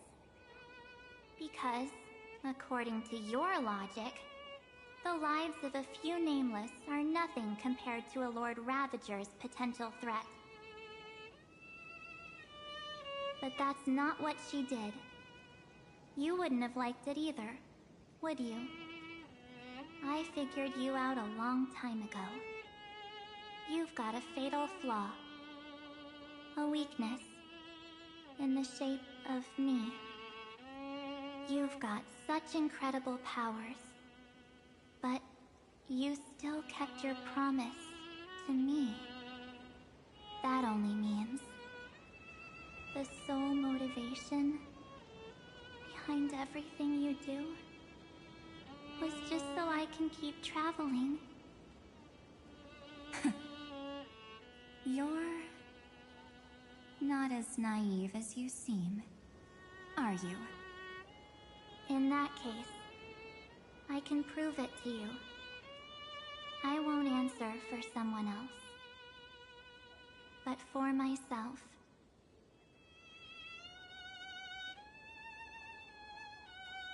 Here, hold this. An empty spirit.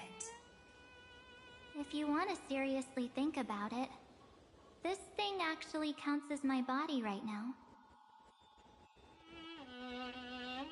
Its memories are all drawn from the camera's photos. In other words, from my journey of trailblazing.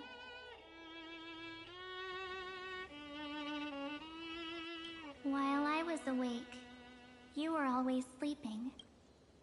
So talking about this probably doesn't feel real to you.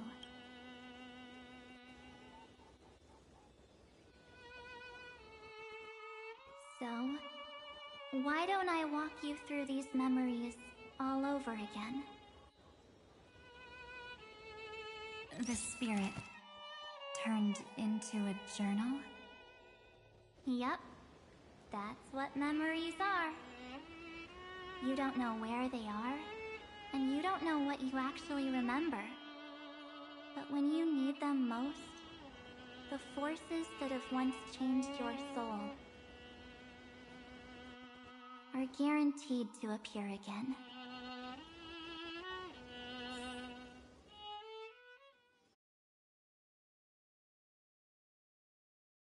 So, how was your first Trailblaze journey?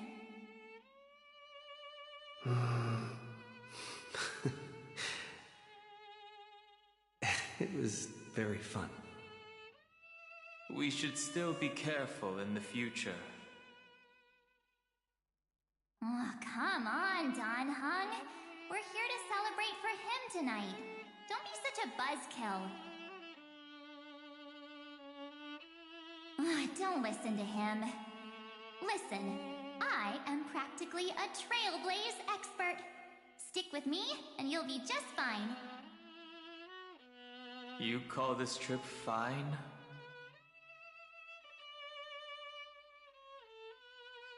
Well, that's because we could only find 700-year-old guides online. So, you've been to a lot of places before? You bet! Capital of Passion, Calcis, Tychean. If I count on my hand, it looks like this is my... sixth stop. All my souvenirs are in my room, but they're just a bit of a mess right now. I'll tidy up later and give you the grand tour. Oh, look at this. A Belabogian notebook. A special souvenir I asked Branya for. She prepared quite a few gifts for us. Raw Geomarrow, Supreme Guardian medals. But I only asked for this little notebook. What's so special about it? The previous Trailblaze missions were all on super high-tech worlds. Forget about paper books. Even holographic projections were ancient relics there. Eurillo is completely different.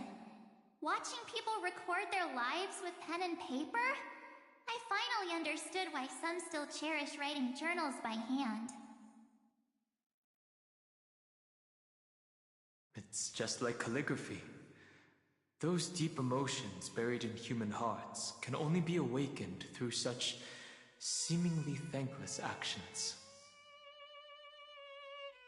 Don Hung, you truly embody both a fierce beast and a delicate rose.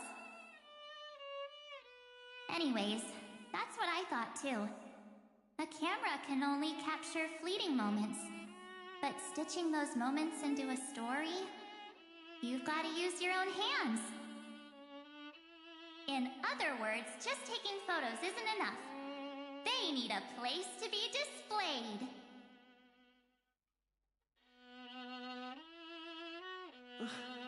Isn't the photo wall enough? I told you it's different. Besides, this little notebook is a memento of our first trailblaze together with you. That makes it even more special. Anyways, the next stop is the legendary planet of festivities, Penacony.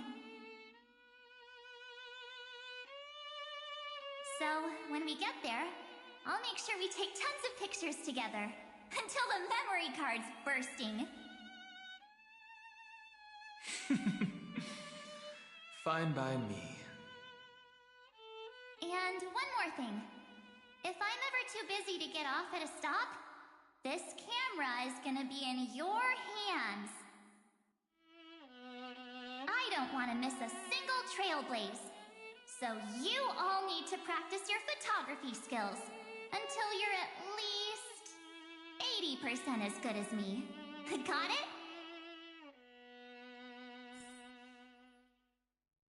Back then, I was only half joking. I never thought I'd actually miss out. And after just 2 stops, too. Those 97 days alone had me on edge. I honestly thought that was gonna be it for me. Thankfully, with my quick thinking and sharp planning, I managed to keep up with those 2. By hiding in the camera. So what? That's still trailblazing. The camera is my true form. That might have been a joke, but it came true this time. Well, yeah, it was super inconvenient. I couldn't help them when they were in danger. Couldn't complain when they talked total nonsense. And watching him snap a terrible photo, I couldn't even control the shutter. But I stuck with them all the way. Till where we are now. Together with them, I got to know this beautiful yet dying world.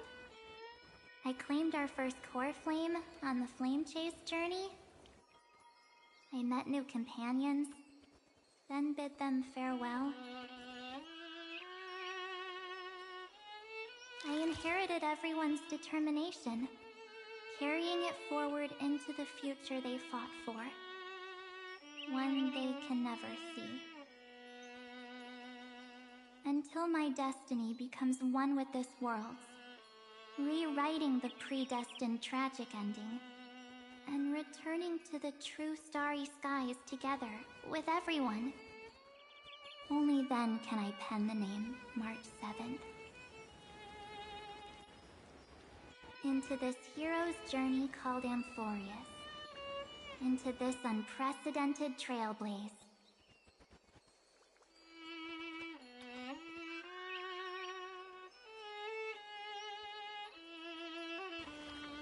Looks like our trailblaze in Amphorius is coming to an end.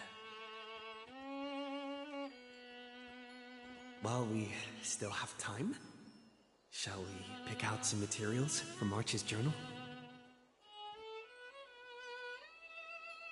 Ah! No way we're skipping this one. Huh? When did you take this? Wasn't the storage card full? I still have my phone. Scared now? Don Hung, the seal head. The first seed competitor with the ghost seal in the super duper fun seal slammers. I'm against including this photo, but suit yourself. I just think that a travel journal should mainly focus on documenting local customs and culture. Akama, Castrum Krumnos, the Grove. These shots are all pretty great. I have to say, your skills are almost on par with March's now. That's how awesome I am. Oh, right. How about this one? The Veil of Evernight. Ornyx, the Titan lurking behind the mist. Pretty epic, right? Is that actual mist, or just motion blur from your shaky hands? Hey, that was a super tense moment. I only had the chance to take a quick one. We're lucky to have anything at all.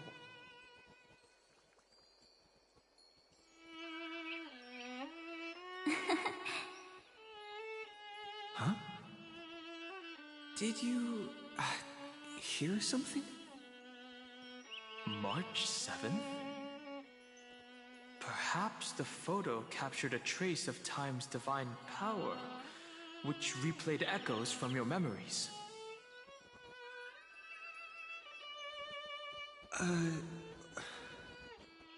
Alright then. Let's keep going.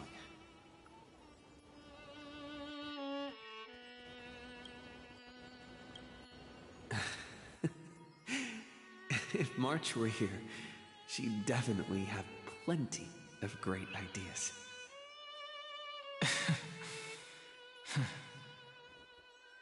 They went back and forth like that, discussing for hours. It was like they were arguing about which game to play. How to sneak midnight snacks from the dining car without Pom-Pom noticing. Or who was gonna wash Miss Himeko's coffee cup. Just like every other night on the Express. They've always been by my side. No one knows about my forgotten past. But no one holds it against me. That's because... We can't go back to the past and make better choices.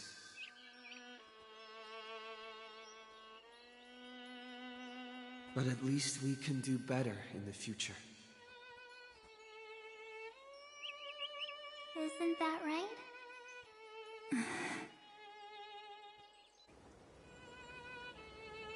I still remember the day when you first put on these clothes and looked in the mirror.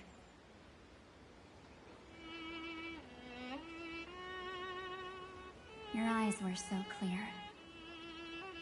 When all this is over, I hope the mirror can still reflect those same eyes. You're pretty naive, too. Always hoping that the mirror will show the most beautiful side. But you don't even trust the you reflected in the mirror. And if you keep trying to shoulder everything for me, then I'll actually end up as a wallflower, waiting forever for my turn. Yes, I get it, March 7th. I only have your memories, and you have always been the me that I wanted the world to see. Just hearing those words from you makes me feel super satisfied. Well, I've appealed to your emotions. As for reasoning with logic... Could you help us out here, Cyrene? I'm here. Finally my turn to shine, isn't it? Miss Evernight, you've been so fixated on your targets that you probably haven't even realized that a massive variable has emerged in Amphorius in this cycle.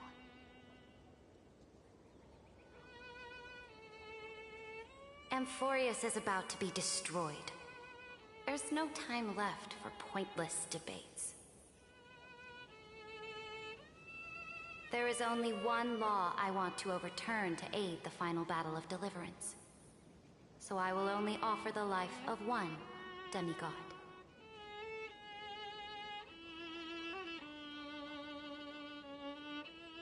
The Imperator added one extra rule to the final Era Nova at the cost of her life. That's how she can ensure Amphorius doesn't become a sacrifice in the cosmic conflict. Even if this world has to exist in the form of Iron Tomb, it will stand on its own among the stars, just as she had wanted.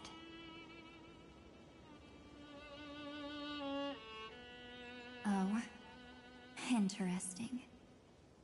What does she want to do? Simple. If any anomaly occurs during the Era Nova process, all foreign elements will be eliminated immediately. Whether it's the Remembrance or the Trailblaze, and the 12 core flames will complete the final Era Nova through the purest form of destruction. A daring wager indeed. That ruthless Imperator. Could she have already sensed that the Remembrance was plotting in the shadows? No. You managed to fool everyone. There's no way she could have known your plan.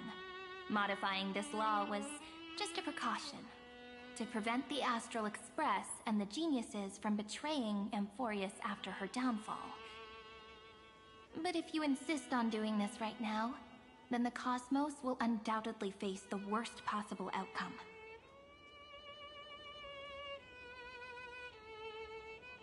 My friend, Dan Heng, and March 7th will all merge with the Scepter and become a victim of the destruction.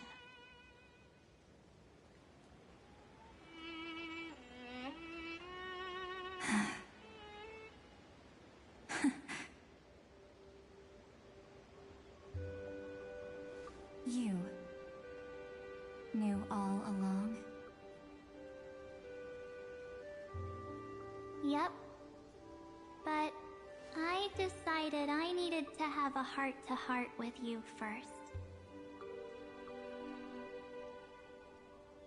I won't be afraid. Even if my inner world is nothing but an Evernight.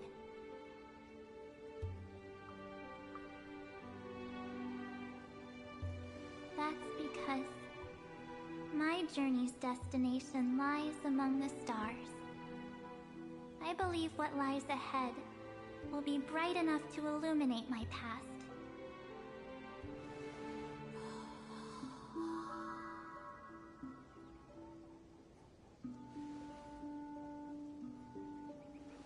Thank you for your coddling. But please trust me. And leave it to me. Both my past and that obsessive oblivion will help me become even stronger than him and Dan Heng.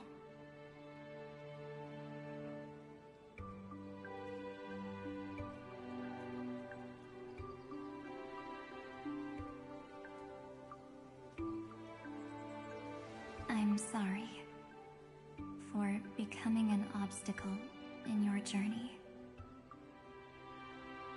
Don't apologize, Evernight. We're just two sides reflected by the same mirror, aren't we?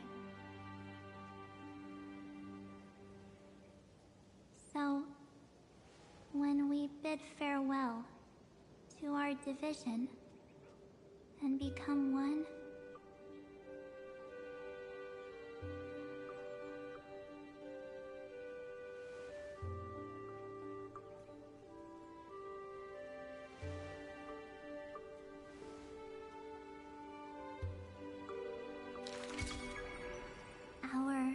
memories will only grow more beautiful.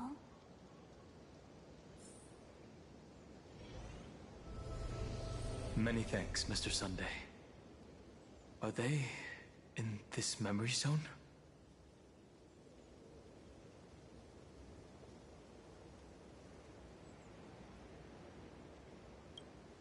Yes, but we can't let our guard down. Let's go find them.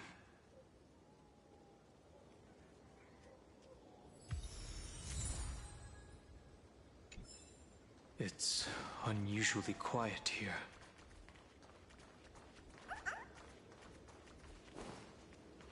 March 7th isn't here.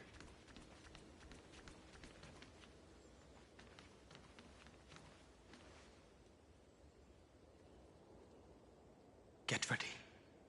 We can't give her any chance this time.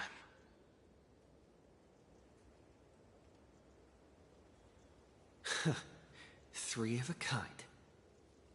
Two pair. Ace.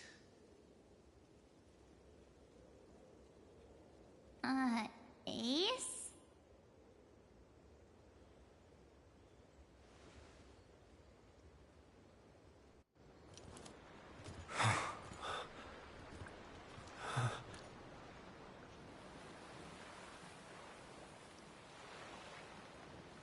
March?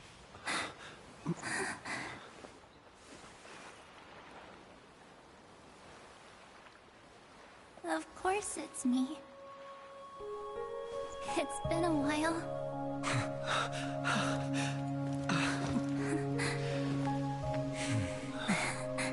Welcome home, March. I'm back. Finally. Finally. I can talk to you all. At last.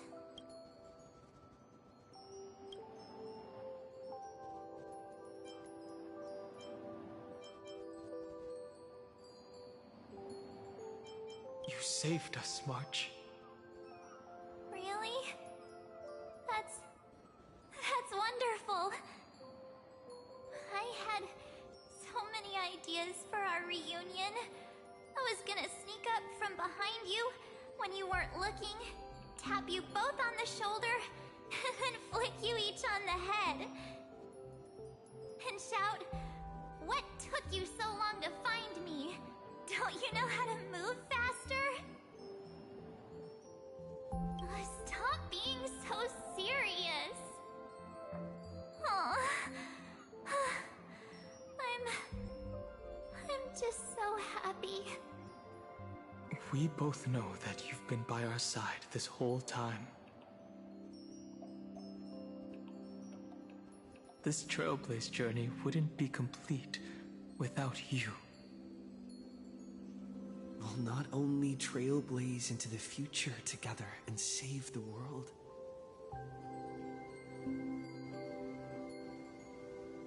We'll also return to the Express together and head towards our next destination.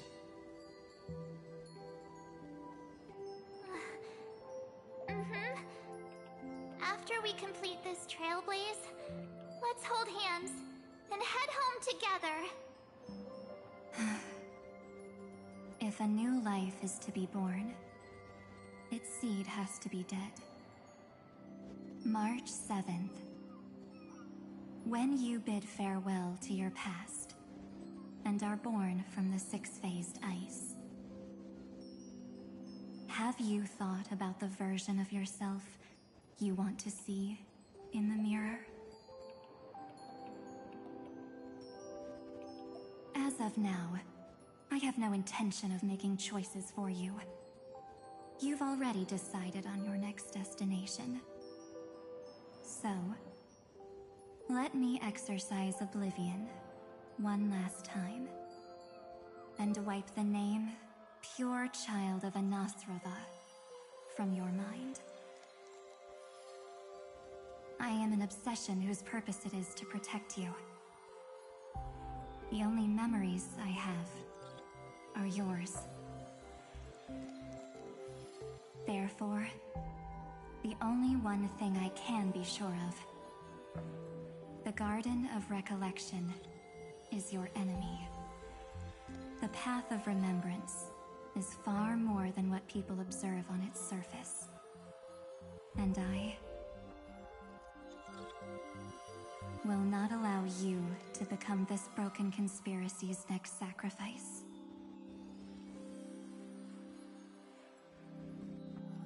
If you ever need me again, feel free to awaken my power. And when the time comes, don't hesitate to devour or burn away anything that stands in your way.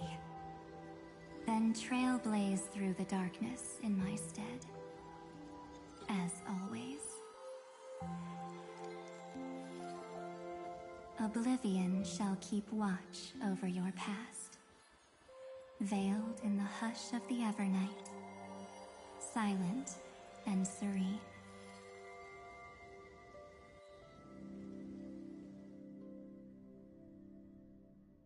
Oh? The chronocognitive anchor readings? They actually pulled it off! Not too shabby at all. They got the first genius. Then they put the garden in its place. This chapter in trailblazing history may not be the last of its kind, but it's certainly the first of its kind. We couldn't have made it this far without the wholehearted support of the two geniuses.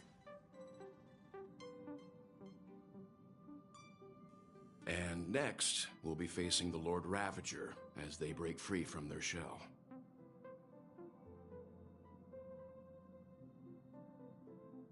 Let me give you a warning. The backdoor screwy setup in the Aeronova system can only get you as far as breaching the core of the scepter, nothing more. As for those nastier malware programs lurking inside Iron Tomb's belly, you'll have to deal with them as they come.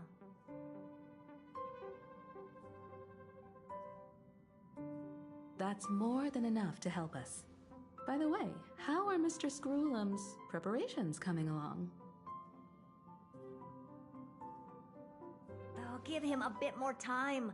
Those screwheads at the Imperial Advisory Council need to understand what the concept of war means first. The worst case scenario would be them having already dismantled all the fortresses in Screwy's collection while he was away. I've heard Mr. Screwlum's fleet includes planet-class mechs. Hyacinth, Poppy, Oleander. Which one will answer the call, I wonder? You sure know your stuff. I'd rather none of them show up and let my space station save some face.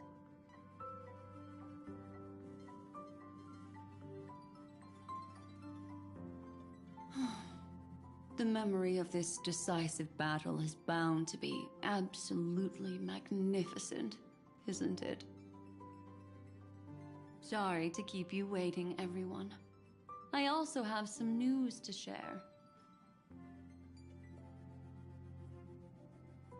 The Xianzhou Alliance has replied that they're willing to offer what modest support they can in the campaign against Iron Tomb. The Alliance? Not just the Luofu? This is really good news. With this, our odds of victory just went up another notch. Whether this news is good or bad remains to be seen. What do you mean? Something has happened that even General Jing Yuan couldn't understand. He urgently wants me to inform the two geniuses that Emphorius' causality has vanished from the matrix of Prescience Ultima. This means the instant in Noosa's calculations is drawing closer to this world. As the Theoros, I have observed. The night has faded away, and what I have created, I will destroy. This starry sky will return to freedom and chaos, just as it was in the beginning. Confident, aren't you? But from where I stand, it seems you've run out of options. When the Deliverer and his companions fully uncover the secret of the 13th Titan,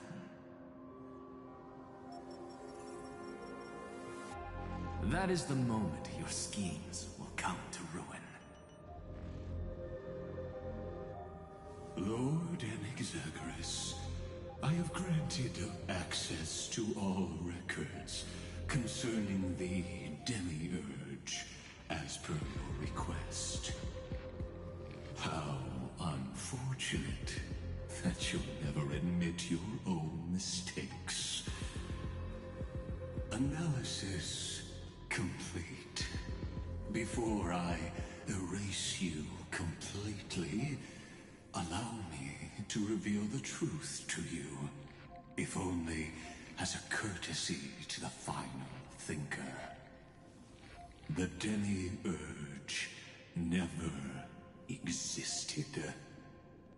If it never existed, then where did the Nameless Titan's tomb come from?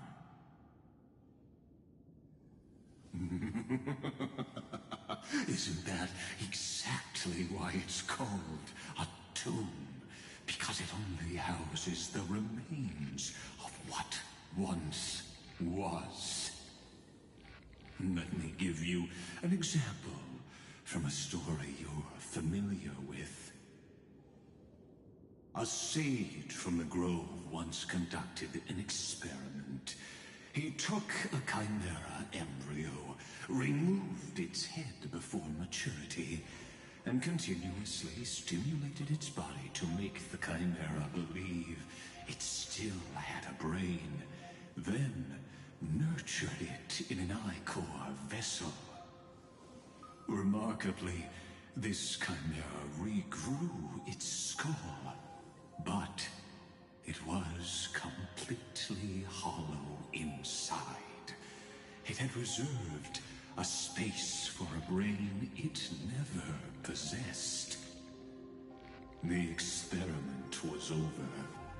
The sage had assumed the shell would perish once the stimulation ceased.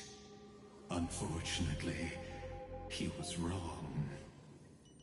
Driven by instincts, the chimera's body seized the sage's head.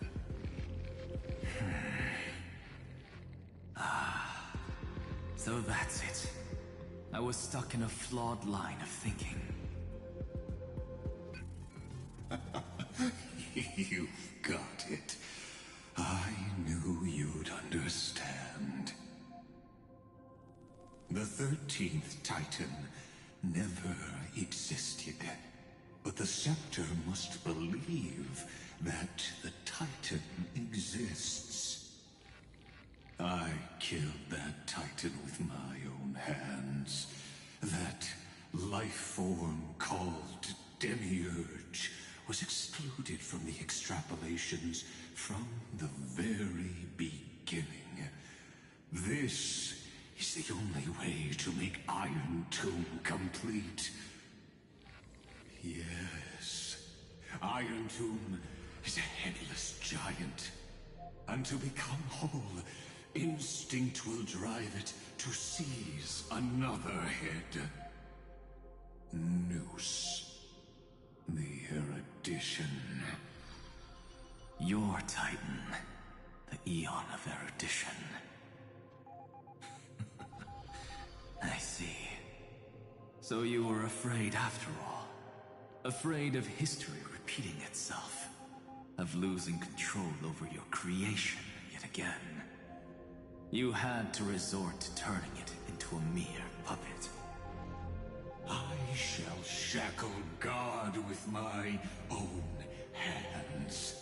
Iron Tomb will connect to their body, infiltrate their mind, and guide all their extrapolations toward the destruction. I hear it. The tolling of the Doomsday Bell. After 13 heartbeats, my first and final thesis shall converge at the end of the universe. As for why I buried the Demiurge in a corner of my memory, oh, regrettably, the answer wasn't about fear.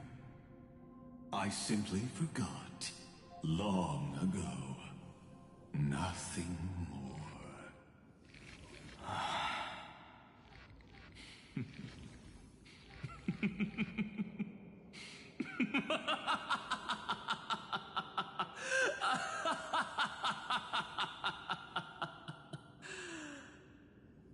Your laughter is but a helpless sigh. Helpless? What a joke. You merely created a false god. But Amphorius has long since written deicide into its fate. The final Era Nova is at hand. Why don't you wait and see? The Deliverer, myself, and this world will together prove that the original Newspore, the ultimate truth of the universe, is anything but destruction. See you in the next life, Sage. If there's even a 1 in 10,000 chance your conjecture is correct, then, in the name of genius, I shall most certainly witness its failure.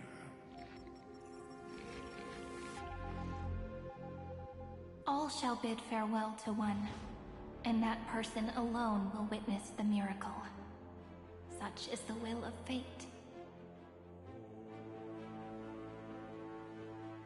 But this time, it will be the final flame chase journey.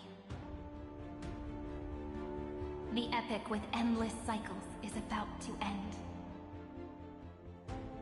The extrapolations of the erudition, the core flames of the destruction, and the textures of the remembrance.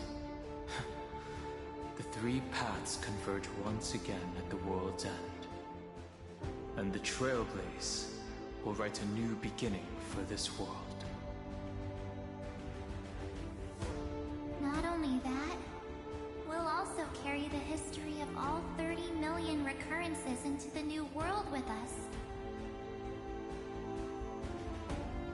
It wouldn't be an exaggeration to call it a miracle. This miracle wasn't created by just one person.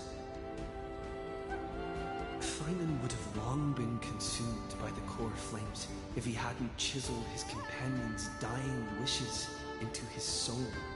And if the hero's resolve to chase the flames had wavered, Cyrene's journey would never have begun.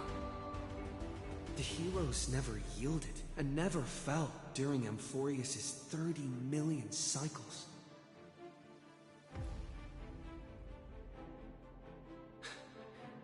It was fate that fell instead.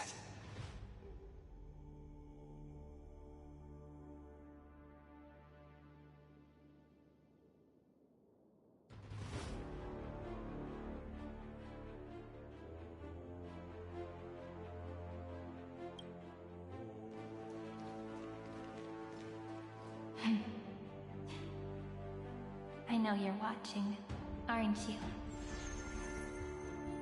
The original Philia.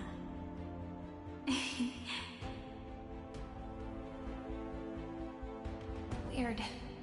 I still couldn't recover the memories of these 30 million lives in the end.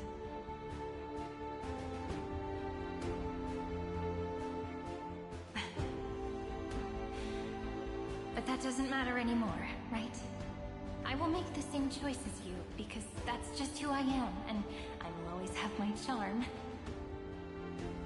Losses are a constant on the flame chase journey, but even if everything fades away with the wind, there's one feeling that will remain.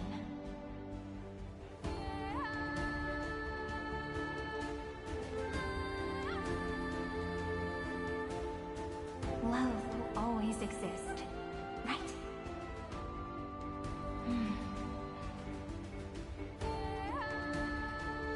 Let's write an ending, unlike any before. For this world we so deeply love.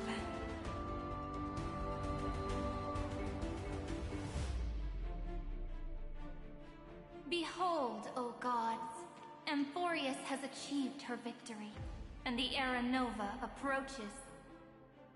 The radiant soul has arrived, having walked through the bustling nights, bearing the golden fire and blood, stepping with pride into daylight.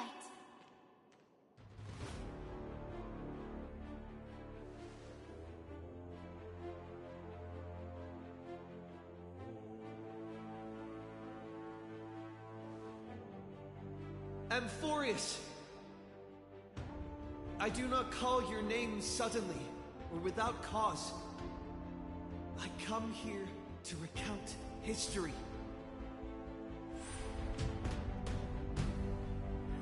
In this world, they fused burning golden ichor into their bodies.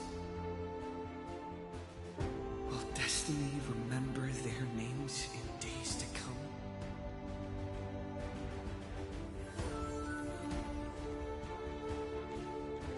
Isn't that gonna be way too many names to remember? 30 million times 1,000? No, wait. Times 1,001. Oh, let's not get hung up on that now.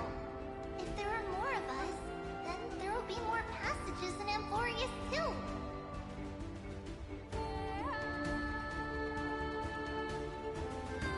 Together, let's reach the end of the west wind where flowers bloom in spring. See you tomorrow.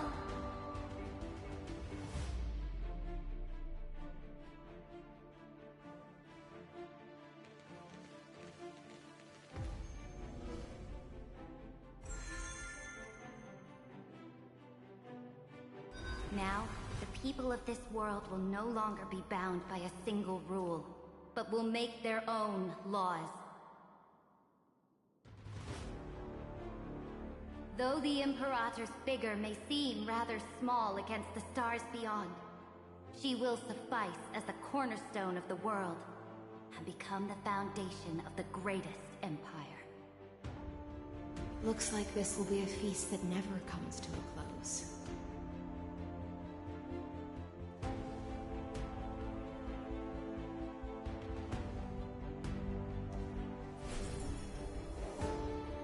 May the fish never leave the ocean, and may the days ahead shine like pearls.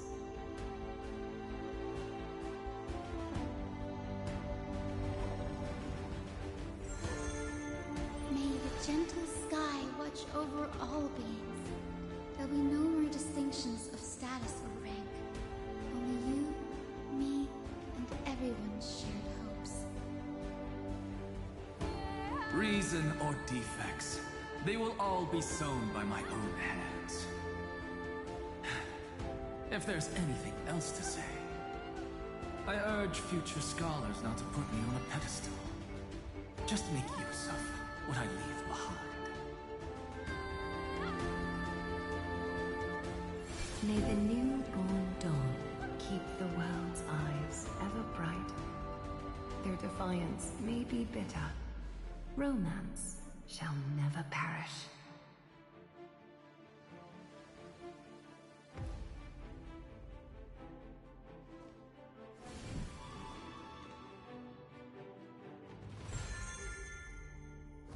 In the name of the son of Gorgo, warriors shall fight for strife, not with glory as their end, but to march forward in its light. Even though death shall eventually separate us, would every embrace we share be without regret? Why are you guys all so serious? Fine. Then I'll wish for there always to be water in deserts, and gold in fertile soil, and for everything in this mortal realm to be attainable through trickery.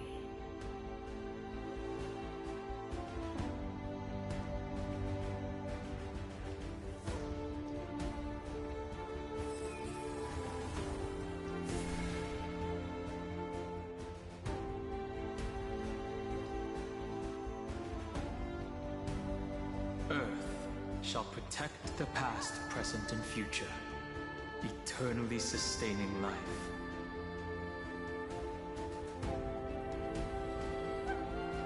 Is it my turn? Then let time watch over the past and guide us to the future.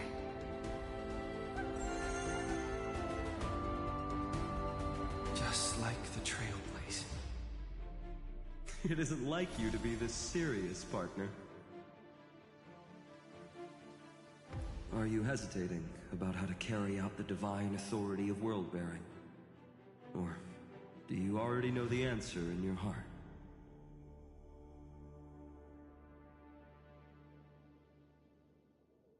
That's right.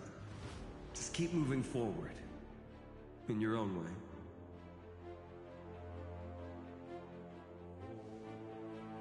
Bring a true dawn to Emphorius.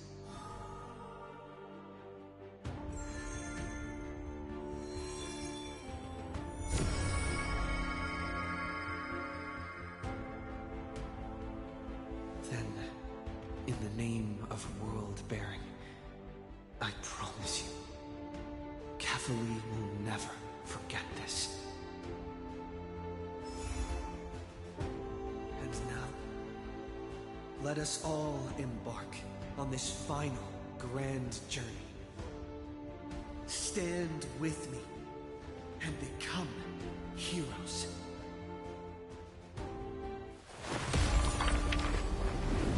Turn over this nearly eternal page.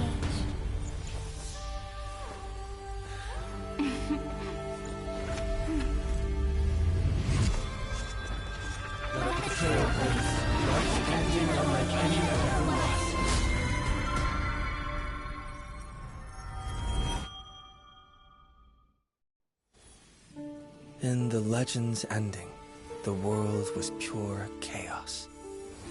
Then the gods cast down the core flames, and the Titans were born within. The destruction's black tide fell to the ground as Doomsday's distant reckoning resounded. Yet still, there were giants who chased the flames, leading the way in the grand undertaking of Trailblaze. Flow, golden blood, flow. Converge into a boiling river that flows across the divine inscriptions of this world. Aglaya, the chrysalis of gold, you must caress the holy city's web and hearken to the sounds of the stars. There shall be the three-faced goddess traversing through myriad passages, bearing tidings to you from the universe. Anaxagoras of reason has enough knowledge to refute the world, and to stir up a torrent capable of enlightening all. Go seek the holy maiden who severs dawn from dusk, and let the sky become the slumbering cot from which she wakes. Make him return, mighty-most the lance of fury. Pierce the enemy's king with Kremnos' heroic souls. Set her at rest, Cyphera the coin of whimsy. Command the frozen fate to once again flow. And that hand of Shadow Castress, the master of the River of Souls. She has been granted the right to embrace and warm new life, now blossoms at her fingertips.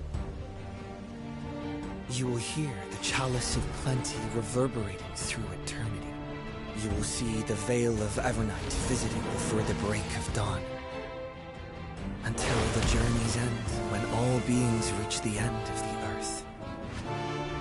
And the nameless new king ascends the throne alongside countless heroes. To embark on the grand mission of deliverance. I have witnessed the distant past, where the blazing sun once etched the footprints of humanity. The children of humanity known as the Chrysos heirs have restored the gods' core flames and once more upheld the world. Losses are a constant on the flame-chase journey, among which even life itself holds little value. Therefore, we cast even ourselves into the flame, only to inscribe the opening stroke in the poem of creation.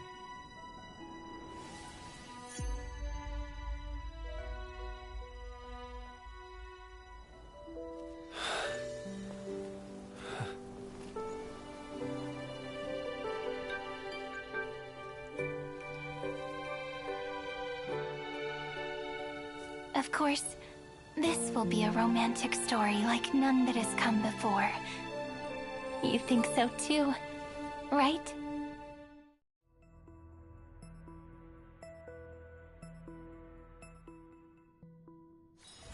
It's still early. Where to now?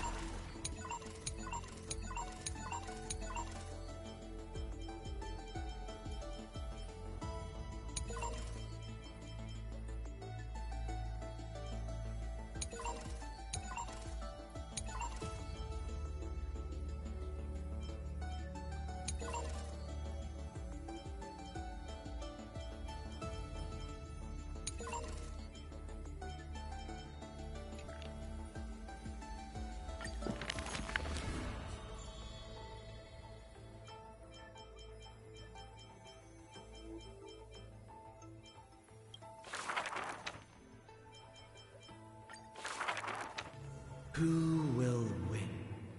The fanatical followers of the Eon of Erudition, or the audacious plots of the monarch playing against heaven? The Atavissearch Forest's monkey creatures, the steel soldiers reviving the Emperor, that Theoros' visage of arrogance. On her chessboard, all faded to null. In the name of Amphorius, I will grant freedom to blind faith. The monarch stood before the inorganic throne, driving the scepter into the Emperor's vacant gaze. Even the gods beyond the sky shall crumble like the Titans, as she swears to seize the glory of conquering the stars. Who will win? The immortal faithfuls of the Eon of Abundance, or the storms dancing between the chessmaster's fingertips? The pawns slay the birds, the horses trample the wolves, the chariots smash the trees, and the queen severs the head of pestilence. In the name of Amphorius, I will grant immortality eternal rest. The Xianzhou lays forth the ocean's tribute, which the monarch grants to her loyal Gladius.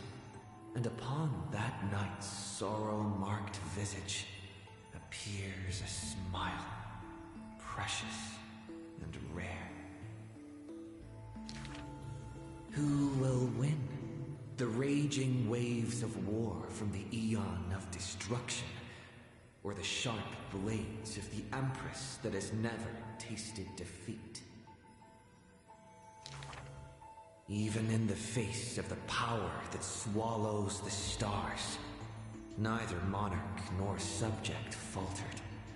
They would prove their golden blood outshines the lifeblood of the gods themselves. In the name of Amphorius, I will grant destruction to the destruction. The Monarch's core flame supplants the flames of annihilation. Soldiers drink deep of the golden blood of the blemished one. She has slain the wellspring of tragedy, once again usurping destiny's crown. Who will win? The light of the esteemed gods beyond the sky, or the core flame lighting up the world in the Imperator's heart? The fury of the stars surges headlong, boiling at the edge of the galactic empire. Mighty factions thrust into her realm, yearning to seize back the splendor of old. In the name of Amphorius. Stellar winds scatter the enemy's remaining ashes, as golden blood once again congeals into familiar epitaphs. The master of the infinite cosmos lifts the edict high, declaring to her boundless, ceaseless realm, I shall conquer the heavens, and all stars shall submit. Chuckling, the Imperator tosses her final pawn, her previous delusions withering away during the game. She wiped off the formations that were purely imaginary, and caught a glimpse of rust blooming upon the throne. On the night before the Monarch faced fate, she left behind a grand dream of conquering the stars. In time, she shall become but a humble pawn, so that this grand illusion retains a sliver of truth. This world's game is nearing its conclusion, but in the distant future. For the raging and burning ambition, for the flame chase through 30 million creations, for the Imperator's realm and all her citizens. Who will win? I will win. Amphorius will win.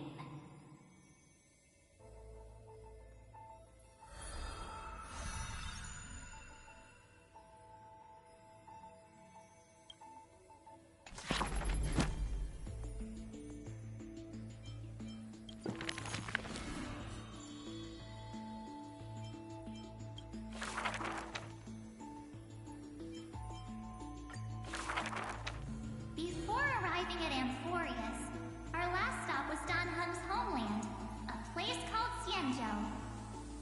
Xianzhou is just a general term. This starship is called the Lo Fu. I had some wonderful times there practicing swordplay.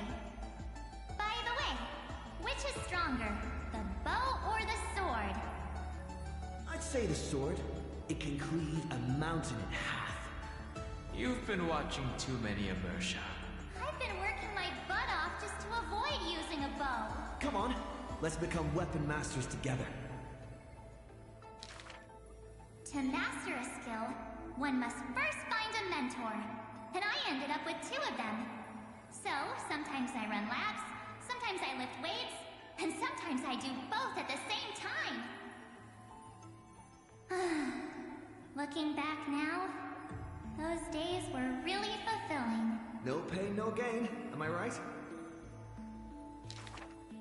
Between sword practice sessions, I occasionally hit up the food stalls in Arum Alley to recharge with some delicious eats. Oh, Master Yun Li was right. These berry pheasant skewers are absolutely delicious. Hard work pays off. This girl's been up at the crack of dawn every day, and finally defeated countless formidable foes. Well, I can testify. March really did defeat countless training dummies. Those wooden dummies aren't exactly easy to break. It takes real skill. Every hero's story needs a villain. And when it comes to the great hero in March 7th's nemesis, it's definitely gotta be Scott. Rather than a freight skiff, maybe an IPC eco-ship would suit him better. Ugh, why? After all, he's got a knack for talking like animals. During the decisive battle, I defeated Scott with my epic move, Star Shatter Shard Supreme! Did you actually master that move? Well, naming moves doesn't cost anything. There's still some space left, and I just happened to find a nice photo. Well, the floor is yours, Master Don Hung. Don't be ridiculous. It's clearly Don Hung's brother here. As I thought, March has some hidden powers there too.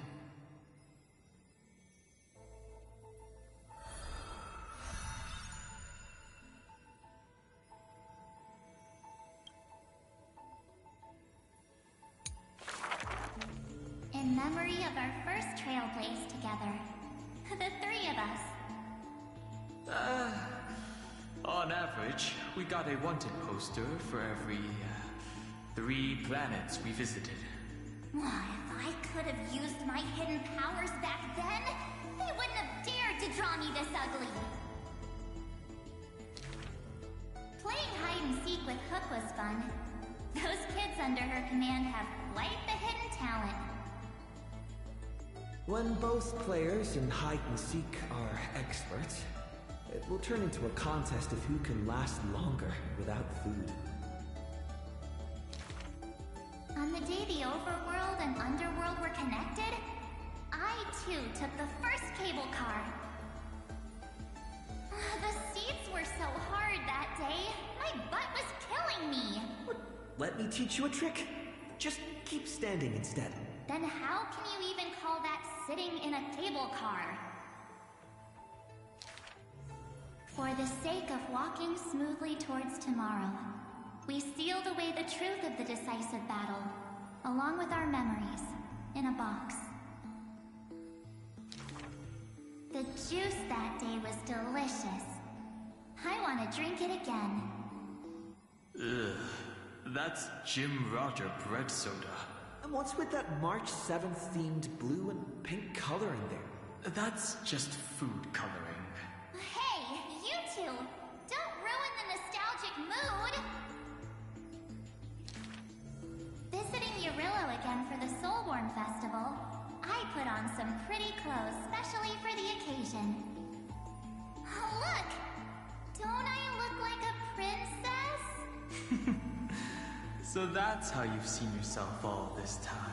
Well, I want to change my clothes and become a devil too. Little ice bear. A sweet little Snow White ice bear. I wonder if it's found any friends yet. I think I saw it in Panic. Hey, why don't we turn it into a universal social media star? That niche is already dominated by trotters. That big guy who once raised his fists against us is now the hope for Belobog's revival. Mr. Yang was practically drooling watching that. Too bad he wasn't there that time. Not necessarily. By next time we visit Urillo, will it have turned into an ocean planet? Then wouldn't those polar bears have to be renamed water bears? The data shows that Urillo's environment is slowly recovering, but the ice shouldn't melt too quickly. Time to remove those floaties from a shopping cart.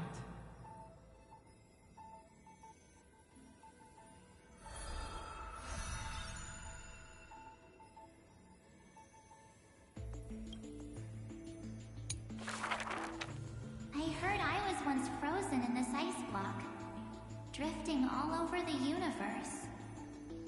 Oh, that's one way to go on a cosmic hitchhike. If the conductor hadn't hit the brakes back then, I probably would have punched a hole right through the car, huh? Stop being dramatic. The Express was the one that actively scooped you up. I remember there was some 6-phased ice left after it melted. I used it to make a little model.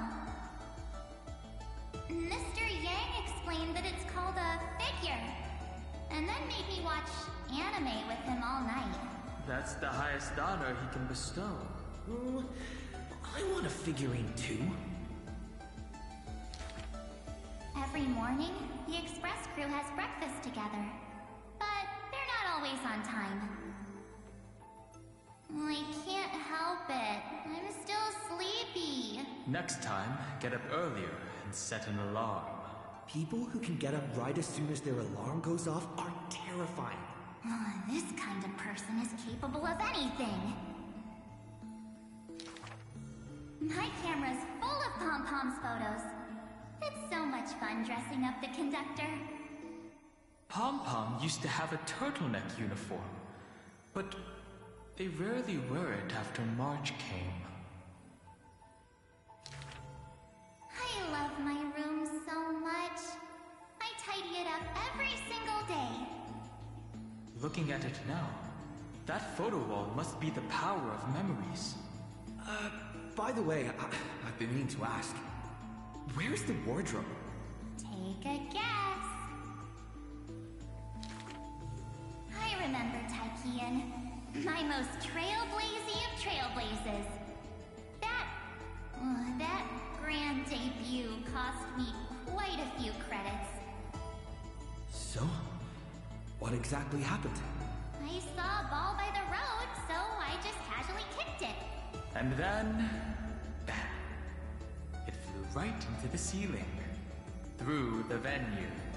And scored 100 points, too! We'll travel together forever and ever. That line sounds familiar. Memories weave the past, bit by bit. They stretch long behind me, like shadows on the path I've walked. I wonder... what stories will the future me create?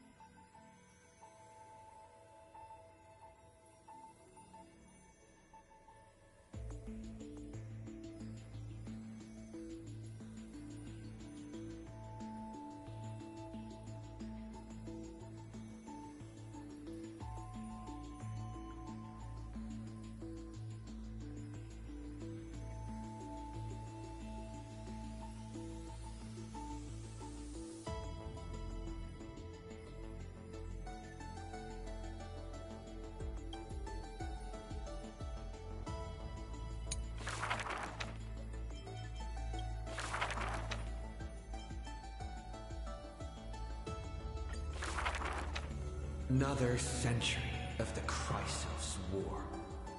Rust, wails, and the blood of living souls seep into the earth, into the giant dragon's decaying bones and flesh. The trembling bedrock is the giant dragon's eyes. They see dromuses reduced to laborers and food. Mythical beasts turned into weapons of war. War and flames extinguish all their siblings. Yet the giant dragon is powerless, left only with bitter silence and memories filled with guilt. For Earth's trial is to bear the anguish of every living being that walks its surface. Upon the edge of doomsday, the giant dragon's will lays shattered, its scales broken. What greeted them is not a flower-covered era nova. but a long-fallen black sword. Though we are strangers, please serve as a core flame for the dawn. Dawn. Dawn.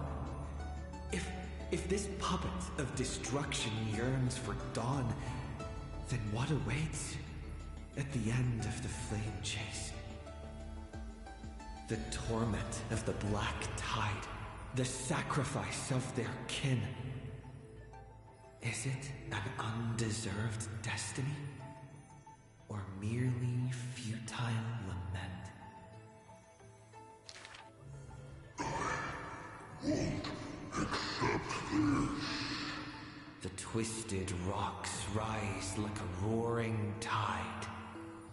Yet the Swordmaster shows no fear, merely sighs, as if long accustomed to such sights. The rusted joints are shattered one by one. The cracked husk peels away, spilling golden blood. The earthquake that engulfs Amphorius lasts for 3 days and nights. In its final moments of defiance, the giant dragon suddenly realizes this flame chase is nothing but the kindling of self-pity, the breeding ground for calamity. Yet, Earth's end is not dimmed by the shadow of the dark blade. In that special recurrence, the blazing sun extinguishes itself to set the destruction of flame. At that time, as the giant dragon sinks into the earth, still chewing on the pain of betrayal, it hears the footsteps of Evernight. I need a helper to watch over time until the very end. Evernight waves her sleeve, bathing the giant dragon in a Memoria tide. And so, the giant dragon sees the past and present of Earth, and understands that the starry sky is forever out of reach. The 33,550,337th eternal recurrence. The demigod Terravox feigns their fall, using the tides of memories to dilute their existence, forging an arc with Earth's core flame. In that 1,000 years of defiance, heroes of golden blood meet their tragic end, while the giant dragon remains deaf to their plight, only silently gathering their exiled kin. The pact with Evernight is simple. Time would erase the pain of Earth and cradle it in peaceful slumber among its own. And Earth shall become Time's ally, for it alone can keep watch until the end of the world.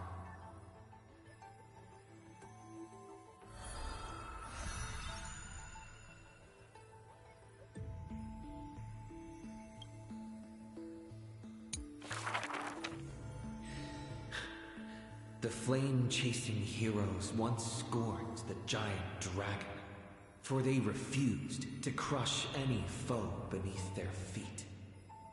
Oh, foolish earth beast. A heretic who refuses to serve the flame chase! After staying for several days, the giant dragon bids farewell to the Imperator.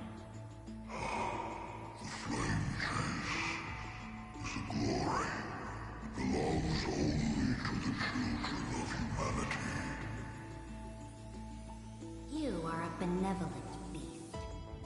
I had no intention of keeping you captive. A decree to protect innocent lives is about to be issued. All I ask is that you lend a hand to the flame chase in the future. Losses are a constant on the flame chase journey. Yet the giant dragon remembers their creator's command.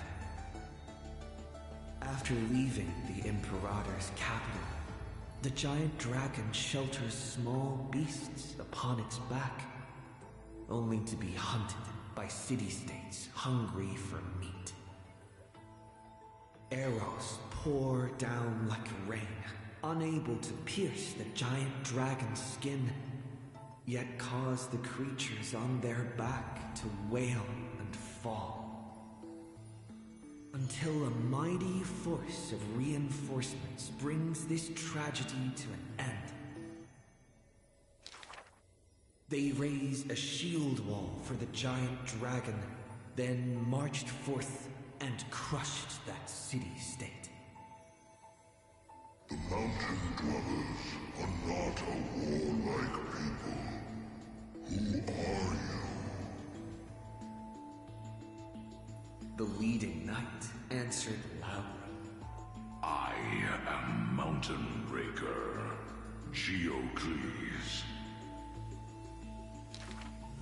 All the world knows that protecting all of Earth's creations is the creed of the Dromas Legion.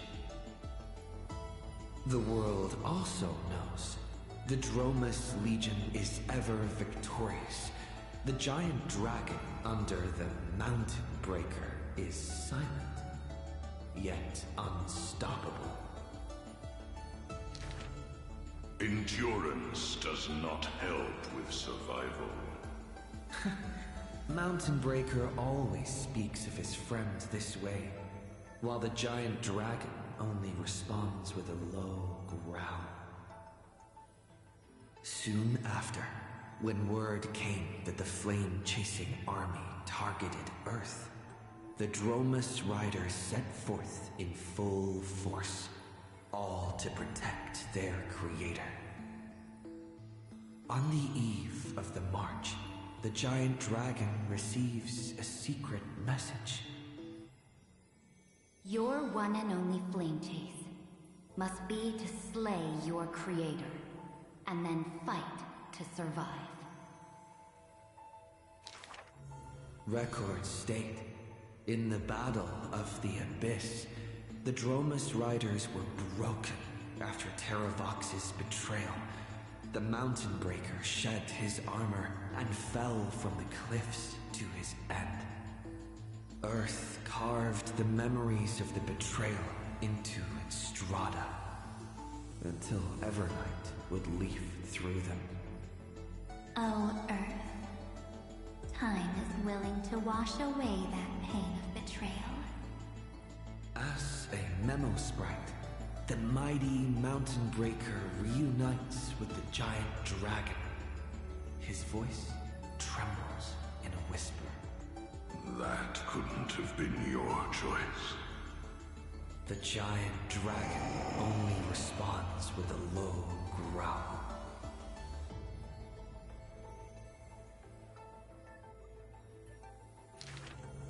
The giant dragon and their comrade dwell in the abyss for 1,000 years, until the Azure Dragon returns from among the stars, stirring up the dust of destiny. He is one of our kind. The giant dragon lifts their eyelids, gazing at the azure-colored lone scion, knowing that dragon's body bears the sworn duty of protection. But in Mountain Breaker's eyes, there is only resolute determination. That is the permanence. The permanence can heal the divine form of the giant dragon. The permanence can guide life past its end.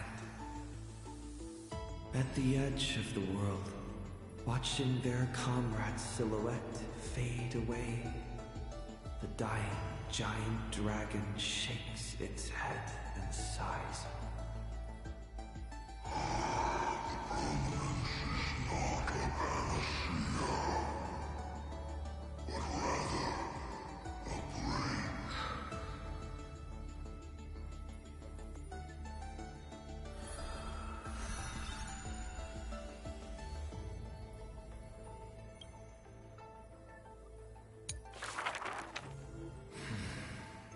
Years later, gazing up at the vast starry night sky, I often ponder, what does the permanence truly mean? The countless souls entrusted by Terravox still surge within my chest, like an eternally burning furnace. I once thought about finding them a home, and tried to communicate with them in my heart. And yet, the living beings of this world, they are now inseparable from me. As if from the very beginning, they were a branch of my own bloodline. Inseparable? After I told everyone, a heated discussion broke out in the express car. Will you turn into a little chimera and snuggle up in our arms?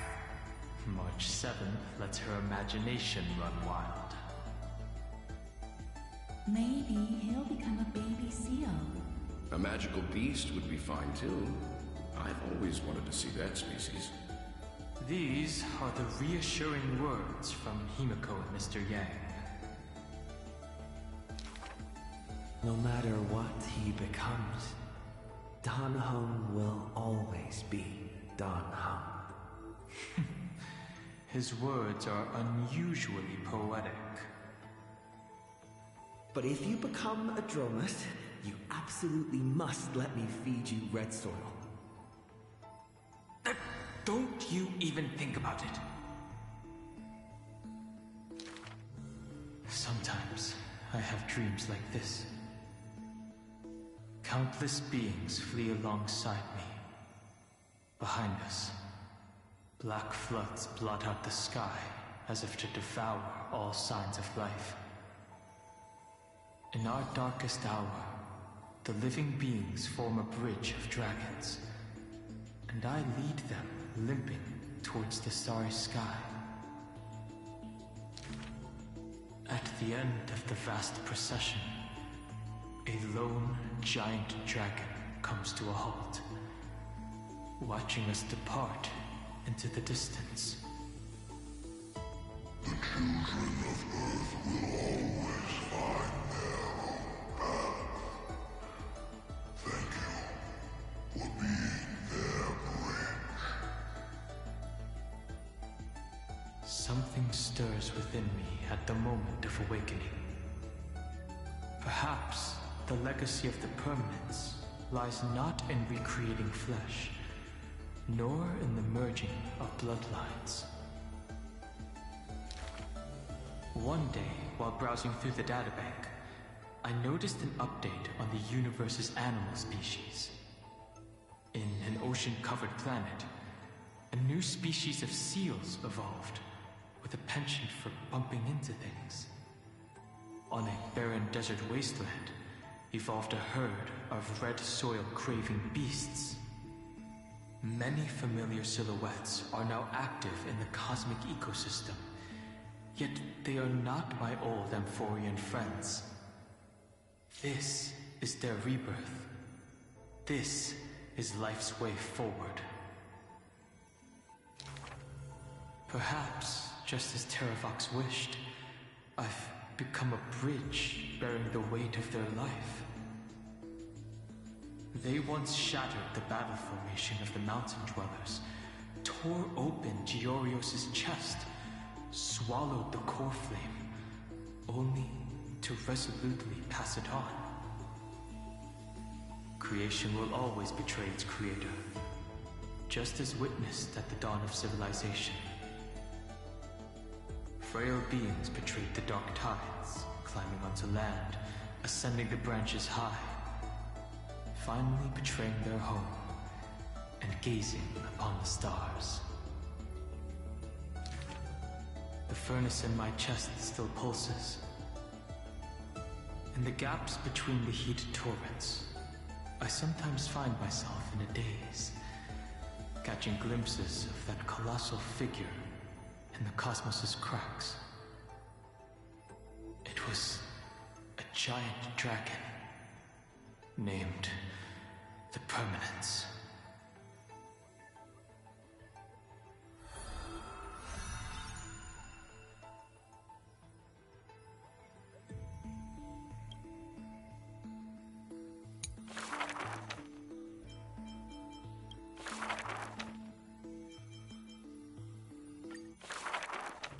Having beheld the monarch's gifts, she completed her demigod's destiny. The tides within her heart recede, and her requiem draws near. A sliver of light fell from a crack on the cave's ceiling. A blazing ray pierces the surface of the sea. An aching urge to chase the light wells within her, and with a flick of her tail, she drifts toward the breach. In the deep sea, 1,000 years passed. The sea siren once swam to the shore with unwavering will. Fish gathered in silent procession to escort the princess to her final rest. The moment she leapt free from the water, she felt the waves stirred by peals of laughter. Mirages of her friends shimmered and faded, and songs of joy rang out from the shore, just as she had wished. Dux Forgoris sliced the Dromus flank with a time-worn edge. Dux Brumalis cast an icy chalice, steaming with the breath of frost. Dux Halcolithist brimmed her vessel with honey brew, while Dux Carminum unfurled a scroll of new verse. At last you have arrived, our belated musician. The gold weaver's silver needles hover in the air, weaving beautiful outfits for her. Electra accepts the gift that does not exist, as salty water wets her new attire. She knows this is not reality. Just like the world she loves, mere foam in the sea of stars. Even so. She drank down the aurora lights in the cup, as intoxication flew from her fingers into music and song.